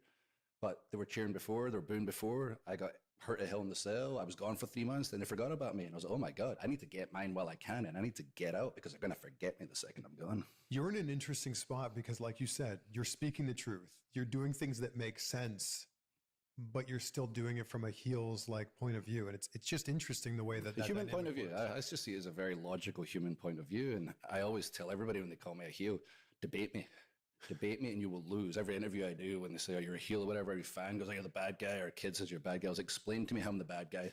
I'll explain my point of view, how I got to this point, the PTSD I've suffered, the trauma I've suffered. You know about trauma? The things I went through with the bloodline in the legs, the amount of titles I was screwed out of, the moments I've been taken away from me, including even recently. And I react the way I react. If you're in my position, you're as big as me, you're the job I'm in, would you do what I do? Of course you would. I'll win every single debate, because I'm very, very conscious about the details, and just tell them the truth, like a good relationship. If you never lie, you never have nothing to worry about. Yeah, how is Cody? The fans are toxic, to clarify. I'm not the toxic one in the relationship. I'm the honest one. The toxic one. Yeah, they're the ones cheating on me. How is Cody Rhodes the champion right now? He was not supposed to get a rematch ever. I was under the impression that contracts, not someone's word. If you've looked back at the clips, I literally said, I got the clause put in there that Cody Rhodes will not get a title match if he loses against me in Berlin. That was in there in a contract. Yep. Those exact words. I said it in London. I said it a few times. Go back and fact check, but definitely I said it in London for sure. And then he was in the Royal Rumble, and I was like, wait a minute, if he wins the Royal Rumble, he's going to get a title match. That's not what the clause says. So I had to fix that, you know, helping Nick out, do his job properly. Then suddenly his elimination chamber, I had to get in there as well. Wait a minute. It says no title match, not go ahead and win this match or go ahead and win that match. So all I'm doing is trying to do the right thing, make them, you know, not breach contract, and they still breach the contract because they're always screwing Drew McIntyre. This seems to be an ongoing thing with Drew McIntyre over the last 2-ish years. You get screwed. 2-ish? 2-ish. Let's see. When's Clash at the Castle? And that's been reasonable. 2022 or 2026? Yeah, at least 4 years. Minimum 4 years. How's that make you feel? I mean, frustrated. But at the same time, if I'm sitting in the audience, I'm probably highly entertained watching the journey of it all happen and why it all happened. And hopefully they understand, you know, at times, because I have to remind people don't have a great long-term memory. Europe do. When I go back to Europe, people react positively. They go, Drew, of course you feel this way because I saw what happened. I saw what the Bloodline did to you, beating you to death for years. And then Roman went on vacation, came back with some abs. He got cheered. Jay started saying yeet and doing that thing with his hands. They started cheering him, never said sorry to you once. I went, thank you. And then like Punk obviously coming in, the biggest piece of crap on planet Earth. They just start cheering him. And I start explaining to them, okay, guys, I'm still your guy. I'm still going to fight for you. He's a genuinely awful human. Just look online. Look at the character witness reports. My degree is in criminology. I look for, you know, just look at the facts. Look at mine. No one says anything bad about me ever. It's always positive reviews. And they didn't care. They never care. And that hurts, especially when you fought so hard for people for so long and you realize that they're just going to move on. And again, it's a very toxic relationship. And I've been cheated on by the fans more times than I can count. And I kept going back like a sucker until I finally broke free. I spread my wings and I flew like a big, beautiful peacock. What did this most recent championship win mean to you? Awesome. Nobody saw it coming, for one. I think everybody assumed that the, you know, Cody Express would keep moving on forward. You know, he's been in that position for a long time. And after he finished his story, he was on absolute fire. And I'm not saying he wasn't doing a great job. He's a great champion. He's a great performer, but it was a lot of the same. And I think there needed to be a shakeup, and there was a shakeup that no one saw coming when I won in Berlin. And I could hear my hearing's not great these days, and I could hear the crowd, I could hear the response, and I could see the response. And it put Cody in a position where he had to chase, gave Cody a bit of that edge back, which he, in my opinion, desperately needed. And for me, it gave me some of that legitimacy. Oh yeah, Drew can win the big one, and not going to be so sympathetic. We need to start cheering for this guy if we feel so bad for him. Where I could be more of a, like I mentioned, if I got the title and people challenged me to fight, what would I gain? No, I'm Gollum, Lord of the Rings. This is my precious. I'm not letting this go no matter what. So it did a lot of things, but I think it made SmackDown. I know it made SmackDown way more compelling at the time, especially so many people hate me for some reason. So now you've got the champion right in the middle with the target on him. And as Cody mentioned, you know, it's not just that we want the title, it's because you're an arsehole. They're all coming for you, which, you know, made SmackDown more interesting. For me personally, I won it in Berlin, and next night was Glasgow. So I got to walk out in Glasgow with the title for the first time as champion, with live fans, with the whole family in attendance, and tell Scotland, I promised you I would bring you the championship, and I brought you the championship. And I'm the only ever, not just Scotland person to do it, but British person to do it. Yeah, what a moment that was. Mental. Unreal. He couldn't have written any better. Burns couldn't have wrote a poem better. Shakespeare couldn't have wrote a better play. It was just perfect. And there was a moment there where the WWE champion and the NXT champion were both from Scotland. Yep. And I know I text Joe Henry all these facts. I don't have them off the top of my head, but the percentage of people from Scotland who are legitimately from Scotland, not, you know, I'm from Scotland. It's like, yeah, sure you are, mate. But like, legitimately from Scotland. What accent was that? That's supposed to be an American to, like, when they hear I'm Scottish. No, like, everyone always goes, I'm Irish or I'm Scottish. No one ever says I'm English. No one ever admits to that. But no, there's legitimately 5.5 million of us, and I'm just pulling these off my head. I had to text them to Joe the actual figures, but there's about 63 million English people, and what about America? It's like 362, 63, or so. Was it 300? It doesn't matter. It's a lot. But the percentage of the world who are Scottish is so significantly lower than people think. We're a tiny country. We invented everything, you know, television, radio, penicillin, you're welcome, you dirty bams. Like cloning, we invented literally everything for such a small nation, and the fact that 2 of the 3 top male WWE champions were Scottish was unbelievable. Yeah, pretty incredible what you've done since coming back to WWE. When do you feel was the moment when like things really started to level up? You returned in 2017, but I feel like it still took some time for you to like be on the level you're on now.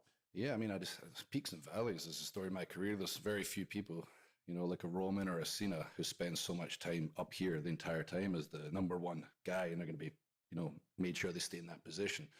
And it keeps it exciting, especially for the performer, because you've always got to be on your game. You've always got to be thinking, reinventing, and making sure the fans care when you're having those ups and downs. The first real moment that I felt like I broke through to the next level was a main event performer, and I had a few where I thought I did.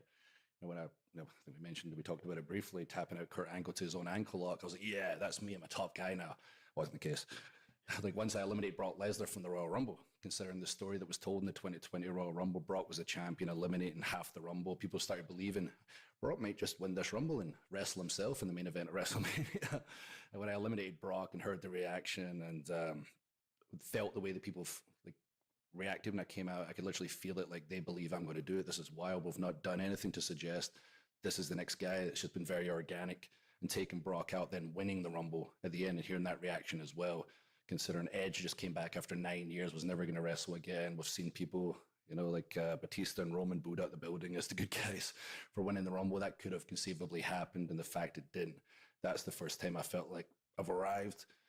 And then it was a while went by, or it really felt like I arrived, and then we took another dip. So there's been these ups and downs over time, and I think, as much as it pains me to talk about it, the CM Punk feud really showed what I was capable of, not just as a performer in ring, but as a storyteller and working in tandem with creative. But you could tell a lot of stuff was reeling on the fly because it was, and what I could do off the top of my head, and working with someone I can't stand, but someone that's as good as CM Punk, to create that kind of magic out there. People could see these people don't like each other because we don't, but they're absolutely magic together, and which also obviously led to the Hell in the Cell, that period where I really felt like, okay, he's not just a top level performer because he's good in the ring, or, you know, he looks like how a wrestler should look. That this guy's a storyteller and a talker as well.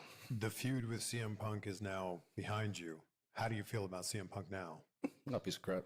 Can't stand him. I watch him every week and I go, isolated, he's doing good things with the world title. You know, it's good for you. That's a good run right there. As a fighting champion, I think fighting champions are stupid because I was one. And why would you defend it all the time? That's just disrespectful to the title. The opponent should earn it. So I did it before, that's why I can say that stuff. But at the same time, he's nowhere close to what he did with me.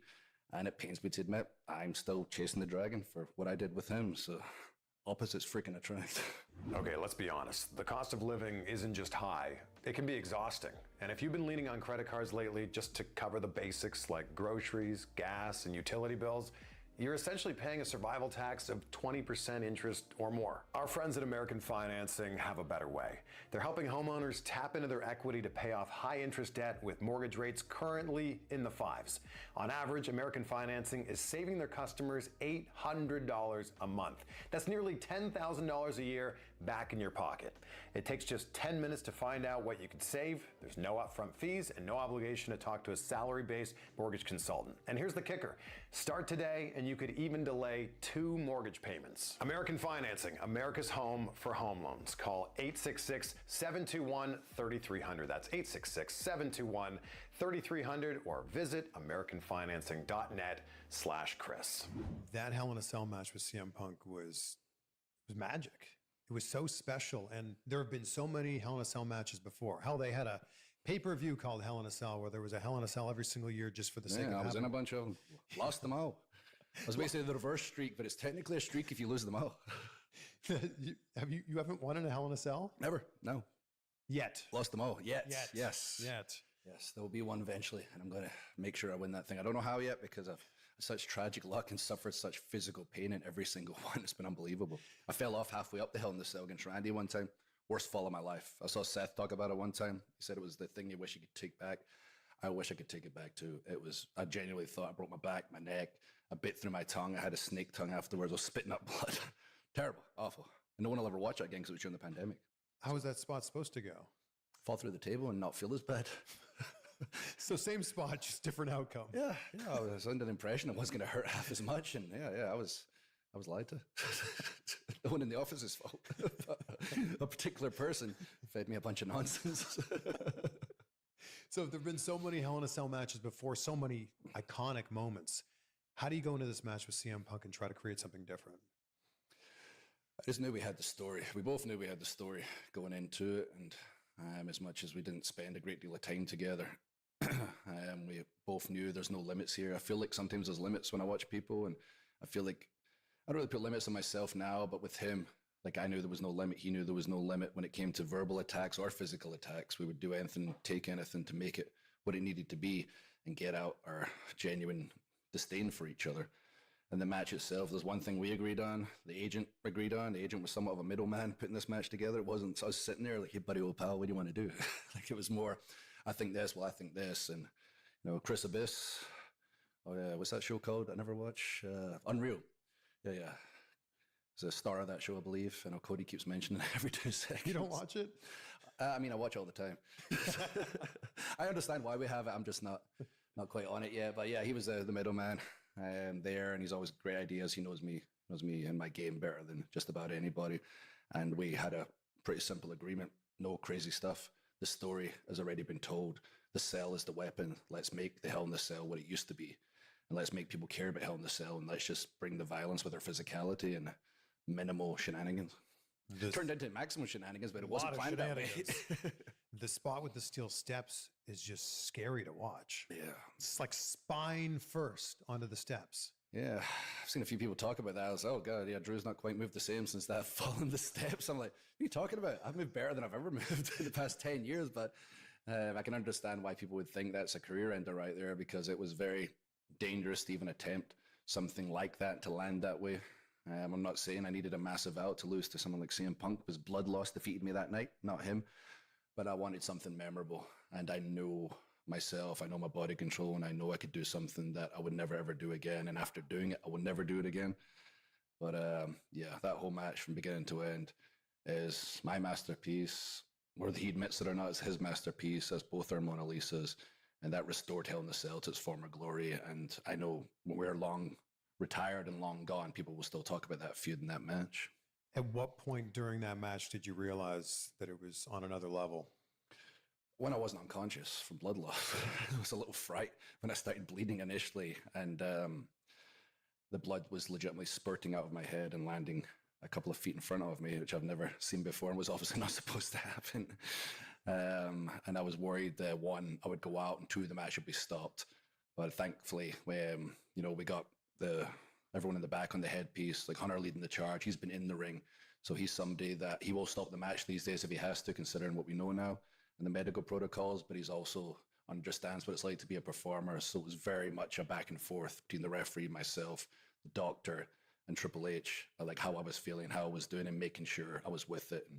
And nothing bad was going on. I did roll to the side of the cage at one point for the doctor to give me the quick once over and make sure I wasn't lying, just to try and get through it.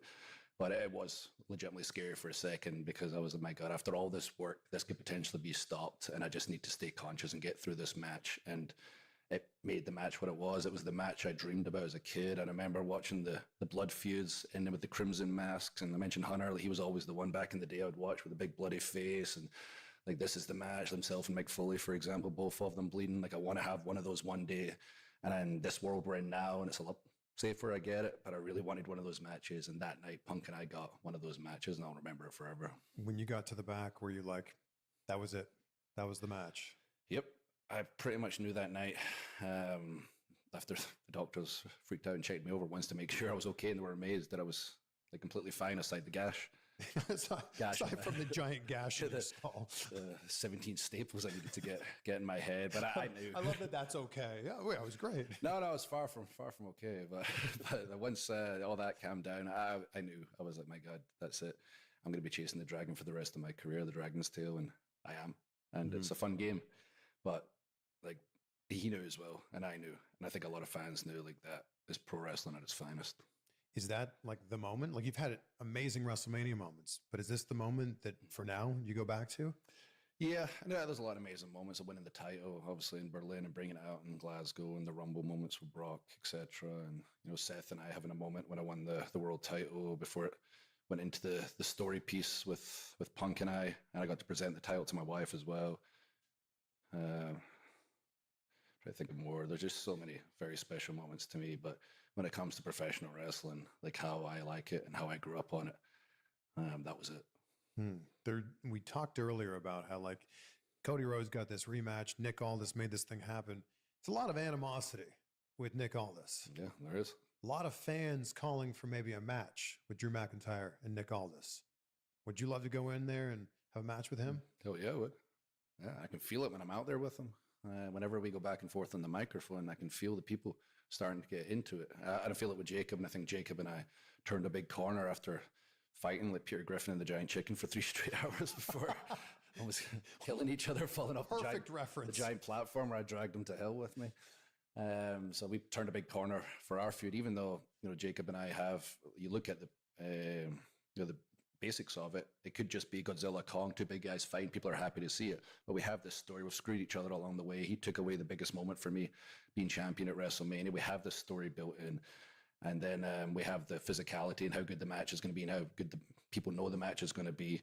And then the big fight on SmackDown, and who knows where it's going to go. I've got plenty of ideas what I want, so it'll be good. But at the same time, there's this Aldis thing simmering at the side, and every time we go back and forth on the mic, you can feel the tension. You can cut it with a knife. We've known each other a long time. I name dropped his son because I have known him for that long. But what a corporate stooge he is. His kid must be Donovan. Must be ashamed of him, having such a corporate stooge for a father instead of backing me, the one who's in the right and the one that he's known for years and is one who's his actual friend. So when the time is right, be it Mania, be it after Mania, I think we should have a match. And I don't think there should be, any sanctioning around it. I don't think anyone should be allowed to interfere. He tapes up the fist. He's been up in the ring a long time. He thinks he can go with a 4-time former world champion in WWE in the big leagues. Probably the greatest NWA champion of the modern era, since Billy took over NWA. But he's not been in there for a long time. He's a big guy. I would love to get in there with him, and I'd love to see what damage I could do. And no one's allowed to interfere. They can come up close and ask me to stop politely, but I've been known to get a little crazy out there. It's crazy that there's fans that haven't even seen a Nick Aldis match. They just think that he's a jacked guy in a suit. Yeah, like, wow, that GM is incredibly jacked for some reason. No, 2-time NWA World Heavyweight Champion. No, and I grew up around him, as I said. He's younger than me as well. I remember seeing him for the first time, and he was more jacked than me in our teens. And I was like, God, I better get in shape.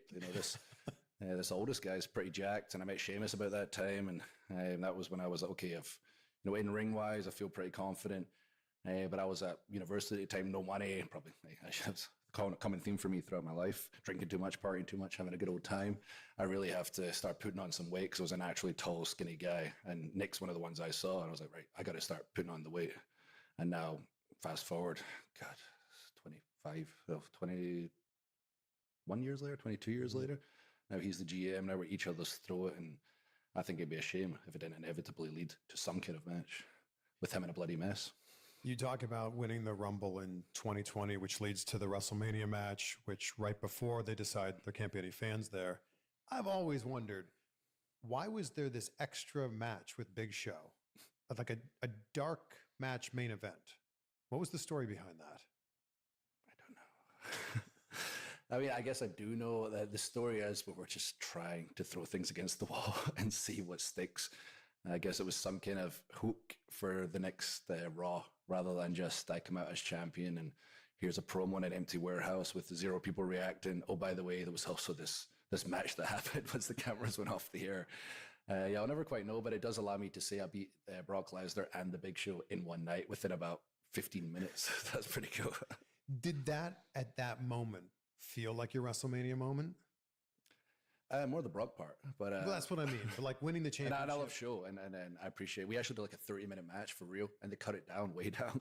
We went back and forth. We had this great back and forth match together, and it got edited down. But it was a different feeling, a different WrestleMania moment feeling. It's obviously not how you envision it as a kid. Certainly not the organic rise from eliminating Brock at the Rumble, and the fans really getting behind me and getting the loudest reactions on the show, and people coming to me with the merchandise numbers. I don't pay attention to numbers because the second they go bad, they're like, oh, well, it's on you now because you were bragging about when they were good.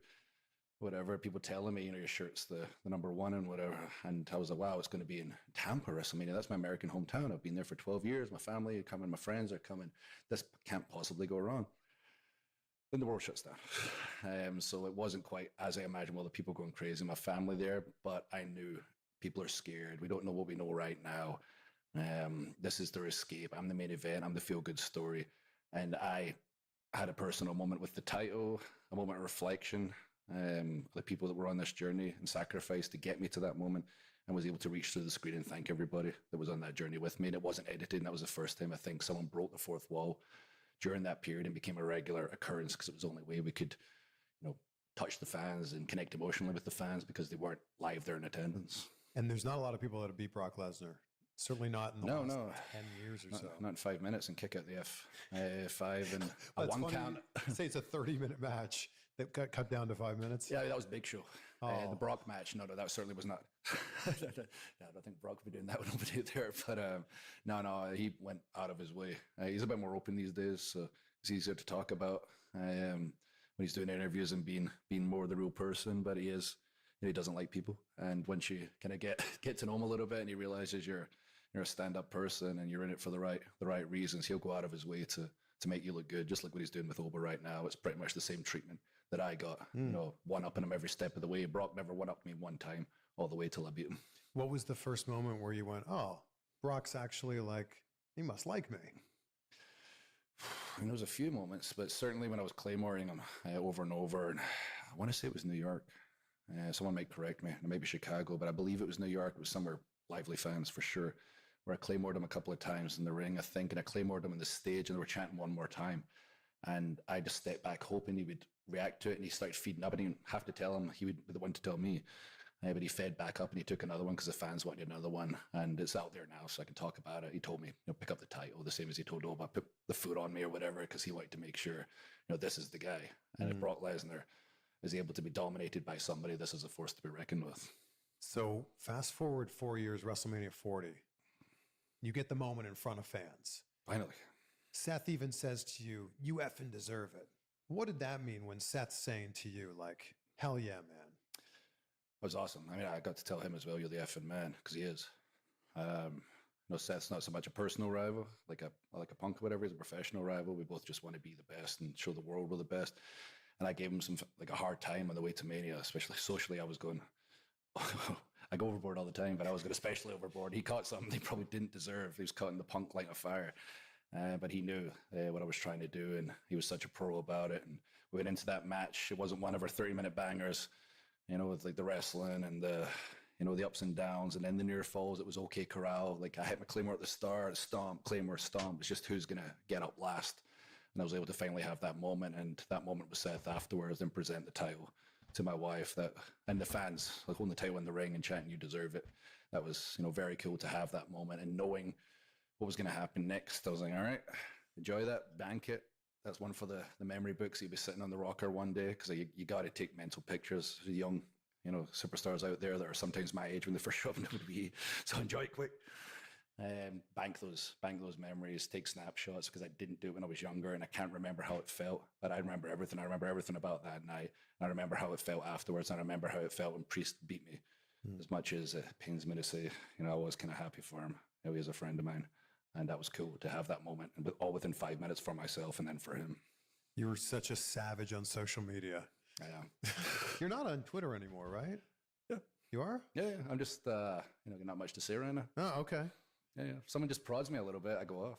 I always just invite people. I think everyone's too scared of me now. People tell me, I won't say names backstage, but people that are pretty savage out there and known for social media have told me, I just don't want to come at you because you'll execute me, and I will. Do you spend all week just thinking of the perfect comeback? No. It's just me and my mate who's English. We're British. We have a very British sense of humor, and we're absolute savages. And I think it was in the Pat McAfee show one time, he mentioned about it, and I said, people like to call me a troll or keyboard warrior or whatever. I was like, I'm not your average troll. I'll shred you on the internet, then I'll step from behind the keyboard, then I'm the size I am, then I'll beat your arse, and then if I wasn't married, my wife hates this line, I'd take your girl too. It's not exactly a troll or a keyboard warrior. It's I can do it all, is the point.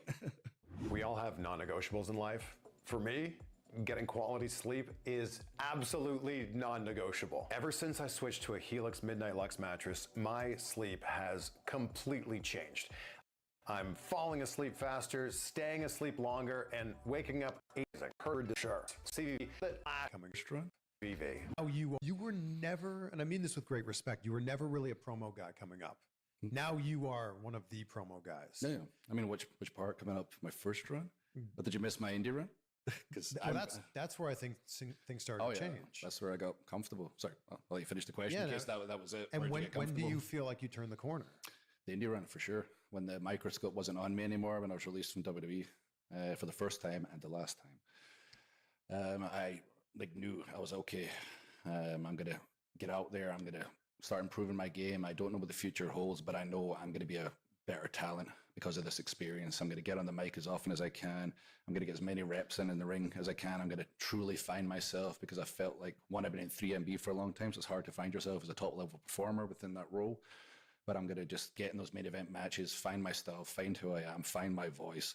And that's exactly what happened. And thankfully, a lot of people believed in me during that time because that's the time in 2014 to 17 where the indies were rising and they needed some faces of different companies. They needed someone that represented that independent wrestling. And I became that guy and got so many opportunities, so many people believing in me and kind of faked it till I made it because there was a lot of insecurity during that time. A lot of my wife would be saying, I don't know what I'm going to do, what I'm going to say. And I'm terrified to go out there, especially my return promo to ICW, which just gets rave reviews. But I was so scared, I was crapping myself, and I went out there and spoke for 20 minutes.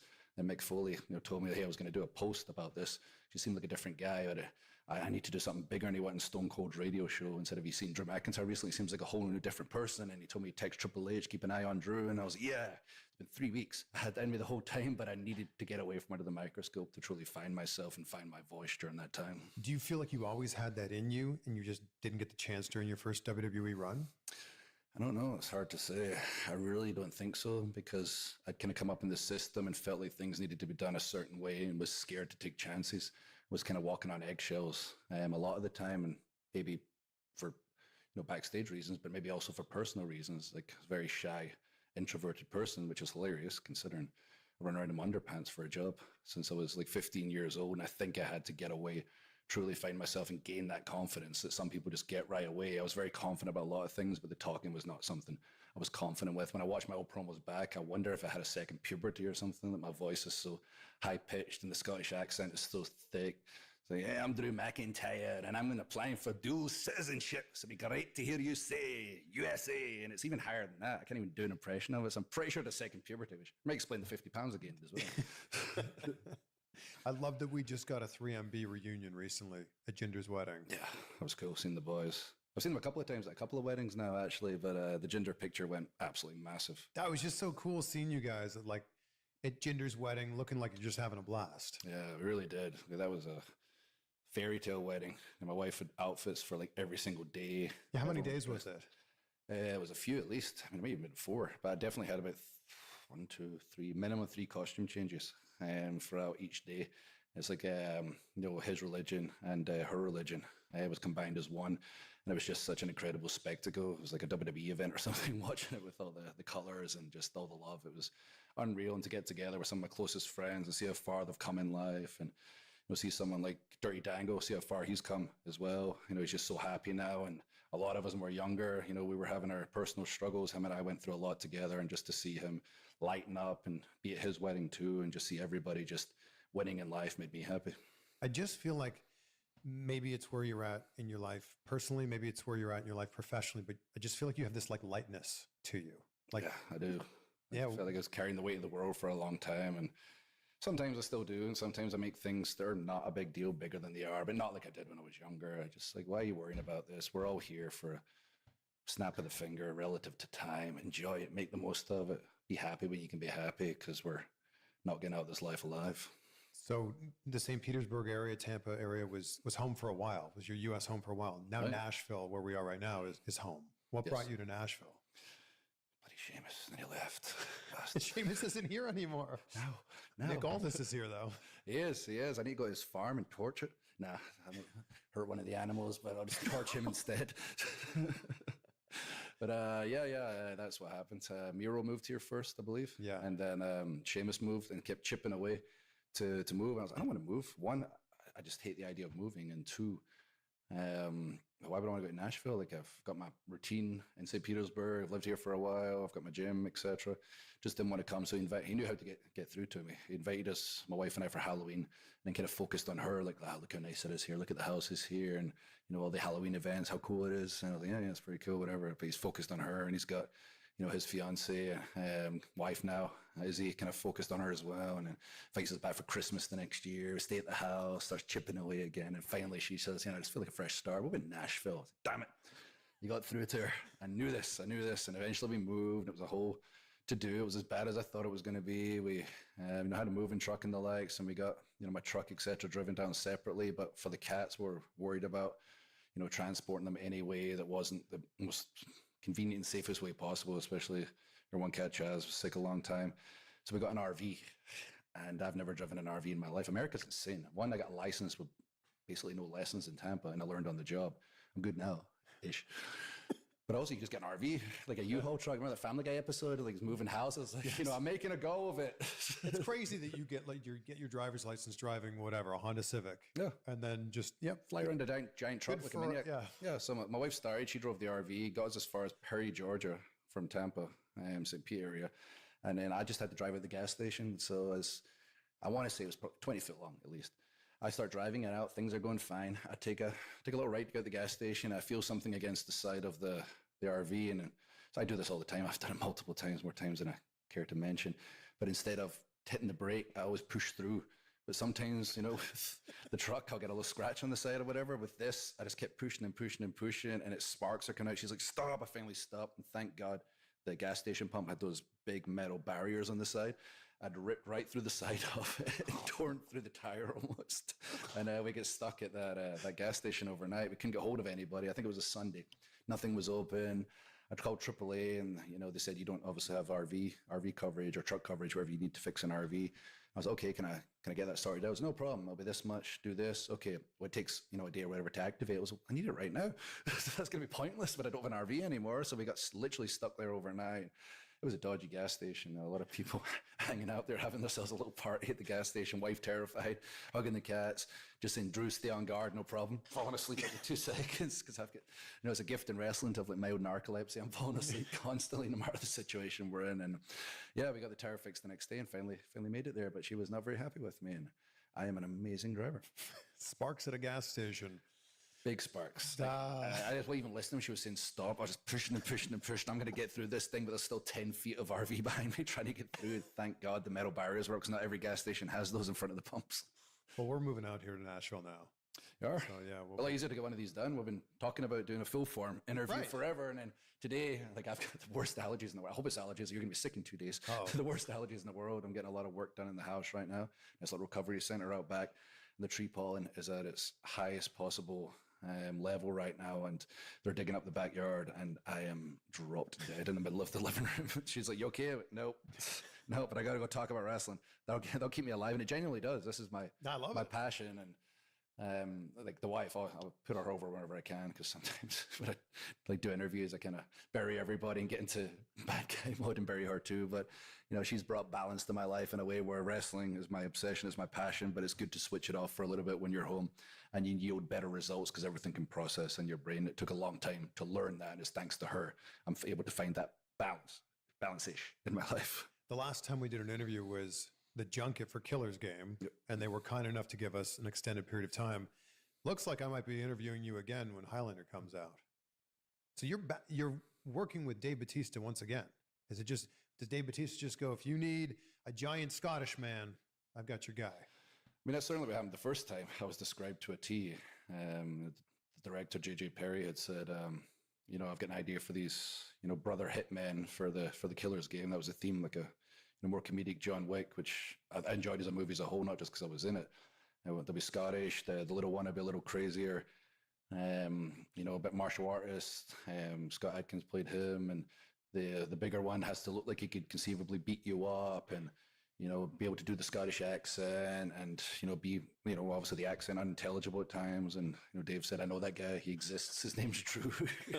let me talk to him and talk to WWE and make this happen." And yeah, anything else that comes, I just kind of take it as it comes. I don't actively seek anything out. So how did Highlander come about? I mean, it just I don't go into the ins and outs backstage and these things, but I had the chance to talk to a couple of people, and get offered an opportunity. And when we talk about this next time, if something's out there and it's not edited, and I don't feel like an arse, because some people have been edited out movies that look like arses, and then we will go into details about it. But if it comes around the way you just mentioned, and Dave ends up killing me, I have an idea that we just keep doing feature after feature after feature where he murders me. And then I think he even mentioned to me one time, was like, "We can keep this going." And then you know, you can get me the next time. I'm like, no, screw that. I wanted to be like Undertaker's streak. I wanted to be like 20 films in a row where I just get murdered. And then just out of nowhere, I go, like Robin Hood, Prince of Thieves, where he gets the Sheriff of Nottingham, just out of nowhere, and the whole place pops and loses their mind because I finally broke the streak. And I also went to Hell in the Cell as well and break that streak. Was it Henry Cavill that was like, I got to keep up with this guy? If I'm, I'm going to put on so much size, I got to keep up with Drew McIntyre? I mean, I've not seen him, so hopefully he looks he's like Superman, or was Superman. like a brother part, but reading online, I'm supposed to be his brother, so that was the former, world's most handsome man. Yeah, the brother of former world's most handsome man. I'd say if that's the case, maybe get Drew in the running for the next one.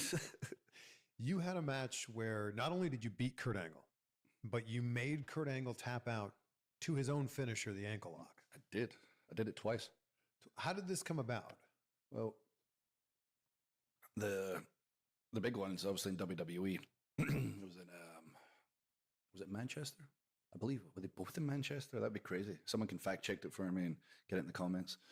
But yeah, the one in WWE, I want to say there was some kind of injury or somebody was out, and it might have been when Roman was sick, and we had to start building some, big, credible main event performers, and I needed some significant moments. That's what makes you a top level main event performers, racking up moment after moment after moment.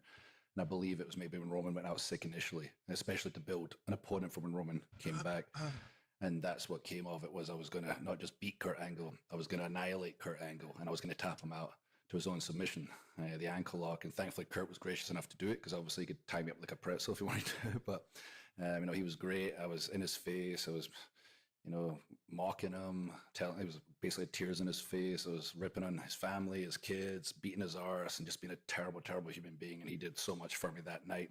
But he'd also done that for me a few years prior in TNA, where he told me, I want you to not just beat me, but tap me out, because we're trying to make me in TNA as the top babyface at the time. And I believe it was Manchester. I'm almost convinced they were both in Manchester. Maybe Kurt likes to tap out in Manchester. Someone definitely needs to check that out for me. But I was tagging with Johnny Gargano at the time, and Evolve were tag team champions. I couldn't think of a submission. I was like, I'll do the Gargano escape, like as a tribute to Johnny there. So yeah, I got Kurt with the Gargano escape there, then the ankle lock. So thank you, Kurt. You got a lot of moments. You were the first person to ever kick out of Baron Corbin's End of Days. The only person. He loves it. So I'm glad we're taking this opportunity and a big platform to go into detail about the time that I kicked out at WrestleMania, no less, of the End of Days, the unkick-outable finishing move of Baron Corbin. I kicked out of it. Well, he said he wanted it to be protected, and like that was a big thing for him. Yes, like whoever he wrestled, you could do anything in the match, but he's just like, I'd appreciate it if we can protect my finish. What changed in that match? Business is the same as like myself, and not getting personally upset or personally disappointed. Of course, we'll get personally disappointed, but understanding the big picture and what do we need to do right now. The company needs to pivot for this reason and this reason and this reason, and this is what we're trying to achieve over here. So sometimes you gotta eat it. And he's an amazing performer, and he still gets so much to give. A big guy, moves like a cat, can get unbelievable heat. I get so annoyed when he does his cooking videos now, but it's fine now. It makes sense now because he was getting so much heat. I was like, stop being likable. I like be a terrible human being. So you get all the heat in the world, and he's genuinely amazing in the ring, and so he's such a big guy. But that night, we had to make Drew McIntyre to get ready to face Roman Reigns and lead to that Clash at the Castle match, and that was a big part of it. It wasn't just a case of he kicked out, no one's done it before. We made sure people knew this has never been kicked out of before. Drew McIntyre kicked out of it, won the match, sliced the rope with the swords, big spectacle, went on to fight Roman, and the first stadium PLE in the UK since SummerSlam 92. That feels like a mistake for you. You should have won that match. Clash the Castle. Like, that's got to be one of those moments where if you could go back in time, fantasy book a different finish. That's got to be one of the answers. Yeah, what a moment it would have been. Again, it's the what if, and would I be here now? Would the story have been as interesting now? And the answer is probably no, but what a moment it would have been. The people would have gone crazy. I would have been racking up those moments I missed during COVID that will never be replayed again. But at the same time, that was when, the true trauma for McIntyre started, losing in front of the family and friends and singing the stupid song with Tyson Fury, which I made up for singing the Scottish National Anthem when I won the world title a few months ago. And it really set me on that downward spiral and brought the character to where we're at now. And thanks to the nature of the stories we tell now, under Triple H, using real emotion and real human emotion, and all the PTSD, it led to disappointment after disappointment after disappointment with McIntyre spiraling, and at the same time adding layer after layer after layer. And if that didn't happen as the genesis of where we're at right now, would we be here now? Probably not. Would it have been nice and an awesome moment isolated? Fuck yeah, it would have. Hey guys, Maven here.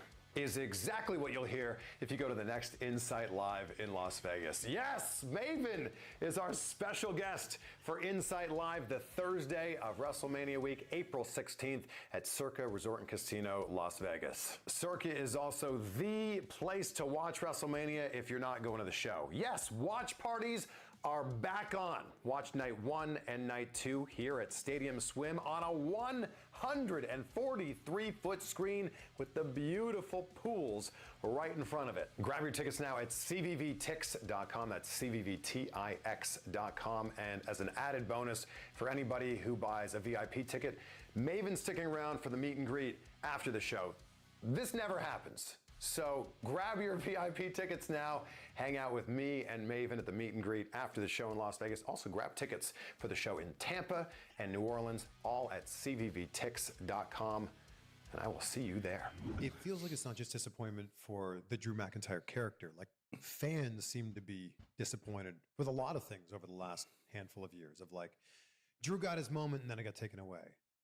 Drew was the champion, but it was just a transitional champion. How do you react to that?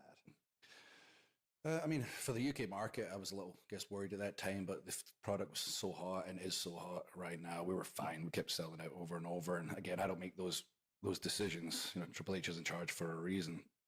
But the fans, yeah, getting disappointed on my behalf, I appreciate it. And sometimes I am equally as personally disappointed, and I hope to see the future. And I do have personal conversations with those in charge and say my feelings. And I'm always told, Drew, here's what we're thinking, or here's what I'm thinking. We go this direction, I give my opinion, and it's always, that's where we're going to go. And we have stuck on that path every time, and I've been so particular about the journey and the character and the nuances, and I've not been lied to when it comes to the journey. Things change. That's just the nature of it, and the transitional thing, if people are saying it right now, you know, I don't believe that to be the case. I think it's another part of Drew McIntyre's story. Personally, it sucks. I would love to book him as champion with the title, and whatever might have been supposed to happen, you know, would have been very cool. But, you know, things happen in the bigger picture, as I've been talking about over and over. And as a company, as Mania for 2 days, we need all these big matches. We need surprises, and this gave us two giant matches. But for Drew McIntyre, you know, screwing over Cody, even though it wasn't a contract, even though it was justified, and it makes perfect sense to raise the story with Aldis. It makes perfect sense to set up the match with Jacob. Now we get this crazy match with Drew McIntyre, Jacob Fatu. We get people seeing like, wow, Drew was screwed, but at the same time, kind of deserved it, but did he really deserve it? And then Cody and Randy have got their match over there going on right now. So I appreciate the fans. If anything doesn't work out, and I'm sitting there at one point just like, oh my God, no one cares, and the story didn't make sense, and it sucks, and I'm left in the lurch, then I'll be the first one to point it out, but that's not happened so far. And after the stuff I've been doing with Jacob, I know McIntyre's right back on track of where we need to be, which I believe inevitably is going to lead to big babyface run down the line, but I'm not trying to get there anytime soon. When you talk about plans changing, John Cena said in an interview on the No Contest Wrestling podcast that it was supposed to be you versus him at Crown Jewel. Do you feel like your match with John Cena got taken away from you? Yeah, I mean, it sucks. And I wish I did get the opportunity with John, not just for a one-on-one match, which we never had as long as we were around each other, but a chance to get on the microphone with him after showing what I could do with like CM Punk and so many others that are, you know, known for being the best on the mic. John is unbelievable. I would have loved that moment. Loved the chance to go back and forth with him. I mean, the public never knew about it. I knew there was a plan before that, actually. That had to change, and then there was that plan, and there was a pivot again, and I believe it came down to like John said, because initially people were like, oh my God, you see what Cena said? I went, oh, what? It was like the match with Drew had never happened, and then the match with AJ happened, and the way they worded it was like, you know, John said it was public or whatever. I was like, it was public. Nobody knew that. He tweeted about me and AJ or something, and people went, hell yeah, I want to see John Cena and AJ Styles. If he tweeted, want to see me and Drew, they probably would have been happy to see both as well. So like, yeah, behind the scenes stuff, you know, that did happen, and it was disappointing, but at the same time, they had a great match with John and AJ. They got John's last few months back on track, which I was happy for him because I felt like we could have, you know, done a little better in that first part of the journey, and maybe I would have got one of the matches. But again, you know, crap happens. Sometimes you go one path, it doesn't work. You got to go back on the path, and there's fallout from it. And I can be personally upset, or I can be like, all right, nobody tag match here. It's disappointing, but I was around him. I learned for years, and he's retired, and I was world champion for a few months, so I'm fine. So it wasn't just the crown jewel match. There was going to be something else in there. I mean, there was another match prior to that, not involving more than us, I'll say. I don't like give away all the details like John out there, but there was a pitch for something else, and then something changed, and then another pitch, and then we ended up with the AJ match because it wasn't public. Myself and John, I just would have loved that chance on the mic to see what we could have done, and still got the AJ match because it was so unbelievable, as well. But I know John and I could have done some magic, especially on the mic. There is a match that you're a part of. This fact is crazy to me. So it's you and Shane McMahon versus Roman Reigns and Undertaker at Extreme Rules 2019. It has 107 million views on the WWE YouTube channel. It's wild. That's Undertaker's last match in front of a crowd. Yep. Right? And you get to be part of it. Yeah, it's crazy. Look at that fact. Undertaker's somebody, I've talked about this publicly in my book, My Chosen Destiny, still available now. Where Vince put Undertaker in charge of him. You don't listen to anybody but the Undertaker. He's your mentor. I spent so many years with him, around him, learning from him, and to have his last match in front of a live audience was insane. Obviously, we didn't know if that was the case at the time, but looking back, it's absolutely wild. And the match was coming off of the other match. It was a big disappointment. We don't have to mention what it was, but we know. And we really wanted to give Taker a match to remind everybody, who the Undertaker is, that he can still go. And we went out of our way to make sure that night that he was the Undertaker and back whole again. At the start, I got in his camera shot. I remember like Shane and I were in the ring, and I used to stand like this, chest up, shoulders back, and I felt like I always had to be the big tough guy. And I see people doing it now, and I'm like, relax. But it's easier for me to say because I Triple H in me every week going, relax. We know you're a big guy. You don't have to stand like this the entire time. Your money's here, body, loosey-goosey. You're blowing yourself up.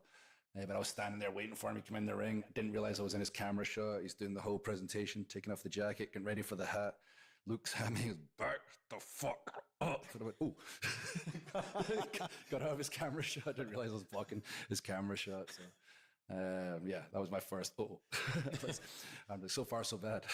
but the crowd were unreal. We're on first. The match was unreal. You could say whatever you want at the end for the tombstone, like being a little split second off, but there's something to things not going perfect in pro wrestling because in real fights, nothing goes perfect. You are now the U.S. title away from being a Grand Slam champion. Yep. Sheamus is the Intercontinental Championship away from being Grand Slam champion. Never heard him say. He never talks about it. No. Yeah. I never heard that mentioned. Who becomes Grand Slam champion first? Oh, me, definitely. I've got no plan to do it. I don't know when it'll happen, but if he keeps talking about it, then they're just going to rib him and just give me the US title, even if I don't want to. It's funny, though, like, you're both one title away, and you're right. He mentions it just a little bit more than you. It does mean a lot to him, and like he's achieved so much, and I really would love it. But yeah, if he gets driven, he wears his heart on his sleeve, and it's going to happen. It's just, it's hilarious how much it's been mentioned at this point, and I've not mentioned the US title, and it'll happen, and then I will make it a big deal, and I'll make it seem like I really cared so much about it. But and then they'll I don't replay mind. this. All I care about is the clip. storylines being interesting, and if I've got 4 world titles now, or 1 world title, 3 WWE championships, that's what it's all about. It's the storytelling aspect of our business. I've already achieved everything I wanted to achieve. If we keep those stories going, the fans are interested, I'm good. If it happens, cool. If it doesn't, cool. You're 25 years in. Do you have like an overarching way that you approach pro wrestling now? No, not really. It's pretty much, I mean, obviously it's changed over the years, but the way I approach it now is just, okay, I see this going here, and I think about it myself, and then I see what creative I've got for me. So it's story driven. Yeah, 100%. Yeah.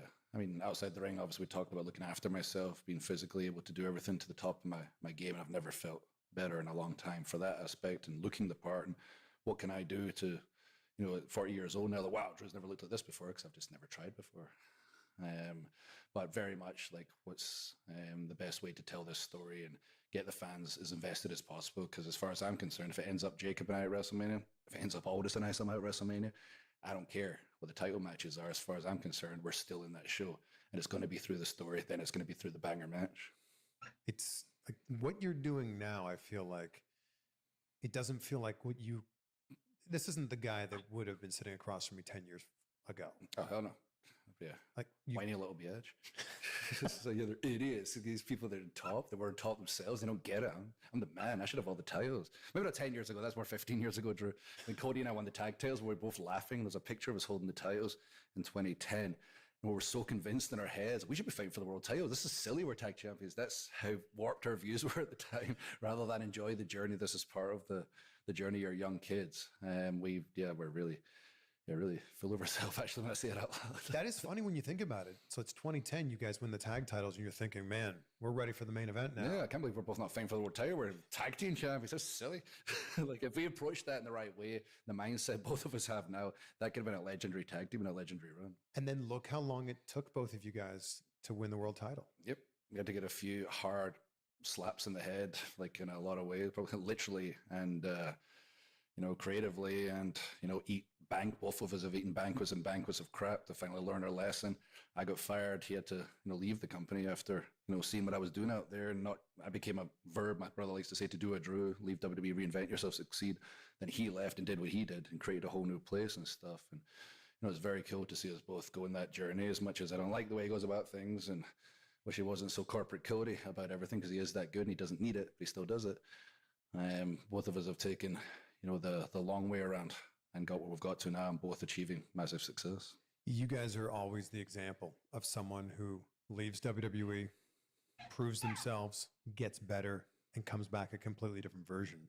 So what's the advice that you have for somebody who might be in that spot, maybe got released or maybe left, that wants to step things up? I mean, a lot of situations are kind of different, but there's a lot of similar advice, and the game's kind of changed slightly since 2014. I get asked all the time, I guess, like NXT literally tell people, look at what Drew did. And they come to me a lot and ask my opinion. And I always say, you got to get the reps in. Just keep yourself as busy as possible. Go to places with buzz. You're going to get a lot of offers to go to places that you're going to get a bigger paycheck, but then there's going to be no attention. It's going to be a small town America. If you're lucky enough to travel the world like I was and get these, bigger offers to wrestle in smaller towns, but do the pictures, whatever, like, no, where's got the buzz? Where's the attention right now? Where can you reinvent yourself and show the world, hey, in my head, I believed I could be this.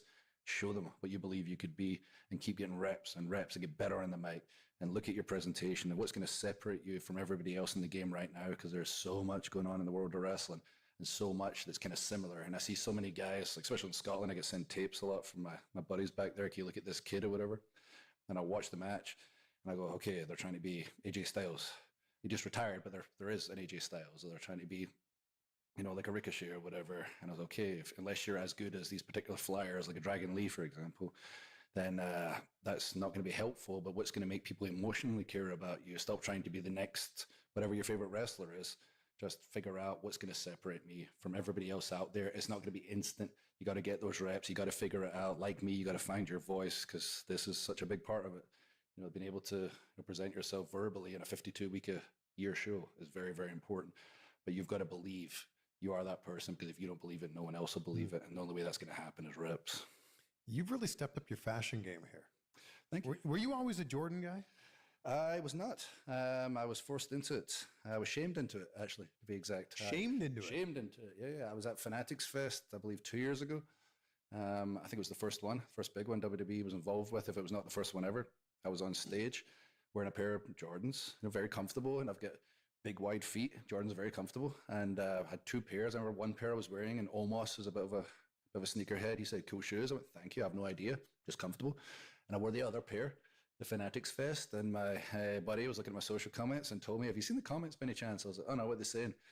I assumed it said something silly. And they were like, no, they're talking about your shoes, and you cannot afford better Jordans, or shaming me for the shoes I was wearing. And I looked at it, oh my God, it's like every comment. It wasn't just a few, it was, I wouldn't even exaggerate to say a couple of hundred in a row. What was wrong with your shoes? Apparently it was the wrong kind of Jordans. I couldn't even guess off the top of my head what it was. You would know if I said it, like something ring, 5 ring or some crap, I don't know, 6 ring, but the wrong pair of Jordans I was wearing that day, and I was horribly shamed. And I went into a store with my wife and I said, young man, come here. He probably wasn't much younger than me, to be honest. And I was like, learn me the shoe game. Drew McIntyre needs a better shoe game. Drew Galloway, whatever the hell, I'll wear whatever. I wear shorts and t-shirt half the time. I've got Gentleman's Playbook that are keeping me looking keeping me looking good in LA. But with the shoe game, I need some help, and he got me started, and I kind of half-assed know what's going on now. I get on the old StockX and I see something I like, and I go, "Ooh, I'll get those." I got these on StockX. Yeah. I got a lot of them. On StockX. Yeah, me too. I'll see something I like and I'll get it now, and then I'll double check with your man at Gentleman's Playbook, Tom. You're welcome. And so that's how I stepped up my game. I was shamed into it. I wear a felt lot like Drew McIntyre needed a bag. I don't care. Again, real life, I don't care. But we're in a very visual game. There's a lot of eyes outside the company on us, and I understand. Make sure Drew McIntyre looks the part. Like, you're representing the company. Like, I look different. I'm 6'5". I look the way a wrestler, and people imagine their head look like they're falling out of Game of Thrones. But I got people going, "Wow, he looks the part." They don't get paid any money. What's wrong with your shoes? I wear a lot of these are Jordan 4s. I wear a lot of 4s and 3s. Just they're so comfortable. Oh yeah, I don't know a lot about them, but they're comfortable. Yeah, they're very comfortable. I spent years wearing the wrong size shoe for one. I thought it was a 13 for years and years and years. But and I was like, God, my feet just crammed in here. And Ginger told me, you get wide set shoes, but I did not know that.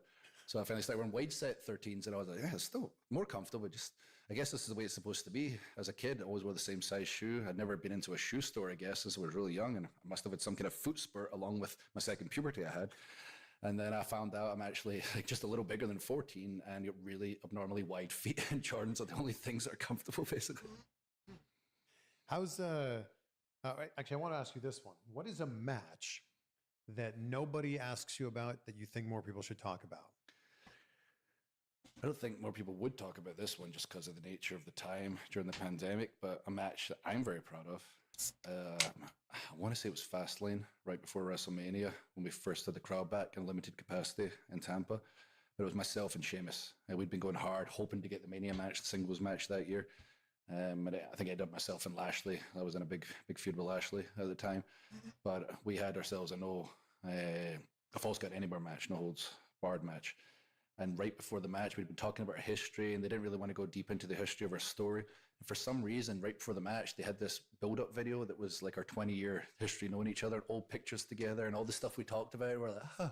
They just surprised us with it, and then we went out there and battled each other as we always do. And I had the Braveheart war paint on. I threw Sheamus through some screens that were sparking everywhere. We battled each other for real. You could hear every punch. I was hitting him in the head. Like, it was harder to hit anybody. I've never punched anyone that hard in a fight. Mom used to always tell me, you're bigger than all the other kids. You're going to kill somebody, you're going up in jail. So I was always funny about hitting people, not him. Hit him as hard as I possibly can every single time. And he just laughs and says, hit me harder. So very proud of that match. And eventually we had the chance to basically have a singles match at Mania when myself, himself, and Wally Gunther had the triple threat.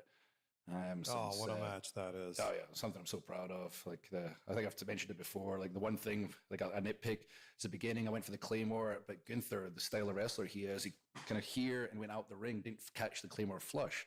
So he wasn't unconscious and down. So that's part of the storytelling. He goes out and he's able to go, okay, he didn't get knocked out. Ooh, gotta watch that. He watches, picks his spot.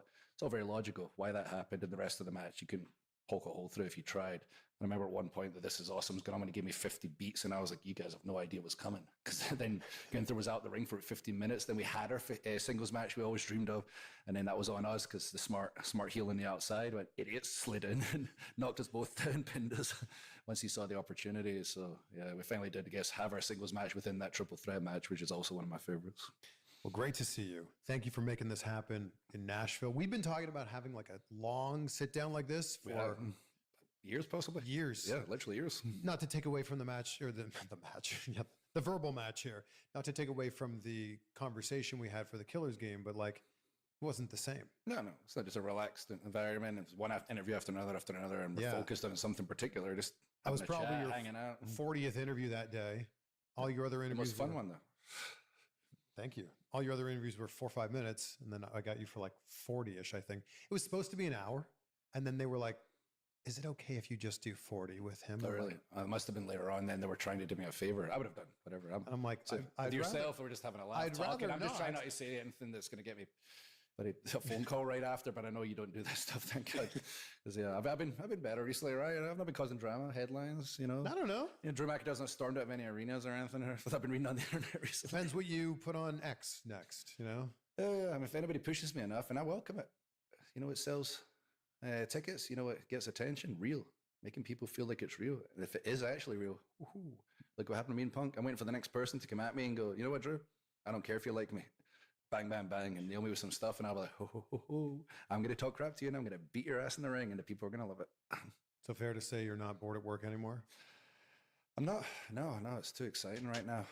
Yeah, to be bored at work, but WrestleMania's around the corner, so yeah. I mean, I got to keep the run going. I've tweeted 2 years in a row now, broken all kinds of records. Be a shame if I didn't this year. How's everyone? How's everyone at home? How are the cats? I mean, it's not great news there. Obviously, not surprising me. You know, I did say to you can ask about everybody, so it's very difficult to talk about. But the family are good. Everyone's coming from Mania.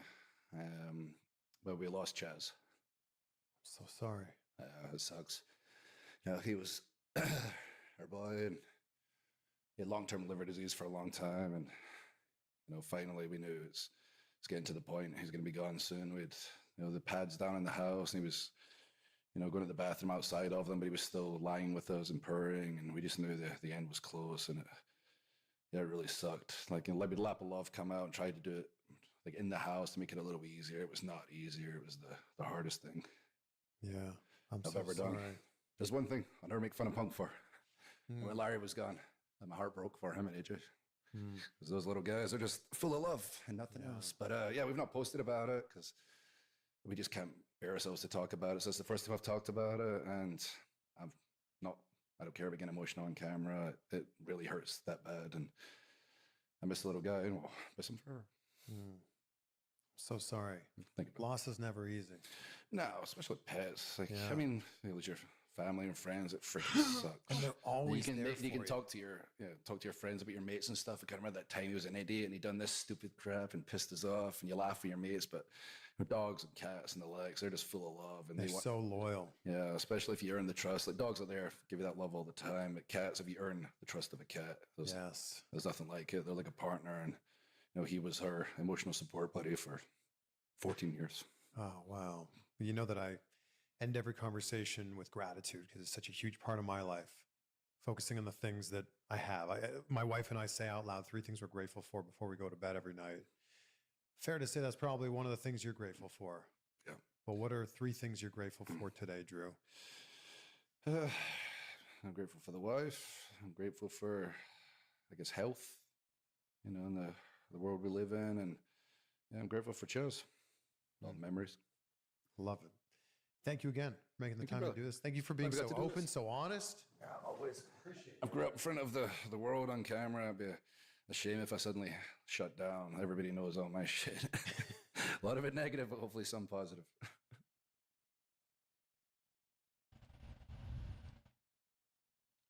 Hell yeah. Wrestling's tough. There's so much to it, and you only learn gradually with time. Over the last 10 years, I've had some of the best matches of my career, and the fact that those aren't happening on a bigger platform, that breaks my heart sometimes. You were only 22 when you made your WWE debut. I was 21. I was turning 22 when I worked the Elimination Chamber. Did you feel the pressure being in Elimination Chamber at that age and early into your WWE career? Yes, I did. And also, I made a huge mistake by... How heartbroken were you that you get released a few years later? I was shocked and heartbroken, but I also felt like I would come back eventually. Why were you so sure you'd come back? I was young and I was redeemable. Do you feel like you were ever close in WWE to winning a championship? Vince was playing with the idea of making me the youngest champion. The amount of muscle you put on at that age is impressive. My body was just very receptive to it. Also, I had good genetics. How hard was it to stay that conditioned? It was hard, but it was more about making... well, it's got... You're drinking out of? Yes. Is there is that a copper water bottle you're drinking out of? Yes. Is there a reason for that? Well, it's got a ton of health benefits. Yeah? Well, I had a guy who sold me on it purely on the fact that, so I'm starting to get a little bit of that salt and pepper in my beard, which I don't mind. We're about the same age. Yeah, I get it. Yeah. Which I don't mind. And like the ladies actually love, but my concern is the whole beard going completely gray, because then I feel like, oh, I'm going to have to shave it, because I don't want to do the, whatever it is that just, I mean, as long as, you know what I mean? Because I hate it when it looks obvious that you're coloring the beard. So I'm just, you know, that's where I'm You at. look like NWO Hogan then. You Yeah. know? Oh, yeah, If you did paint it. Exactly. But Yeah. like, you know, it was his thing and it just worked, right? I don't know. Like, I don't think anybody else could pull that off. Of course not. Nor yeah. could anybody pull off the, you know, the bald with the hair like The that. skullet. Yeah, yeah. Like he actually was okay with it. So you're telling me this will keep my beard hairs from going gray? I don't know. You know, it's that. But if you think about it, honestly, like if you go back, you know, early 1900s or whatever, people were always drinking out of this type of stuff. You know The what I mean? only thing I drink out of a copper mug is a Moscow Mule. Right? Yeah, yeah. It's I can not see a that. Moscow Mule unless it's a copper mug. Well, yeah, it's just, I mean, you got to read up on it. It just, it Okay. definitely has some, it matters what you drink out of. It really does. And, but here's the thing, you can't drink out of this all day too, because it'll have a complete negative effect too. Oh. So that, yeah, it's a whole thing, but, yeah, I don't know. I like it. When you had the beard, people were calling you Sexy Jesus. Well, they still do. I just, you know, I have to trim it every once in a while. I like to do the sideburns, you know. Those are sideburn good. Thing, you know Those what are I like mean? 90s sideburns. The 90s are back. Yeah, yep. So tell me about Sexy Jesus. Oh, oh my God. Okay, so basically, somebody dropped hashtag sexy Jesus in my Instagram comments, and you know, I just got like a little chuckle out of it, right? Didn't think much of it, but it was funny. It was silly, right?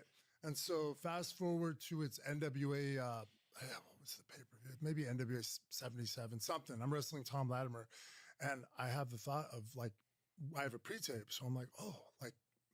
Maybe I should drop that sexy Jesus line, but subtly, you know, it doesn't need to be a big thing or anything, just subtly drop it in the promo. And so I did. And then you fast forward to the match and I'm working with Tom Latimer out there and we're in the heat of the match, so to speak. And the crowd starts chanting, sexy Jesus, sexy. And like, it was just really cool because I've never seen something pay off so quickly in pro wrestling. You know what I mean? For me, at least, where, you know, you say it earlier, just hoping that like, oh, maybe it's stupid. Maybe it'll catch on a little bit. And then they're chanting it later. So I was like, oh, okay, maybe I can run with this a little. I mean, it's blasphemous. So it's kind of hard to use it in any of the big companies. But, you know, at least gives me something to play off of now. And, you know, I had told you before we came on that I've been working with GCW. So that's a good promotion for something like that. Circle 6, another one out here. I actually was Jesus for their Halloween show. Perfect. We had a master lock challenge with the devil. It was amazing. I don't know if you've ever been to Circle 6, but it's wild, man. I was the ring announcer for Circle 6's first show. Oh, okay. Yeah, So there you go. I love Circle 6. they're JB, wild. Oh, JB's yeah. fantastic. Oh, yeah, all of them. Yeah. Sean, yeah. Oh, I love yeah, they're those guys. great. Yeah. It's funny that you just threw Sexy Jesus in there as like just a line, just a throwaway line. Well, that's where I felt like it had to be, though. Because, you know, like to make a big presentation out of it, I don't know. I just like drop it in subtly, you know, as one of the things I'm calling myself and to see if anybody kind of catches on. And it's funny, man, a lot of the indie shows all work. Like people will chant it and it always kind of makes me smile. Like, cause it's just like, wow, like, you know, like it's too bad I can, you know, how would you translate this on, you know, WWE or AEW though? I don't know. I don't think you can. You can't. Yeah, you But can't. you're making the most of it now.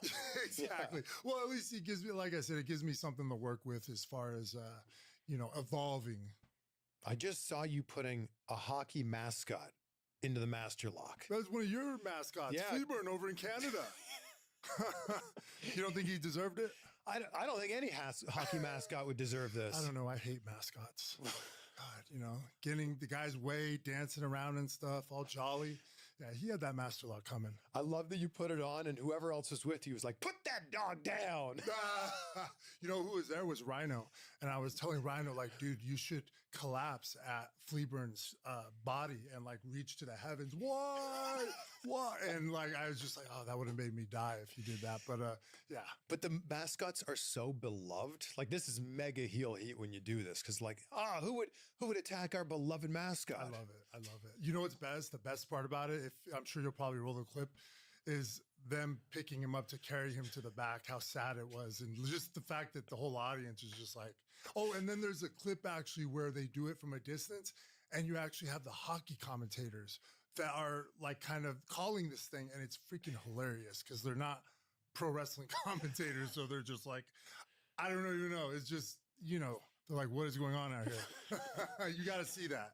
Do you prefer working as a heel? Oh, yeah. Yeah, I think most guys do. But for me, it's because You know, I feel like I'm more naturally probably a baby face. This is just me, you know, evaluating me. And, you know, if you've ever heard this, actually, most of the guys who are heels in the business are actually baby faces in real life and, you know, vice versa. So, but I mean, bigger picture though, it's just, it's more of a fun challenge to like, you know, if you're playing the masterpiece or something like that, like you got to overcome all your little insecurities or whatever is going on in your life. And you got to believe that you're better than everybody in this building. And, you know, they should be lucky to be watching you wrestle. Like that kind of mentality as a heel is kind of fun to play that out and kind of make that switch in your mind. And, you know, it's like becoming somebody else, you know, and fans appreciate heels too. You know what I mean? Like you got to have a good heel. And here's another thing that with pro wrestling is when you're a heel, it kind of takes the handcuffs off a little bit. Sure, like there's a yeah. lot, like as a baby face, there's a lot of things you got to kind of avoid, like little things, you know what I mean? Like even just stomping a guy in the ring is not very baby face unless you're Steve Austin. You know what I mean? Like it isn't. So, but that's just one thing of many, you know? So like, you know, I just think it's a little more freeing as a heel. And like you can F up and it's always kind of okay if you're a heel. Like, Yeah. you know what I mean? Like LA Knight's botch would actually been okay maybe if he's a heel, but as a baby, it doesn't help very much. I say this frequently, but like if you're a baby face and you're getting booed, there's a problem. If you're a heel and you're getting cheered, it's like, not my fault you're cheering for me. Like, I guess I'm just that good. Yeah. Like, and that's an interesting thing because when you're a heel, any reaction is fine. When you're a baby face, if you're not getting cheered, it's like, ooh, gotta figure this out. Yeah. You're right. You're right. That is, and that's a lot of pressure, especially Yeah, when you're sure. first coming in. That's why I was kind of glad I was a heel because, you know, they would have probably rejected me. I know they would have because my first match in OVW, Jim Cornette had me wrestle Joey Mercury. And this was the first time any of these people are seeing me. And I was supposed to be a babyface. And I walk out there and they just boo that out of me. Just because you were jacked and good looking. And I probably just came off like an a-hole. I don't know, like a cocky kid, you know what I mean? Like they just could not connect. And it was just funny when I came to the back, Jim Cornette's like, you will never be a babyface again. You know, and I was just like, oh, wow, this is interesting experience here. Because, you know, I didn't know what to expect from them either. Like, I don't look at myself like I'm you know, I'm like a 19-year-old kid over there and they're just booing the hell out of me. I'm okay.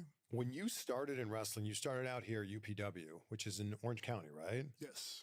Were you there at the same time as John Cena? Yeah, and so I don't know this for certain, but we might have even started the same day.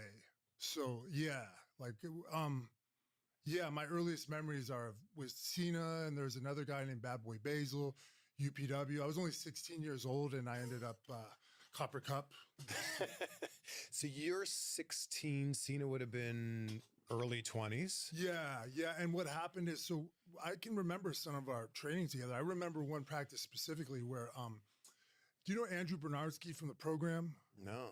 He's a big dude, but anyways, he was training with us and he went to give a leg drop off the second rope and literally landed with all of his ass on John Cena's head. Like almost killed the franchise before he ever became the franchise. You know what I mean? But yeah, and it was clunky as hell, man. Like some of the stuff I remember, like, cause I remember us working, you know, some tags and stuff over there because it was originally in Huntington Beach. And so, yeah, we did, you know, and it was maybe 3 months in that I was doing a leapfrog and again with Andrew Bernardsky and I didn't clear him. And so I kind of landed on him and then landed on my ankle. Yeah, fractured my ankle. And, you know, I tried to keep training on it, but I knew something was wrong. And like literally a month had gone by and I couldn't extend my foot. So long story short, I ended up having surgery and then I took a couple years off. In that time, Cena obviously got signed, went to OVW, and then I ended up coming back to UPW, you know, like a couple years later, by the time I was like 18, I think. So 16, how jacked are you at that point in time? Not very. I mean, I'd started working out, but like, you know, when I got to UPW, that's how I realized like, oh, you got a long way to go still. You know what I mean? You're not anywhere where you thought you were, you know, like, because again, John Cena was so built. And then there's another guy named Bad Boy Basil. And like, those were the guys that were really getting WWE's attention. So, you know, I just realized like, yeah, I had made progress for myself, but I had a long way to go. So that's why I kind of, you know, I had the surgery and I kind of just, like just completely like indulged in bodybuilding and for the next couple of years took it up as a hobby.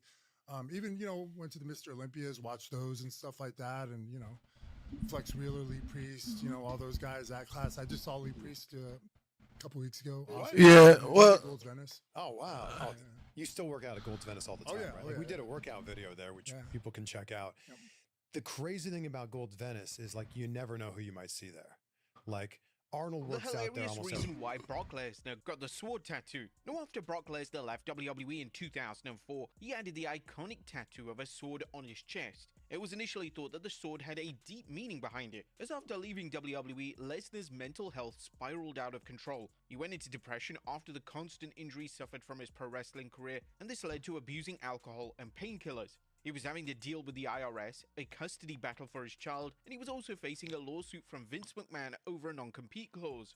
It was believed at the time that the sword was a metaphor for the pain that he had gone through during this time. Lesnar would indeed turn his career around by becoming UFC heavyweight champion and then returning to WWE. However, the real reason behind the tattoo was actually hilarious, as the tattoo was just a result of a drunken whim. Lesnar explained on the Spittin' Chitlets podcast of how he was shit-faced drunk and was in Scottsdale, Arizona training for the NFL.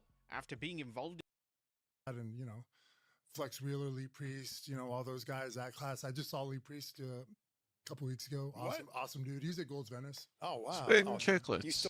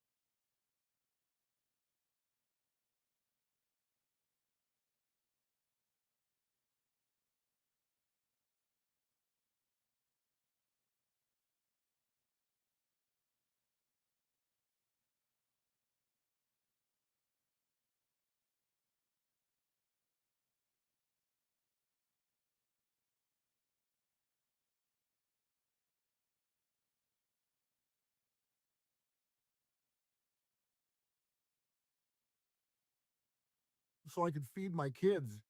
You guys should see my grocery bill. I had left the company years ago, and I'm grateful that I'm back for a short time here. So I'm really grateful for all the opportunities that I've had. For the thousands and thousands of the Heels Advocate fans, finally, the heel has come back to advocate. Our boy Brock Lesnar.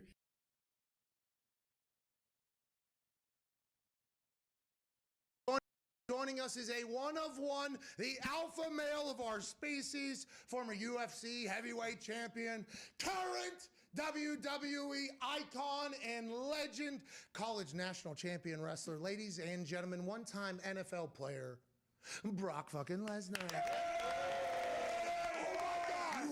Oh my God. Tip of the cap. How you doing?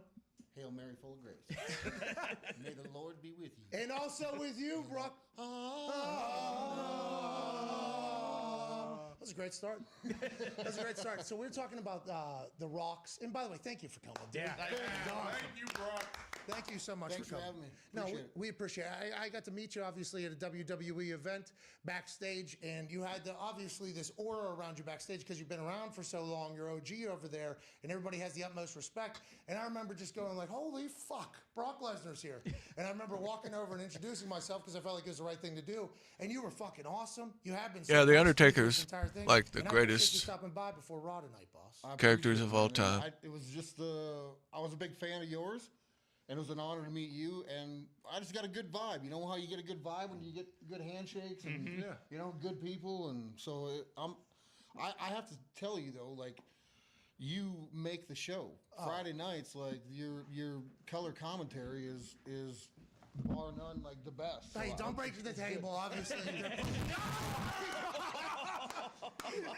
I just break shit.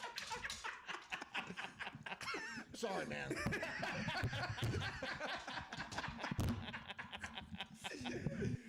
Mix around here.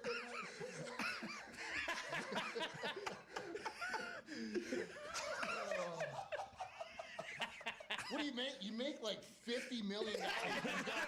You got a little jerk ass table. What? Can you face the microphone back to me, please? Look at this. Oh, man. It's gonna fall again. That was amazing. One man. Well, that's good. It would be great. Did you hurt your hands? They're obviously not. Nothing can hurt your hands. I'm just like, just making sure it ain't gonna. Hey, great job putting it back together, guys. Yeah, wow. Craftsman. Unbelievable. Oh. I was once told to think about you as Bam Bam. Right? To think about you as an adult version of Bam Bam. I literally just got to witness both hands up and both hands down. Happy we were able to figure that out. You're a very nice man saying great things because for a long time at WWE, you're obviously the marquee. Hey, you've been doing this a long time. When you got into the WWE, did you just know like naturally you loved it, you enjoyed it, you were good at it, and this was going to be your career path? No, I had no idea. I started wrestling when I was 5 years old. Grew up in Webster, South Dakota on a dairy farm, and wrestling was just a passion. We didn't watch TV, didn't have, it was just, we worked and tried to make a living, right? So you didn't even know professional wrestling was a thing? I did not watch professional wrestling until I got to college. And then it was on in the dorms, like in all the guys it was in the, like the congregational hall or whatever. And lobby.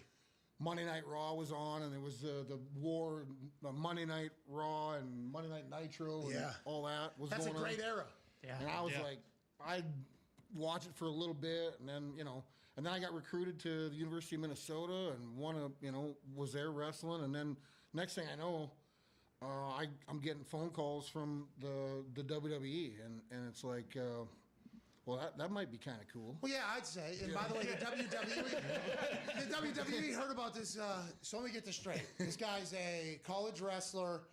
He grew up with no television, out on a farm, and he's a better wrestler than everybody. And Vince McMahon was like, yeah, we would fucking love to have that type of... You were one of one. Whenever I say, like, alpha male of our species, that's a real thing, dude. Like, I told you this, I think, in person one of the times we were chatting. I don't know if you could hear me or not, but whenever you came out on SmackDown or you heard the clip, I literally said, like, hey, if an extraterrestrial species came down, like in a pod, like they came down as a crew, you know, they came down and they did their thing and they parked it and they said, we're going to send our best fighter out and you bring your best fighter or toughest and whoever wins gets Earth. Every fucker on Earth would say, all right, send Brock Lesnar. Von Lesnar. That's literally who it is. That's there's a lot of bad men out there too. You know, I've been in the UFC and I'm a humble person. You know, Donald, this guy's a freak too. Where you guys just spent time talking about him, Aaron Donald. Yeah. That guy's a freak. I mean, there's 1%ers of 1%ers, and I'll humbly say I'm sorry. But I appreciate that. I've never even really looked at myself like that. I just kind of envisioned that like hard work and like it just pays off and all that, and that's how I just stuck to my guns with that. So when you go to the UFC, you have to hear all the people saying, "Oh, this wrestling guy," right? Because they kind of your amateur wrestling background. Yeah, but dude, I started like I was fighting as a kid. Like so, we didn't like my older brothers. No joke, and if you like, you know, the local people from Webster, South Dakota will tell you the Lesnar family were fighters, and so I grew up 6 years younger than my two older brothers who were getting out of jail on Monday mornings to go to school because of street fights and you know. So I grew up with that stigma. We went to street dances. I went there to fight. Like that's what we did. That's what I did anyway. And then it was girls after that. Maybe I'll have a couple drinks. Yeah. But those are different orders. For different orders for me. I was going to fight, and then you know. Yeah, do your thing. Yeah, other people are doing much differently and hoping not to fight. That was kind of your thing all along. And then my mom said, you know what, like you should. Like you got to make some money with this stuff if you're gonna, you know, like because it just cost. It put my mom and dad through hell. Yeah, I could imagine. We were fighting all the time. My brothers would fight. Like it was just World War III in our house. I fought my older brothers. You know, put them through the kitchen tables when I finally grew up, and then you know had enough of their shit. Like, What year? How old were you? I'm probably 18. Oh, when it all happened. Yeah, when you know. So I put my brother through the china cabinet and you know, and then my mom and dad just probably cracked a beer like, this needed to happen. So when you go to the UFC finally, and you're an incredible amateur wrestler, and by the way, your amateur wrestling background and resume should have warranted more respect, I think, than when people were talking about you because you were coming from the WWE. With that being said, zero fear at all. Felt very comfortable in the cage? Total comfort. Yeah, and I surrounded myself with really good guys and you know, good. I took it very seriously. It wasn't me. You know, I was, you know, we're going to go to the gym and I'm going to work on this. I hired, you know, the best jiu-jitsu guys, the best, you know, stand-up guys that could coach me. And so I really took it seriously. And it was very humbling, you know, my first fight in the UFC against Frank, because I had prepared for the knee bar so many times. And I actually probably 1 million times had prepared to how to get out and counter what he got me in. And it was like, it was like I was in practice drilling and how to get out of it. And so I was like, oh shit, this is happening. Yeah, that's good. I'm done. And I was like so mad at myself. And it just kind of built another thing that the people, you know, ram down your throat to say you can't do something. Love those people. Love them. They're the best. Yeah. So I get goosebumps for that. So I'm like, well, all right. And then Dana was like, I had a 1-fight deal. And I was like, please, just give me another shot at this. So then, boom, and then it just took off. I fought, you know, Heath Herring, and then I got Randy Couture and won the belt. And, and then cut that promo on a beer. Yeah. What? Yeah. What? What? What? You're not paying me enough. Fuck off. What? That was amazing. Go ahead, AJ. AJ's on the screen. Hey, I don't know if you can hear me or not, Brock. Obviously a big fan. What's it like dealing with Dana White? You might have to relay that to him. Hold on. No. Keep the cowboy hat's so cool. Just put. Yeah, you don't need to take it off. How about this? Okay. Can you hear him? What? You hear me, Brock? What? What? What? Now you look awesome. Are you there? What? Yeah, you got me? Gotcha. He's got me. Hey, what's it like dealing with Dana White? What's your relationship like with him? I guess from back then up until now, you guys close? Yeah, Dana's all right. I mean, I've got a lot of money from him. You know, so you made a lot of money for him. Yeah, probably. Yeah, I probably should have got paid more. Maybe. Well, that's a big conversation around the UFC. Whenever you do business outside the WWE, and everybody calls Dana basically a spitting image of Vince, just in a different fight game. Do you agree with that? I don't know. I really can't compare the two guys. They're just so. I mean, honestly, my relationship with Vince is so different than it is with Dana over the years. Vince and I have had a love-hate relationship for, you know, the last 20 years, but it's been good. We got a lot of water under the bridge. I have a lot of respect for both men. But you know, things dealing with Dana and it's just a totally different. You met business Vince approach. when you were younger. I met Vince when I was younger. I look at Vince more as a father figure, actually, you know, because I've learned a lot of things from him, and I was able to carry those things over and handle business with Dana. So I mean, Vince is a self-made person. So is Dana. You know, took the company and they done and made it public and made a bunch big. Hey, congrats on that. Congrats on that cash, by the way. So. Do you feel it all is a business, though? I feel like you're a very good businessman. And that is just from hanging out with you a few different times, but also being a fan for a long time and watching you work and watching what you do, when you do it, how you do it. I feel like you're an incredible businessman, even though you just hung out on the farm with no TV fighting people all the time. Well, I appreciate that, but I don't. I just handle things, I think, old school, and I don't spend my money foolishly, I don't think. And what do you do on a day-to-day, by the way? You don't spend your money foolishly. I've gotten a chance to chat with you a few times. People need to... He does not spend his money foolishly. I mean, I'll get a picture every once in a while from literally... there is a 10-mile radius from where he is to the next human, okay? Even the chance of a human, and there is an ice fishing trailer up there. Had to be negative... Hey, how many Celsius? Oh, no worries, how many Market. Fahrenheit? What is it? Which one? Family comes first. Saskatchewan probably minus 20, if I'm not mistaken, bro. Minus 20, eh? Yeah, you got it. Anyways, though, it feels like you're still that same exact person you always have been, but you have obviously landed in the middle of an incredibly successful business run because you're a freak show athlete out there. So that I love that you still he's out in the middle of nowhere doing your thing. What does a day look like for you? Well, I mean, when COVID hit, I had years ago, I bought land in Saskatchewan, because I hunted there, and then came across this farm for sale, and then I just kept buying land, and then you can't own land in Canada unless you're a resident or get your citizenship. So then, well, okay, I'll move there and live there and get our residency, and then more land's coming for sale, and making land investments with my money and like hedging my, my stocks and bonds and buying land and just, and farming. So I grew up as a farm kid, dirt poor.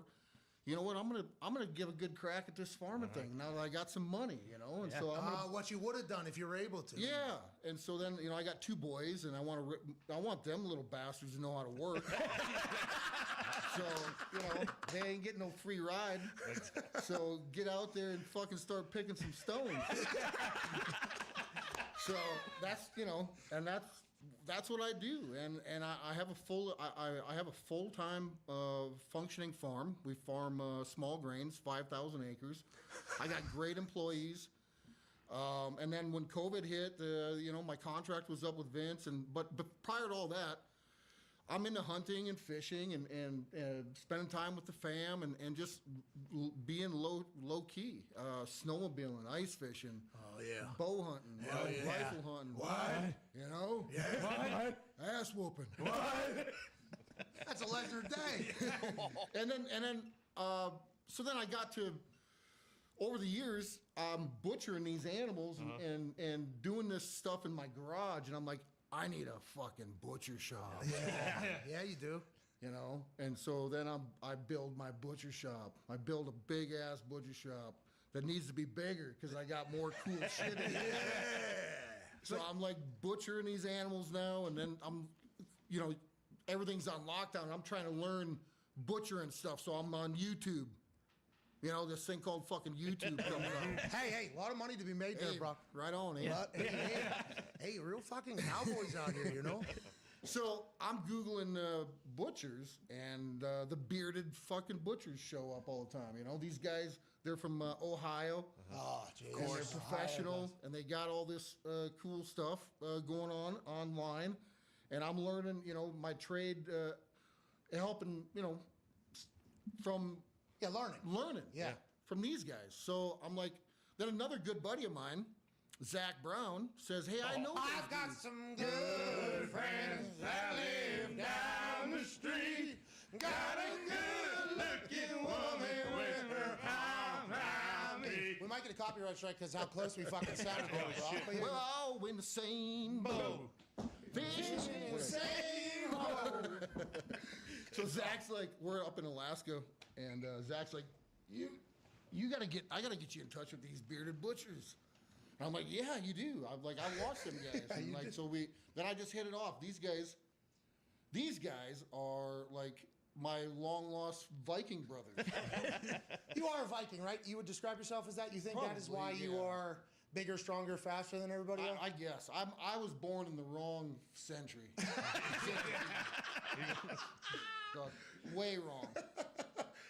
But you meet up with the bearded butchers. So yeah, I meet up with the butchers and went out, took my kids out there. We slaughtered some animals, and we did the whole thing. Spent like 4 days out there, and so yeah, that's what I've been doing. I enjoy my butcher shop. I love like getting out there, with grinding my own meat up. Working with my own seasonings and all that stuff. Oh, let's get right to you. Yeah, so if we can do a little marketing. Boom! Yeah. Absolutely. By the way, we've been using this at the office for the last month and a half. You got a winner here. I believe so. So between me and the butchers, we came out this seasoning, and I love it. And give it a whirl, man. Yeah, go to beardedbutchers.com and you can get the Brock Lesnar blend. We've been using it's unbelievable. No bullshit. It is unbelievable. It goes on everything. Yeah, we've gone through. Yeah, there you go. I got the seasoning. It tastes so damn good. Hey! Don't as much as possible. I'll get my seasoning because it's so damn good. Hey! We've eaten it every day for like a month. I appreciate it. It's damn good. Yeah, it is damn good. And congrats. Oh, hell yeah. Hell yeah. Hell yeah. What? Steve's a good dude, too. Okay, yeah, we can dive into that in a little bit, but I would like to, because the amount of things you've experienced in WWE, UFC in your life is obviously insane. But whenever you land on that particular seasoning, do you say, "Yup, home run, best meat I've ever fucking had"?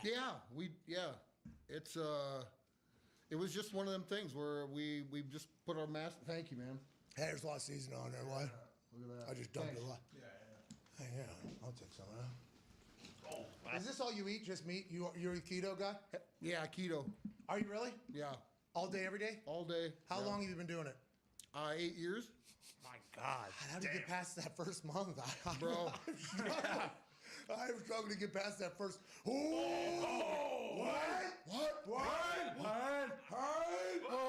Jesus. Hell yeah. Hey, what's, I guess, well, you told me, but Rock was 52-inch chest, obviously, talking about him. Is that all he is?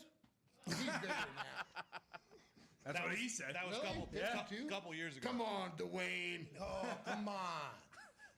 No, my suit coat is 54 or 56. Jesus. When you walked by at SummerSlam, it was my first time seeing you in person. In human. Yeah, like human to human. I was first time ever seeing you. I just said, Jesus Christ, look how vast that thing is. You literally, your body is just naturally built to be as physically imposing as possible, I feel like. Because it's like that goddamn, what's that snake that goes up? Cobra. It's a cobra. Your body is literally built naturally like a cobra. And then you throw on top of it that you have like a 40-inch vertical and you run fast and you're incredibly tough. It's just, you were literally... I appreciate it. You were crafted to be, I think, a fighter. I'm happy you fell into like what you loved for a living. I think you... Right? It was pure luck, and I owe all like a lot to my high school wrestling coach and little kids wrestling coach. It takes a village to raise a good child and bring things up, and good parenting. Mm-hmm. But if you can find coaches out there and people that give a shit about you, and you're a good kid and you respond well and you listen. And you learn from your mistakes, and I think that's what I've been able to do. Mm-hmm. I've had really good mentors in my life. It's called old school, but it feels like it just makes the most common sense. Go ahead, AJ. Brock, how satisfying was it for you to slam Wee Man through that table? So, like, that was not staged at all. Like, I flew into town, and before the Royal Rumble. Yeah, St. Louis. And I got a private room, and I come walking through the restaurant at the hotel, and I'm like, I just scurry through people. Like, I just want to get. Hey, it's awesome to watch. By the way. Get in and get and then go hide in my hole and eat my steak. Just leave me alone. And listen to your music. Yep. Absolutely awesome. So I'm like, my buddy goes, the Jackass crew's out there, and I'm like, really? We walked by him. Yeah, okay. Then all of a sudden, I sent the waiter out sent a nice bottle of wine to. Oh, gentlemen. Hey, nice good guy. Hey, it's good business. Good business. Hey, yo. Hey. So then, next thing I know, Knoxville comes into the back room, breaks my fucking door down. Like, actually? Yeah, broke my door. The door on the private room. And I'm like, okay, well. So I come walking out, and then I guess in the midst of all this, they were setting themselves on fire out in the restaurant. In the restaurant. Jesus. I didn't know that at the time. So I just come, I'm like, I'm going home, gonna go to bed. And I'm walking out, and then Wee Man stands up and like peacocks me a little bit. Wee Man peacocks Yeah, you? he's like, and I just picked him up, and I'm like, yeah, right there, I'm gonna put you down right there. So none of it was promo, none of it was stage, nothing, and so it would just turn out to be really fun. And, good for business. Good for business for everybody but the restaurant, maybe. Yeah. But the entire thought of Wee Man seeing you and just going, "What, dude?" Yeah. And you go, "What the fuck?" My favorite thought of that whole thing is some patron at the bar, okay, who's just sitting there. And they don't know sports, these people. At this particular restaurant, probably not. They don't know sports. They don't have any clue. There's business people. They look to the right. The biggest white they have ever seen walks out from behind. They're going to explain to everyone. It was like a Viking man showed up, literally out of a movie, the biggest man we've ever seen. He walks over to this crew that had been lighting themselves on fire, and he picks up one of the smallest whites we've ever seen, throws him through the table, and then what, you just walked out of there?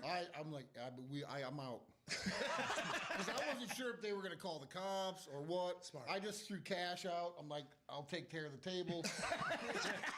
Stage left. Peace. Oh, that is amazing. All right, we got to get to a break.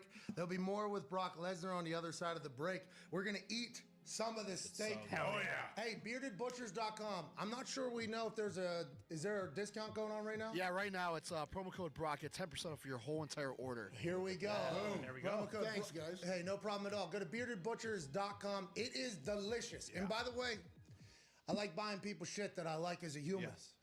You've been a good dude to me. Very good dude to me. And I've been a big fan for a long time. We'll be back with Brock on the other side. Maybe your phone calls and everything like that. This is the Pat McAfee Show. See you in 4. Welcome back to the Pat McAfee Show here. What a season it was, huh? Oh, yeah. Unbelievable. We won some, we lost some, and we gave a lot of shit away because we appreciate everybody that watches and listens so damn much. That's true. And we're going to continue these giveaways, and we want to let you know if you've won, you probably know that it isn't easy for old CFO Phil to get all these giveaways done with restrictions on cash giveaways across all different platforms. It is a fucking nightmare, to be honest. Right. Giving money away is actually much more complicated and difficult than you could ever imagine. One. There's restrictions. One. And protocols. One. And limits. One. In our bank. One. Not like your bank. One. So our banks One. can't make it happen. One. There's PayPal. One. That stinks. One. Then there is a brand new giveaway sponsor and partner that should expedite everything quickly so we can do more giveaways in a much more efficient fashion. Ladies and gentlemen, Cash App is now the official giveaway partner for the podcast. Thank you, Cash App. Thank you, Cash App is the easiest way to send, spend, and save your money. If you aren't on Cash App yet, which you probably are, but if you're not, you need to get on there. That's where we're going to be doing all of our giveaways, I think, for the next year at least. Okay. Use code McAfee when you download the Cash App, and you can donate $15 or $10. We'll go to a charity of the show's choice. Wow. We'll figure that out at a different time. Download in the App Store or Google Play Store today. You can buy pieces of stock with as little as $1. You diversify your portfolio, Brock. Just $1? As little as $1. Now half. He'll bid 5 now, 5 and a half, now 10. He'll bid 10 now, 10. He'll bid 10 now, 10 and a half. Oh! What? So how many auctions did you have to go to for all the cows and shit growing up? Oh, That was the show, brutal. But, it was day out of school. So I'm like, yeah, let's go to the auction. Download the App Store today. You can buy Bitcoin one time, daily, weekly, monthly, with as little as $1. Now, it's going to take a while to get a good return on that money, but you can get into the game with $1. Hey, AJ. What is that? Bucket. This is a bucket of Brock Lesnar seasoning. Boom. By the bucket load. I watched those dudes. I watched the Bearded Butchers on YouTube. I saw one episode when Brock popped up because that one had many millions of views compared to some others, but those guys are huge, actually. Okay, so let's talk about what he just said. Needle mover. You have to know it. Everything, like you coming on the show, you are blessing us with this show. Oh, yeah. Hail Mary, full of grace, may the Lord be with you. And also with you. Also with you. I thought you were going to continue. Oh, yeah. First I hour. could. Yeah, first hour, you did the whole thing. You did the whole thing. No, but you Our really are. Father who art in heaven, hallowed be thy name. Thy kingdom come, thy will be done on earth as it is in heaven. Give us this day our daily bread. I'm a believer. I'm a believer. But you are you a believer in knowing that everywhere you go, everything you do is going to be watched? Yeah, actually, Roman Reigns is wearing my shirt. The needle mover. Yeah, the needle mover. No, he moves shit too. Hey, what? Now that is something. Yeah. Because we asked Seth freaking Rollins, badass. Oh, yeah. Well, he's a badass. Burn it down. And he's a fucking guy. He's so tough. Man. Yeah. Oh, yeah. Crazy tough. I actually asked him, I'm like, hey, you still have time to say, nah, I'm not stepping in there with Brock Lesnar. And he was like, what? I was like, wow, this guy's crazy, dude. Nut job. But we asked him Mount Rushmore wrestling. And he said, is it draw or is it in-ring abilities? Now, he had two different groups of people in there. When you think about Mount Rushmore wrestling, you're on a lot of people's list. That has to be pretty fucking awesome. And who are the people you think you have a lot of respect for in the business? You don't have to give Mount Rushmore, but in the business. Yeah, but I don't. I don't really care or give a shit. I'm serious. I don't. Like, I don't give a fuck if I'm in the Hall of Fame or not. I've done what I did. I don't care. I don't care if I'm leaving a legacy behind. What I do care about is, I'm a good person, good dad, and all that, all that stuff. Like, that's important to me. Mount Rushmore of wrestling. I don't think you have to give one, but in your eyes. I don't really. Like there's a lot of guys. I mean, it's all like this is a business about making money. Okay, unfortunately, like you wouldn't be doing a podcast if you weren't making. As the world turns, the NFL, by the way, the NFL, everything, is about just turning dollar bills, y'all. And by the way, you do a lot of that. You always have. You've been on the marquee for like 20 years. And and it's been. I feel fortunate that I'm still be able to be on top and do that. I mean, it's like to be a part of a company that Vince McMahon helped and skyrocketed and now like be a part of this pay-per-view. We're going to Saudi Arabia. Premium live event. Going to Saudi Arabia this weekend for the Elimination Chamber and being a part of that, which is a first time for me. Entering the Elimination Chamber. Oh, is it? Whoa. This is your first time? What? What's your strategy? What's your strategy? Just go kill them all. So it's I'm excited for that. I mean, it doesn't scare me. For fuck's sakes, I fought in the octagon. Yeah. What about Seth Rollins, though? Oh, yeah, true. He's a threat. I mean, he's a legitimate threat in this company. He can go, But I just feel like this is what I'm meant to do. I don't. What else would I be doing? I tried my hand at football. I had a cup of coffee with the Vikings. Ran like a 4.4 though in jeans and flip flops. Yeah, this dude ran 4.4 in jeans. And I believe it. Yeah, so it was. What else am I going to do? Okay, so you love it, enjoying the hell out of it right now? I'm having a great time. Because most people, and this is in the football world, so as you get older, your brain gets better. So you're starting to understand things more in the game. You're just trying to keep your body up with your brain. Yes. I assume in wrestling is the same exact thing, right? Is that how you feel? Like you're smarter in the business much more now than you were? I think so, and I'm more relaxed. I've got 20 years in, and I'm having fun with it. I don't give a shit, if I fuck up. And you're a good guy right now. And I'm a good guy, and I got fucked over by Paul Heyman. Yeah, and asshole, huh? Yeah. Son of a bitch. Yeah.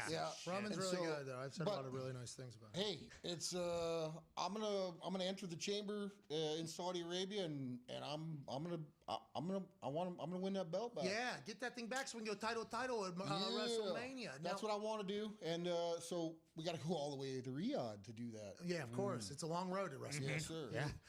How's your body? It's good. I've been with the same trainer for like 17 years now. And so I got rid of free weights probably 10, 12 years ago. Got away from the barbell, the squatting. I got into a pneumatic. I'm not going to plug this company. Wow, you don't like You know, them? well, I love their equipment. But hey, business is business. Business is business.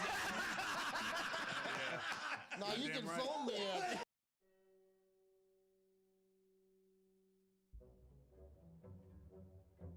Awesome. Go ahead, AJ.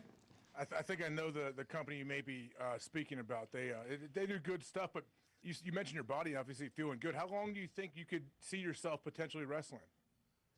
As long as them dollar bills come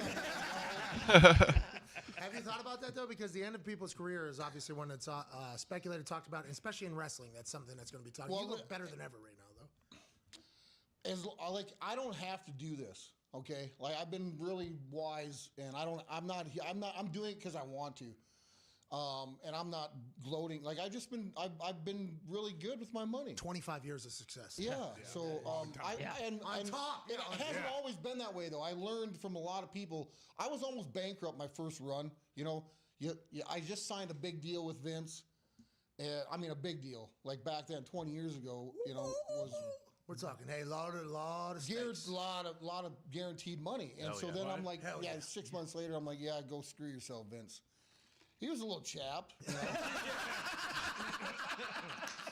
I get it now. You know, made an investment here. You know, but I had to do that, and he understood that. I had to leave. I had to go out, and I wasn't done yet. Yeah. You know, God, if I wouldn't have left, I wouldn't have been, you know, in the UFC and all that stuff. Went out and made my name.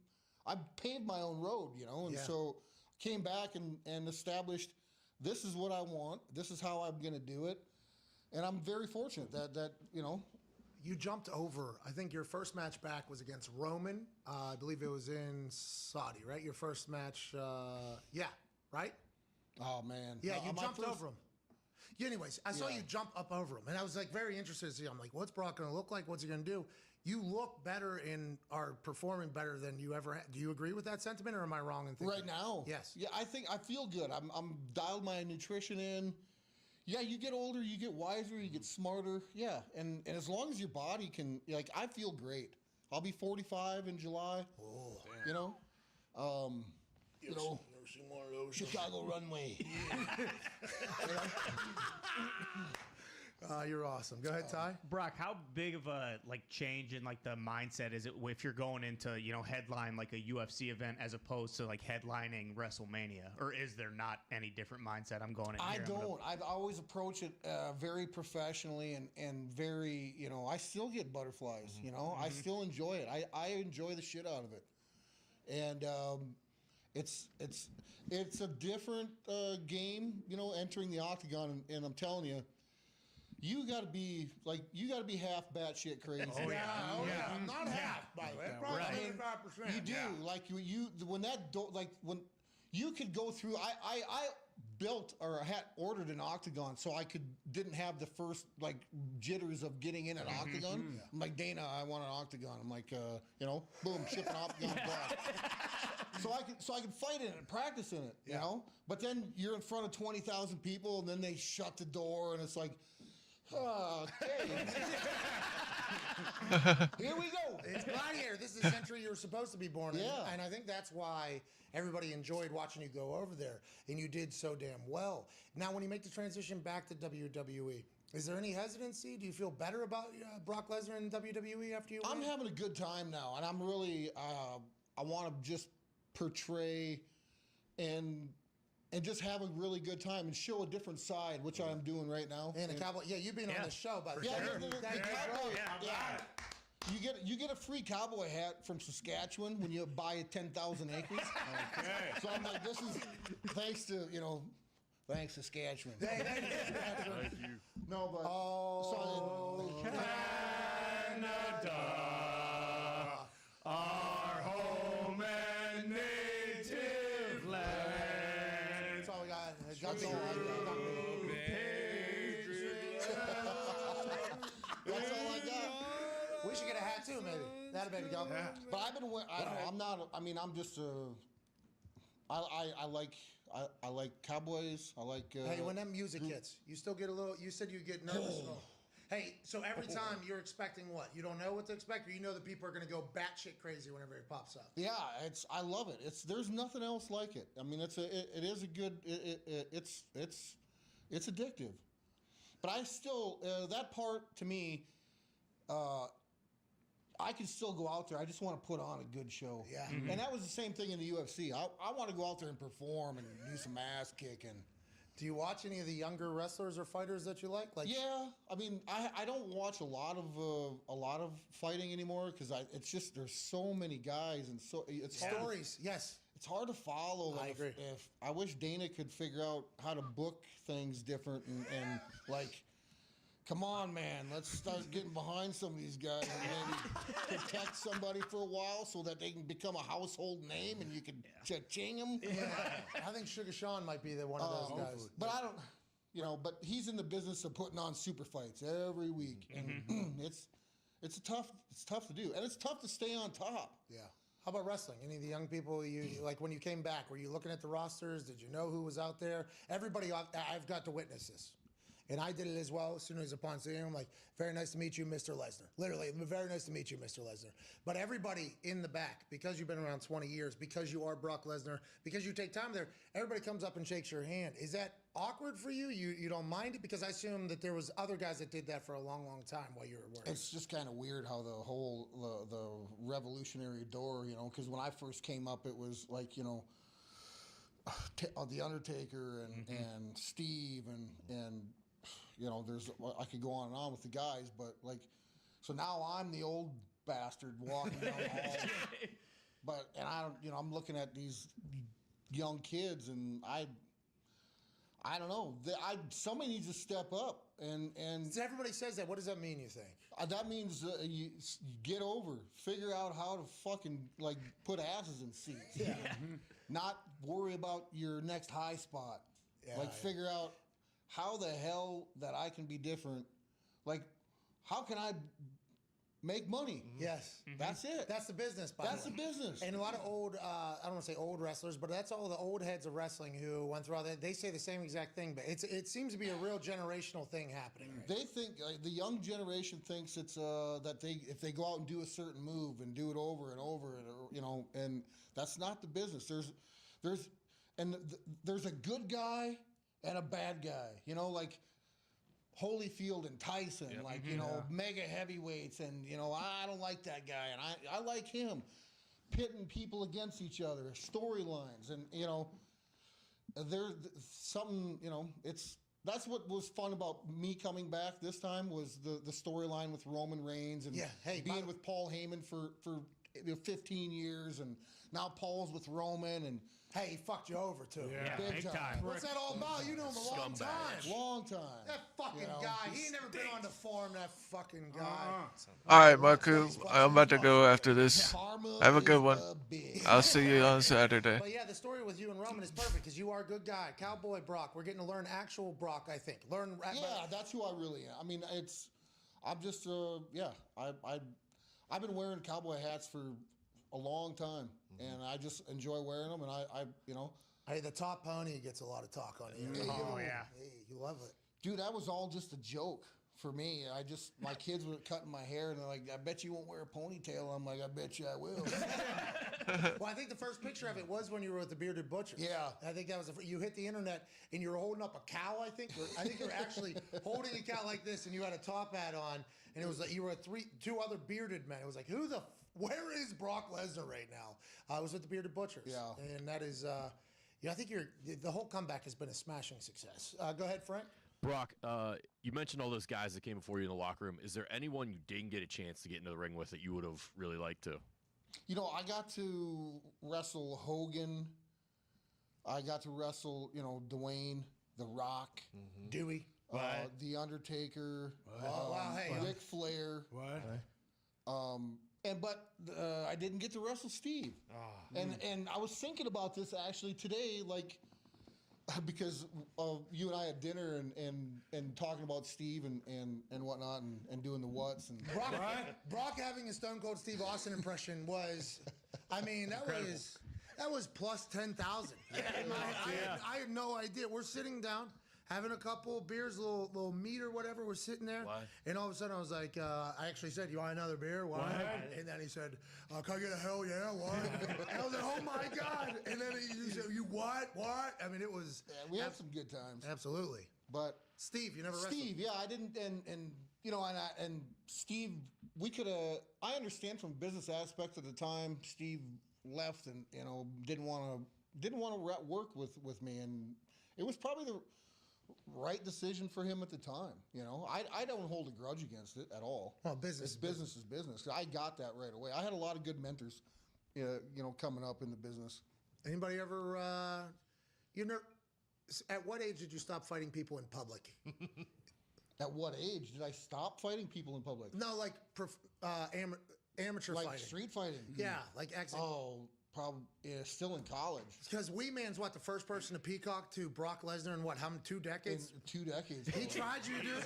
He tried you. Like, you know, I'd have to get way down, but way down, way down there. Go ahead, AJ.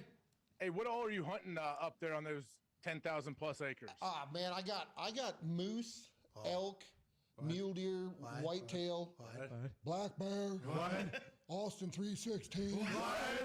Can I get a hell yeah? Hell yeah! How about a couple bears? How about you? And you? Black bear. Yeah, black bear up there. A lot of. I got weasels. Mink. Coyotes. You love that though. Like that is you, growing up on the farm. I assume you have a natural affinity for being an outdoorsman. The fact that you're still doing it after experiencing all the different life, I think, is a true testament to who the fuck you are, which is just literally the alpha male of our species. Go ahead, Connor. Yeah, so if you stopped fighting publicly in college, like at what point in your life did you know, like, I'm unbelievable at fighting? Like when you were in elementary school, did you beat the hell out of a teacher? Or No, like we got to like go out and play. I can't even say the word. You know, smear the. Yeah. So what do they? I don't even know what they call it. Kill the now. man. kill the carrier? Yeah, kill the carrier. Kill the man. But back in the 80s, it was Yeah, different. Way different. But then they used to let us just go. Yeah. They want like because they don't bring it in the classroom. Don't be bringing that in the classroom. This is South Dakota. Yeah. Just go ahead and get it. Just give a shit kicking out there in mud puddles and make sure you bring another pair of pants to school. Yeah, that's with it. you. It's worked out, right? Yeah. I mean, I feel like you said you still get nervous. That moment, Royal Rumble, St. Louis. It's like the 1000th main event or a big thing you've ever been a part of. Nothing to you. Like it's no worries because it seems like you would naturally not be a person that likes to perform in front of people, but then you get out there and you're fucking unmissable. You are the feature act. I have a total crash after being in front of audiences. Like I go hibernate in Saskatchewan, and I like my downer is like the anxiety from all that is like takes me like a few days to recover. How long has that been happening? Forever? Like forever? Yeah, it's been that way. Like I used to be have big wrestling matches in high school, and then like to come down from big arenas, and it's like I get nervous around crowds, and really I'm awkward as fuck. No, you're very comfortable. You're very good in here, and you're very good in the ring. Like you're but I'm putting on a show. Like I mean, I got to go through all this thing, and that's just who I am. And I like to go and just get away from the people, and it's not that I dislike people. I mean, and it's not been that way, but some people, I don't like. But I just like to be left the fuck alone, and like because I'm like if I'm in front of an audience, then it just exhausts me, and so I got to go and like recharge up. Have you ever had a fan come out in the middle? Because what was that? Seth, your opponent, Elimination Chamber coming up. Seth freaking Rollins, you know, he was walking out of Raw, and somebody came sprinting behind the barrier and tried to spear him. I fucking dare somebody. Oh no! I dare the next fool. Get him. What? Slam Connor. Yeah, sure. Hey, don't fuck my hat up, all right? I think you did, but I'll take mine. as we're wrapping up here, Monday Night Raws tonight. Seems like you're in pretty good physical condition. We're in Indianapolis. You broke our table and our microphone. What? That'll be these scars of this studio will remain because. Yeah, but you're moving out of here. We can wreck shit. Not yet. Like Dad said, just fucking demolition. The week before we do, Brock's coming out doing demo. Hey, you need to have 2.0 of the Brock Lesnar seasoning from beardedbutchers.com the week we're moving into the new place. So you could come in The here. igloo. Yeah, the igloo. It's cool. Hell yeah. You get it? The igloo, it's cool. Yes. Because it's cold. Chill. Yeah. Oh. You've been too gracious with your time today. Thanks a lot. And too awesome with your conversation. Yeah, unbelievable. You're fucking awesome, dude. Thanks, guys. I appreciate you all. Keep up the good work, and I appreciate it. What do you think about AJ Hawk? He's just classical. Hey, AJ. Thanks, man. Hey, thank you, Brock. You were awesome. Thanks, man. You know AJ Hawk? You He's ever- the Sorry about only the guy angle. that's got a longer forehead than me. Hey, do you see that, John? Dude, I got a head like a Holstein bull. Dude. That's what AJ, by the way, AJ has a massive noggin as well. Yeah, home plate. And the first time I met you, I was like, yo, I met Brock Lesnar. And he was like, that guy's head, because his head as well. You lug heads really enjoy that type of thing. Throwing it around a little bit. First thing you said about Cam Hayward. Wow. Big fucking head on it. Dude's got a massive cranium. You know, so these hats are hard to come by. Like they don't make it for like you can get a horse or you can get a mule, but it's hard to find a Holstein bull head. I agree. We appreciate you coming by. You're the best. Have a good show tonight. Everybody go to beardedbutchers.com. Use promo code Brock to get 10% off your entire order. The seasoning is delightful. Yeah. You can put it on. You can put it on everything. We're putting it on meat, obviously, because steaks are very prevalent here. But you can literally put it on everything. It makes everything good. And tune into me kicking ass in the Elimination Chamber on Peacock. Goddamn right. Bitches. Yeah. Hell yeah. What? Ass kicking. What? Saudi Arabia. What? Riyadh. What? Taking a jet plane. What? All the way there. What? All the way back. What? On the way back. What? WWE champion. Yeah. Hey, you see? Hell yeah!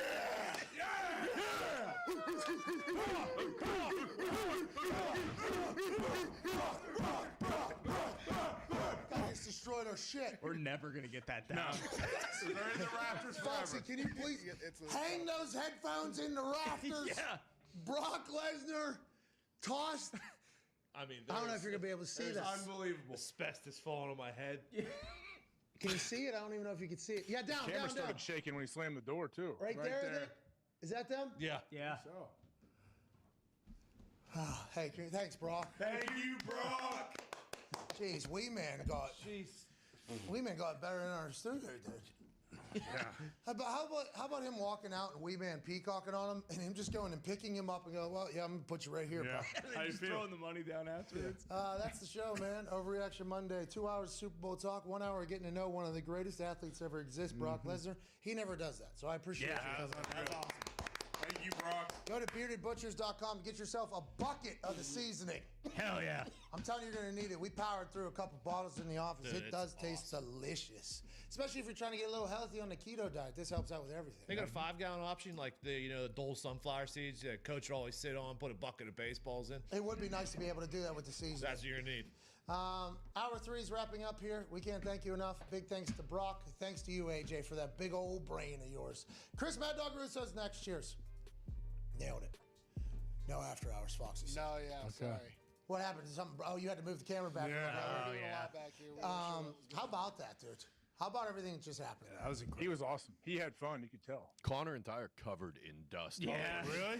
I told you there's asbestos I haven't everywhere. even, I haven't even noticed. I'm still riding high. Table got thrown. Mic got thrown. Headphones are in the rafters.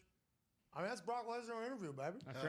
The table was 30 seconds into it. But he took both hands and put it bang. Smashed. That was literally- unreal.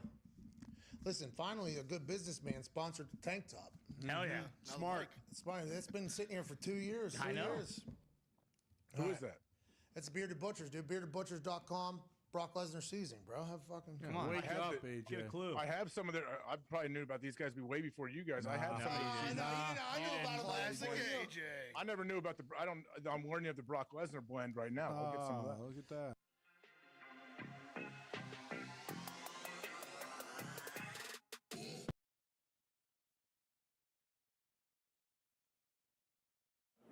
Brock. We're in.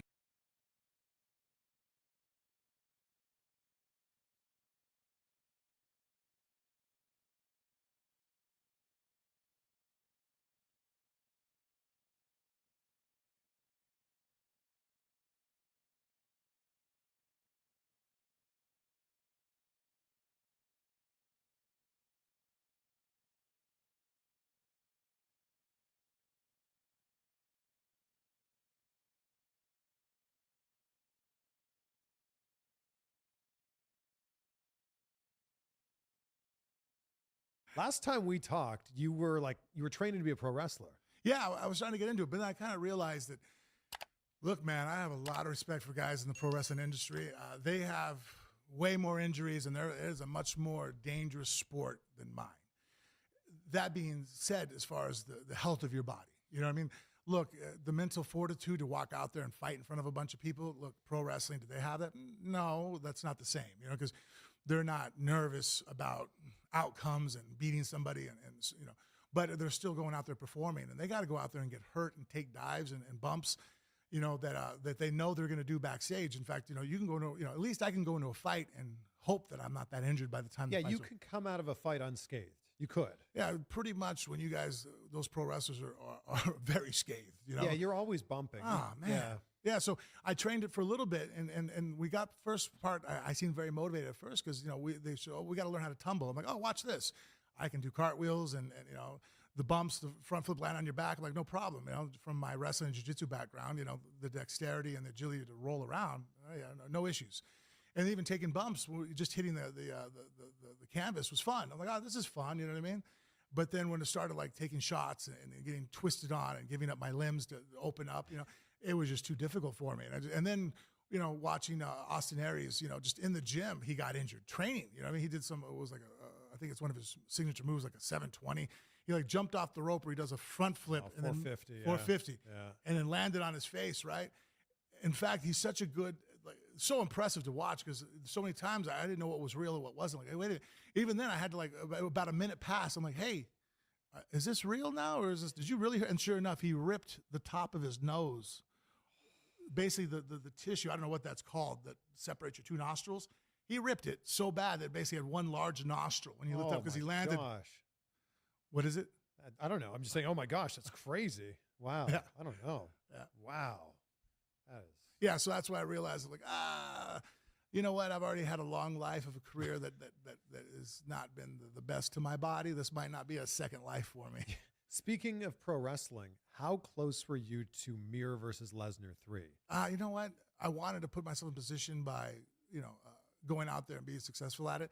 But, you know, it was one of those things that it wasn't even in the talks yet. But you guys were 1-1. Like, what about it happening again in UFC? Oh, I would be game, you know. Like, I mean, maybe not now, but were we ever close to it? No. 5, why not? Not on his radar. I guess it's just not that he wants to do it. I mean, when you're the A side, you know, he's the draw money-wise.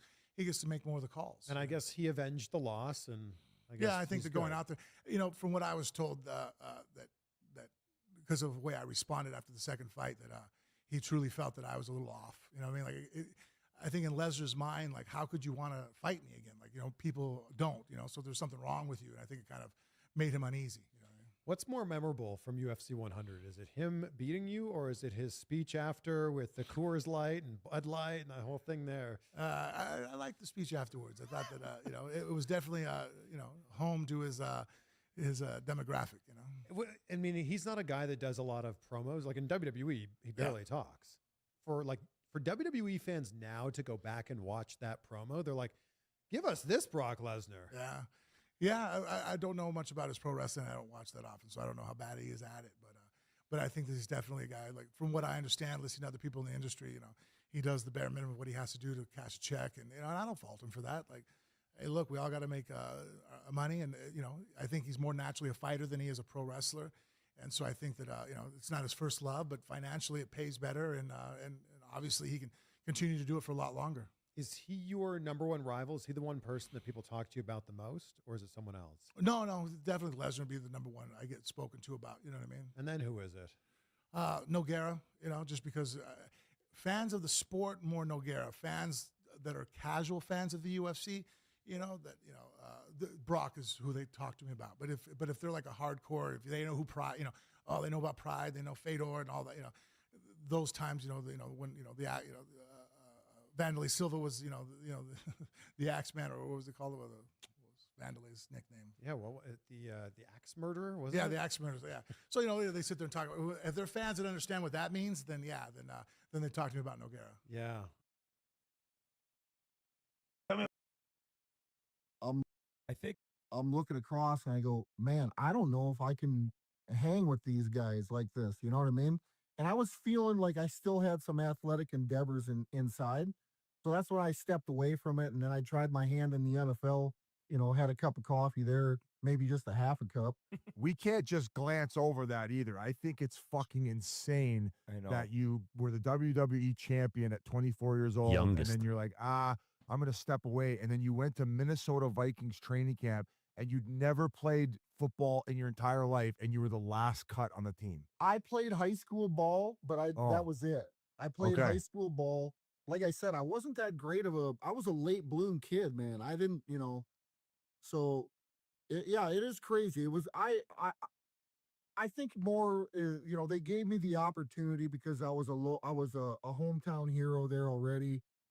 And they did me a huge solid by at least giving me the opportunity. And then kind of turned into a reality as I got into camp and I was doing all right. And then they wanted to send me to Europe. And I had already been on the road for 4 years and knew that wasn't going to get, something. And then I went to wrestle in Japan to make some money. And that's when I discovered the fight process. And then before I knew it, I was training for fighting, and then, I'm getting a UFC contract, and I'm fighting in the UFC. You've lived like 1,000 lives. It's crazy. nuts. And Dude, I feel like I've lived the lives of 2 men or 3 men. You know what I mean? It's crazy. Yeah. And I look back, and I think I just had this ambiance or this mindset in my head, like, I can do that. I can, why can't you? And I think everybody should have that mindset. I think a lot of people, they get deterred away from things in a quick hurry. And I don't know,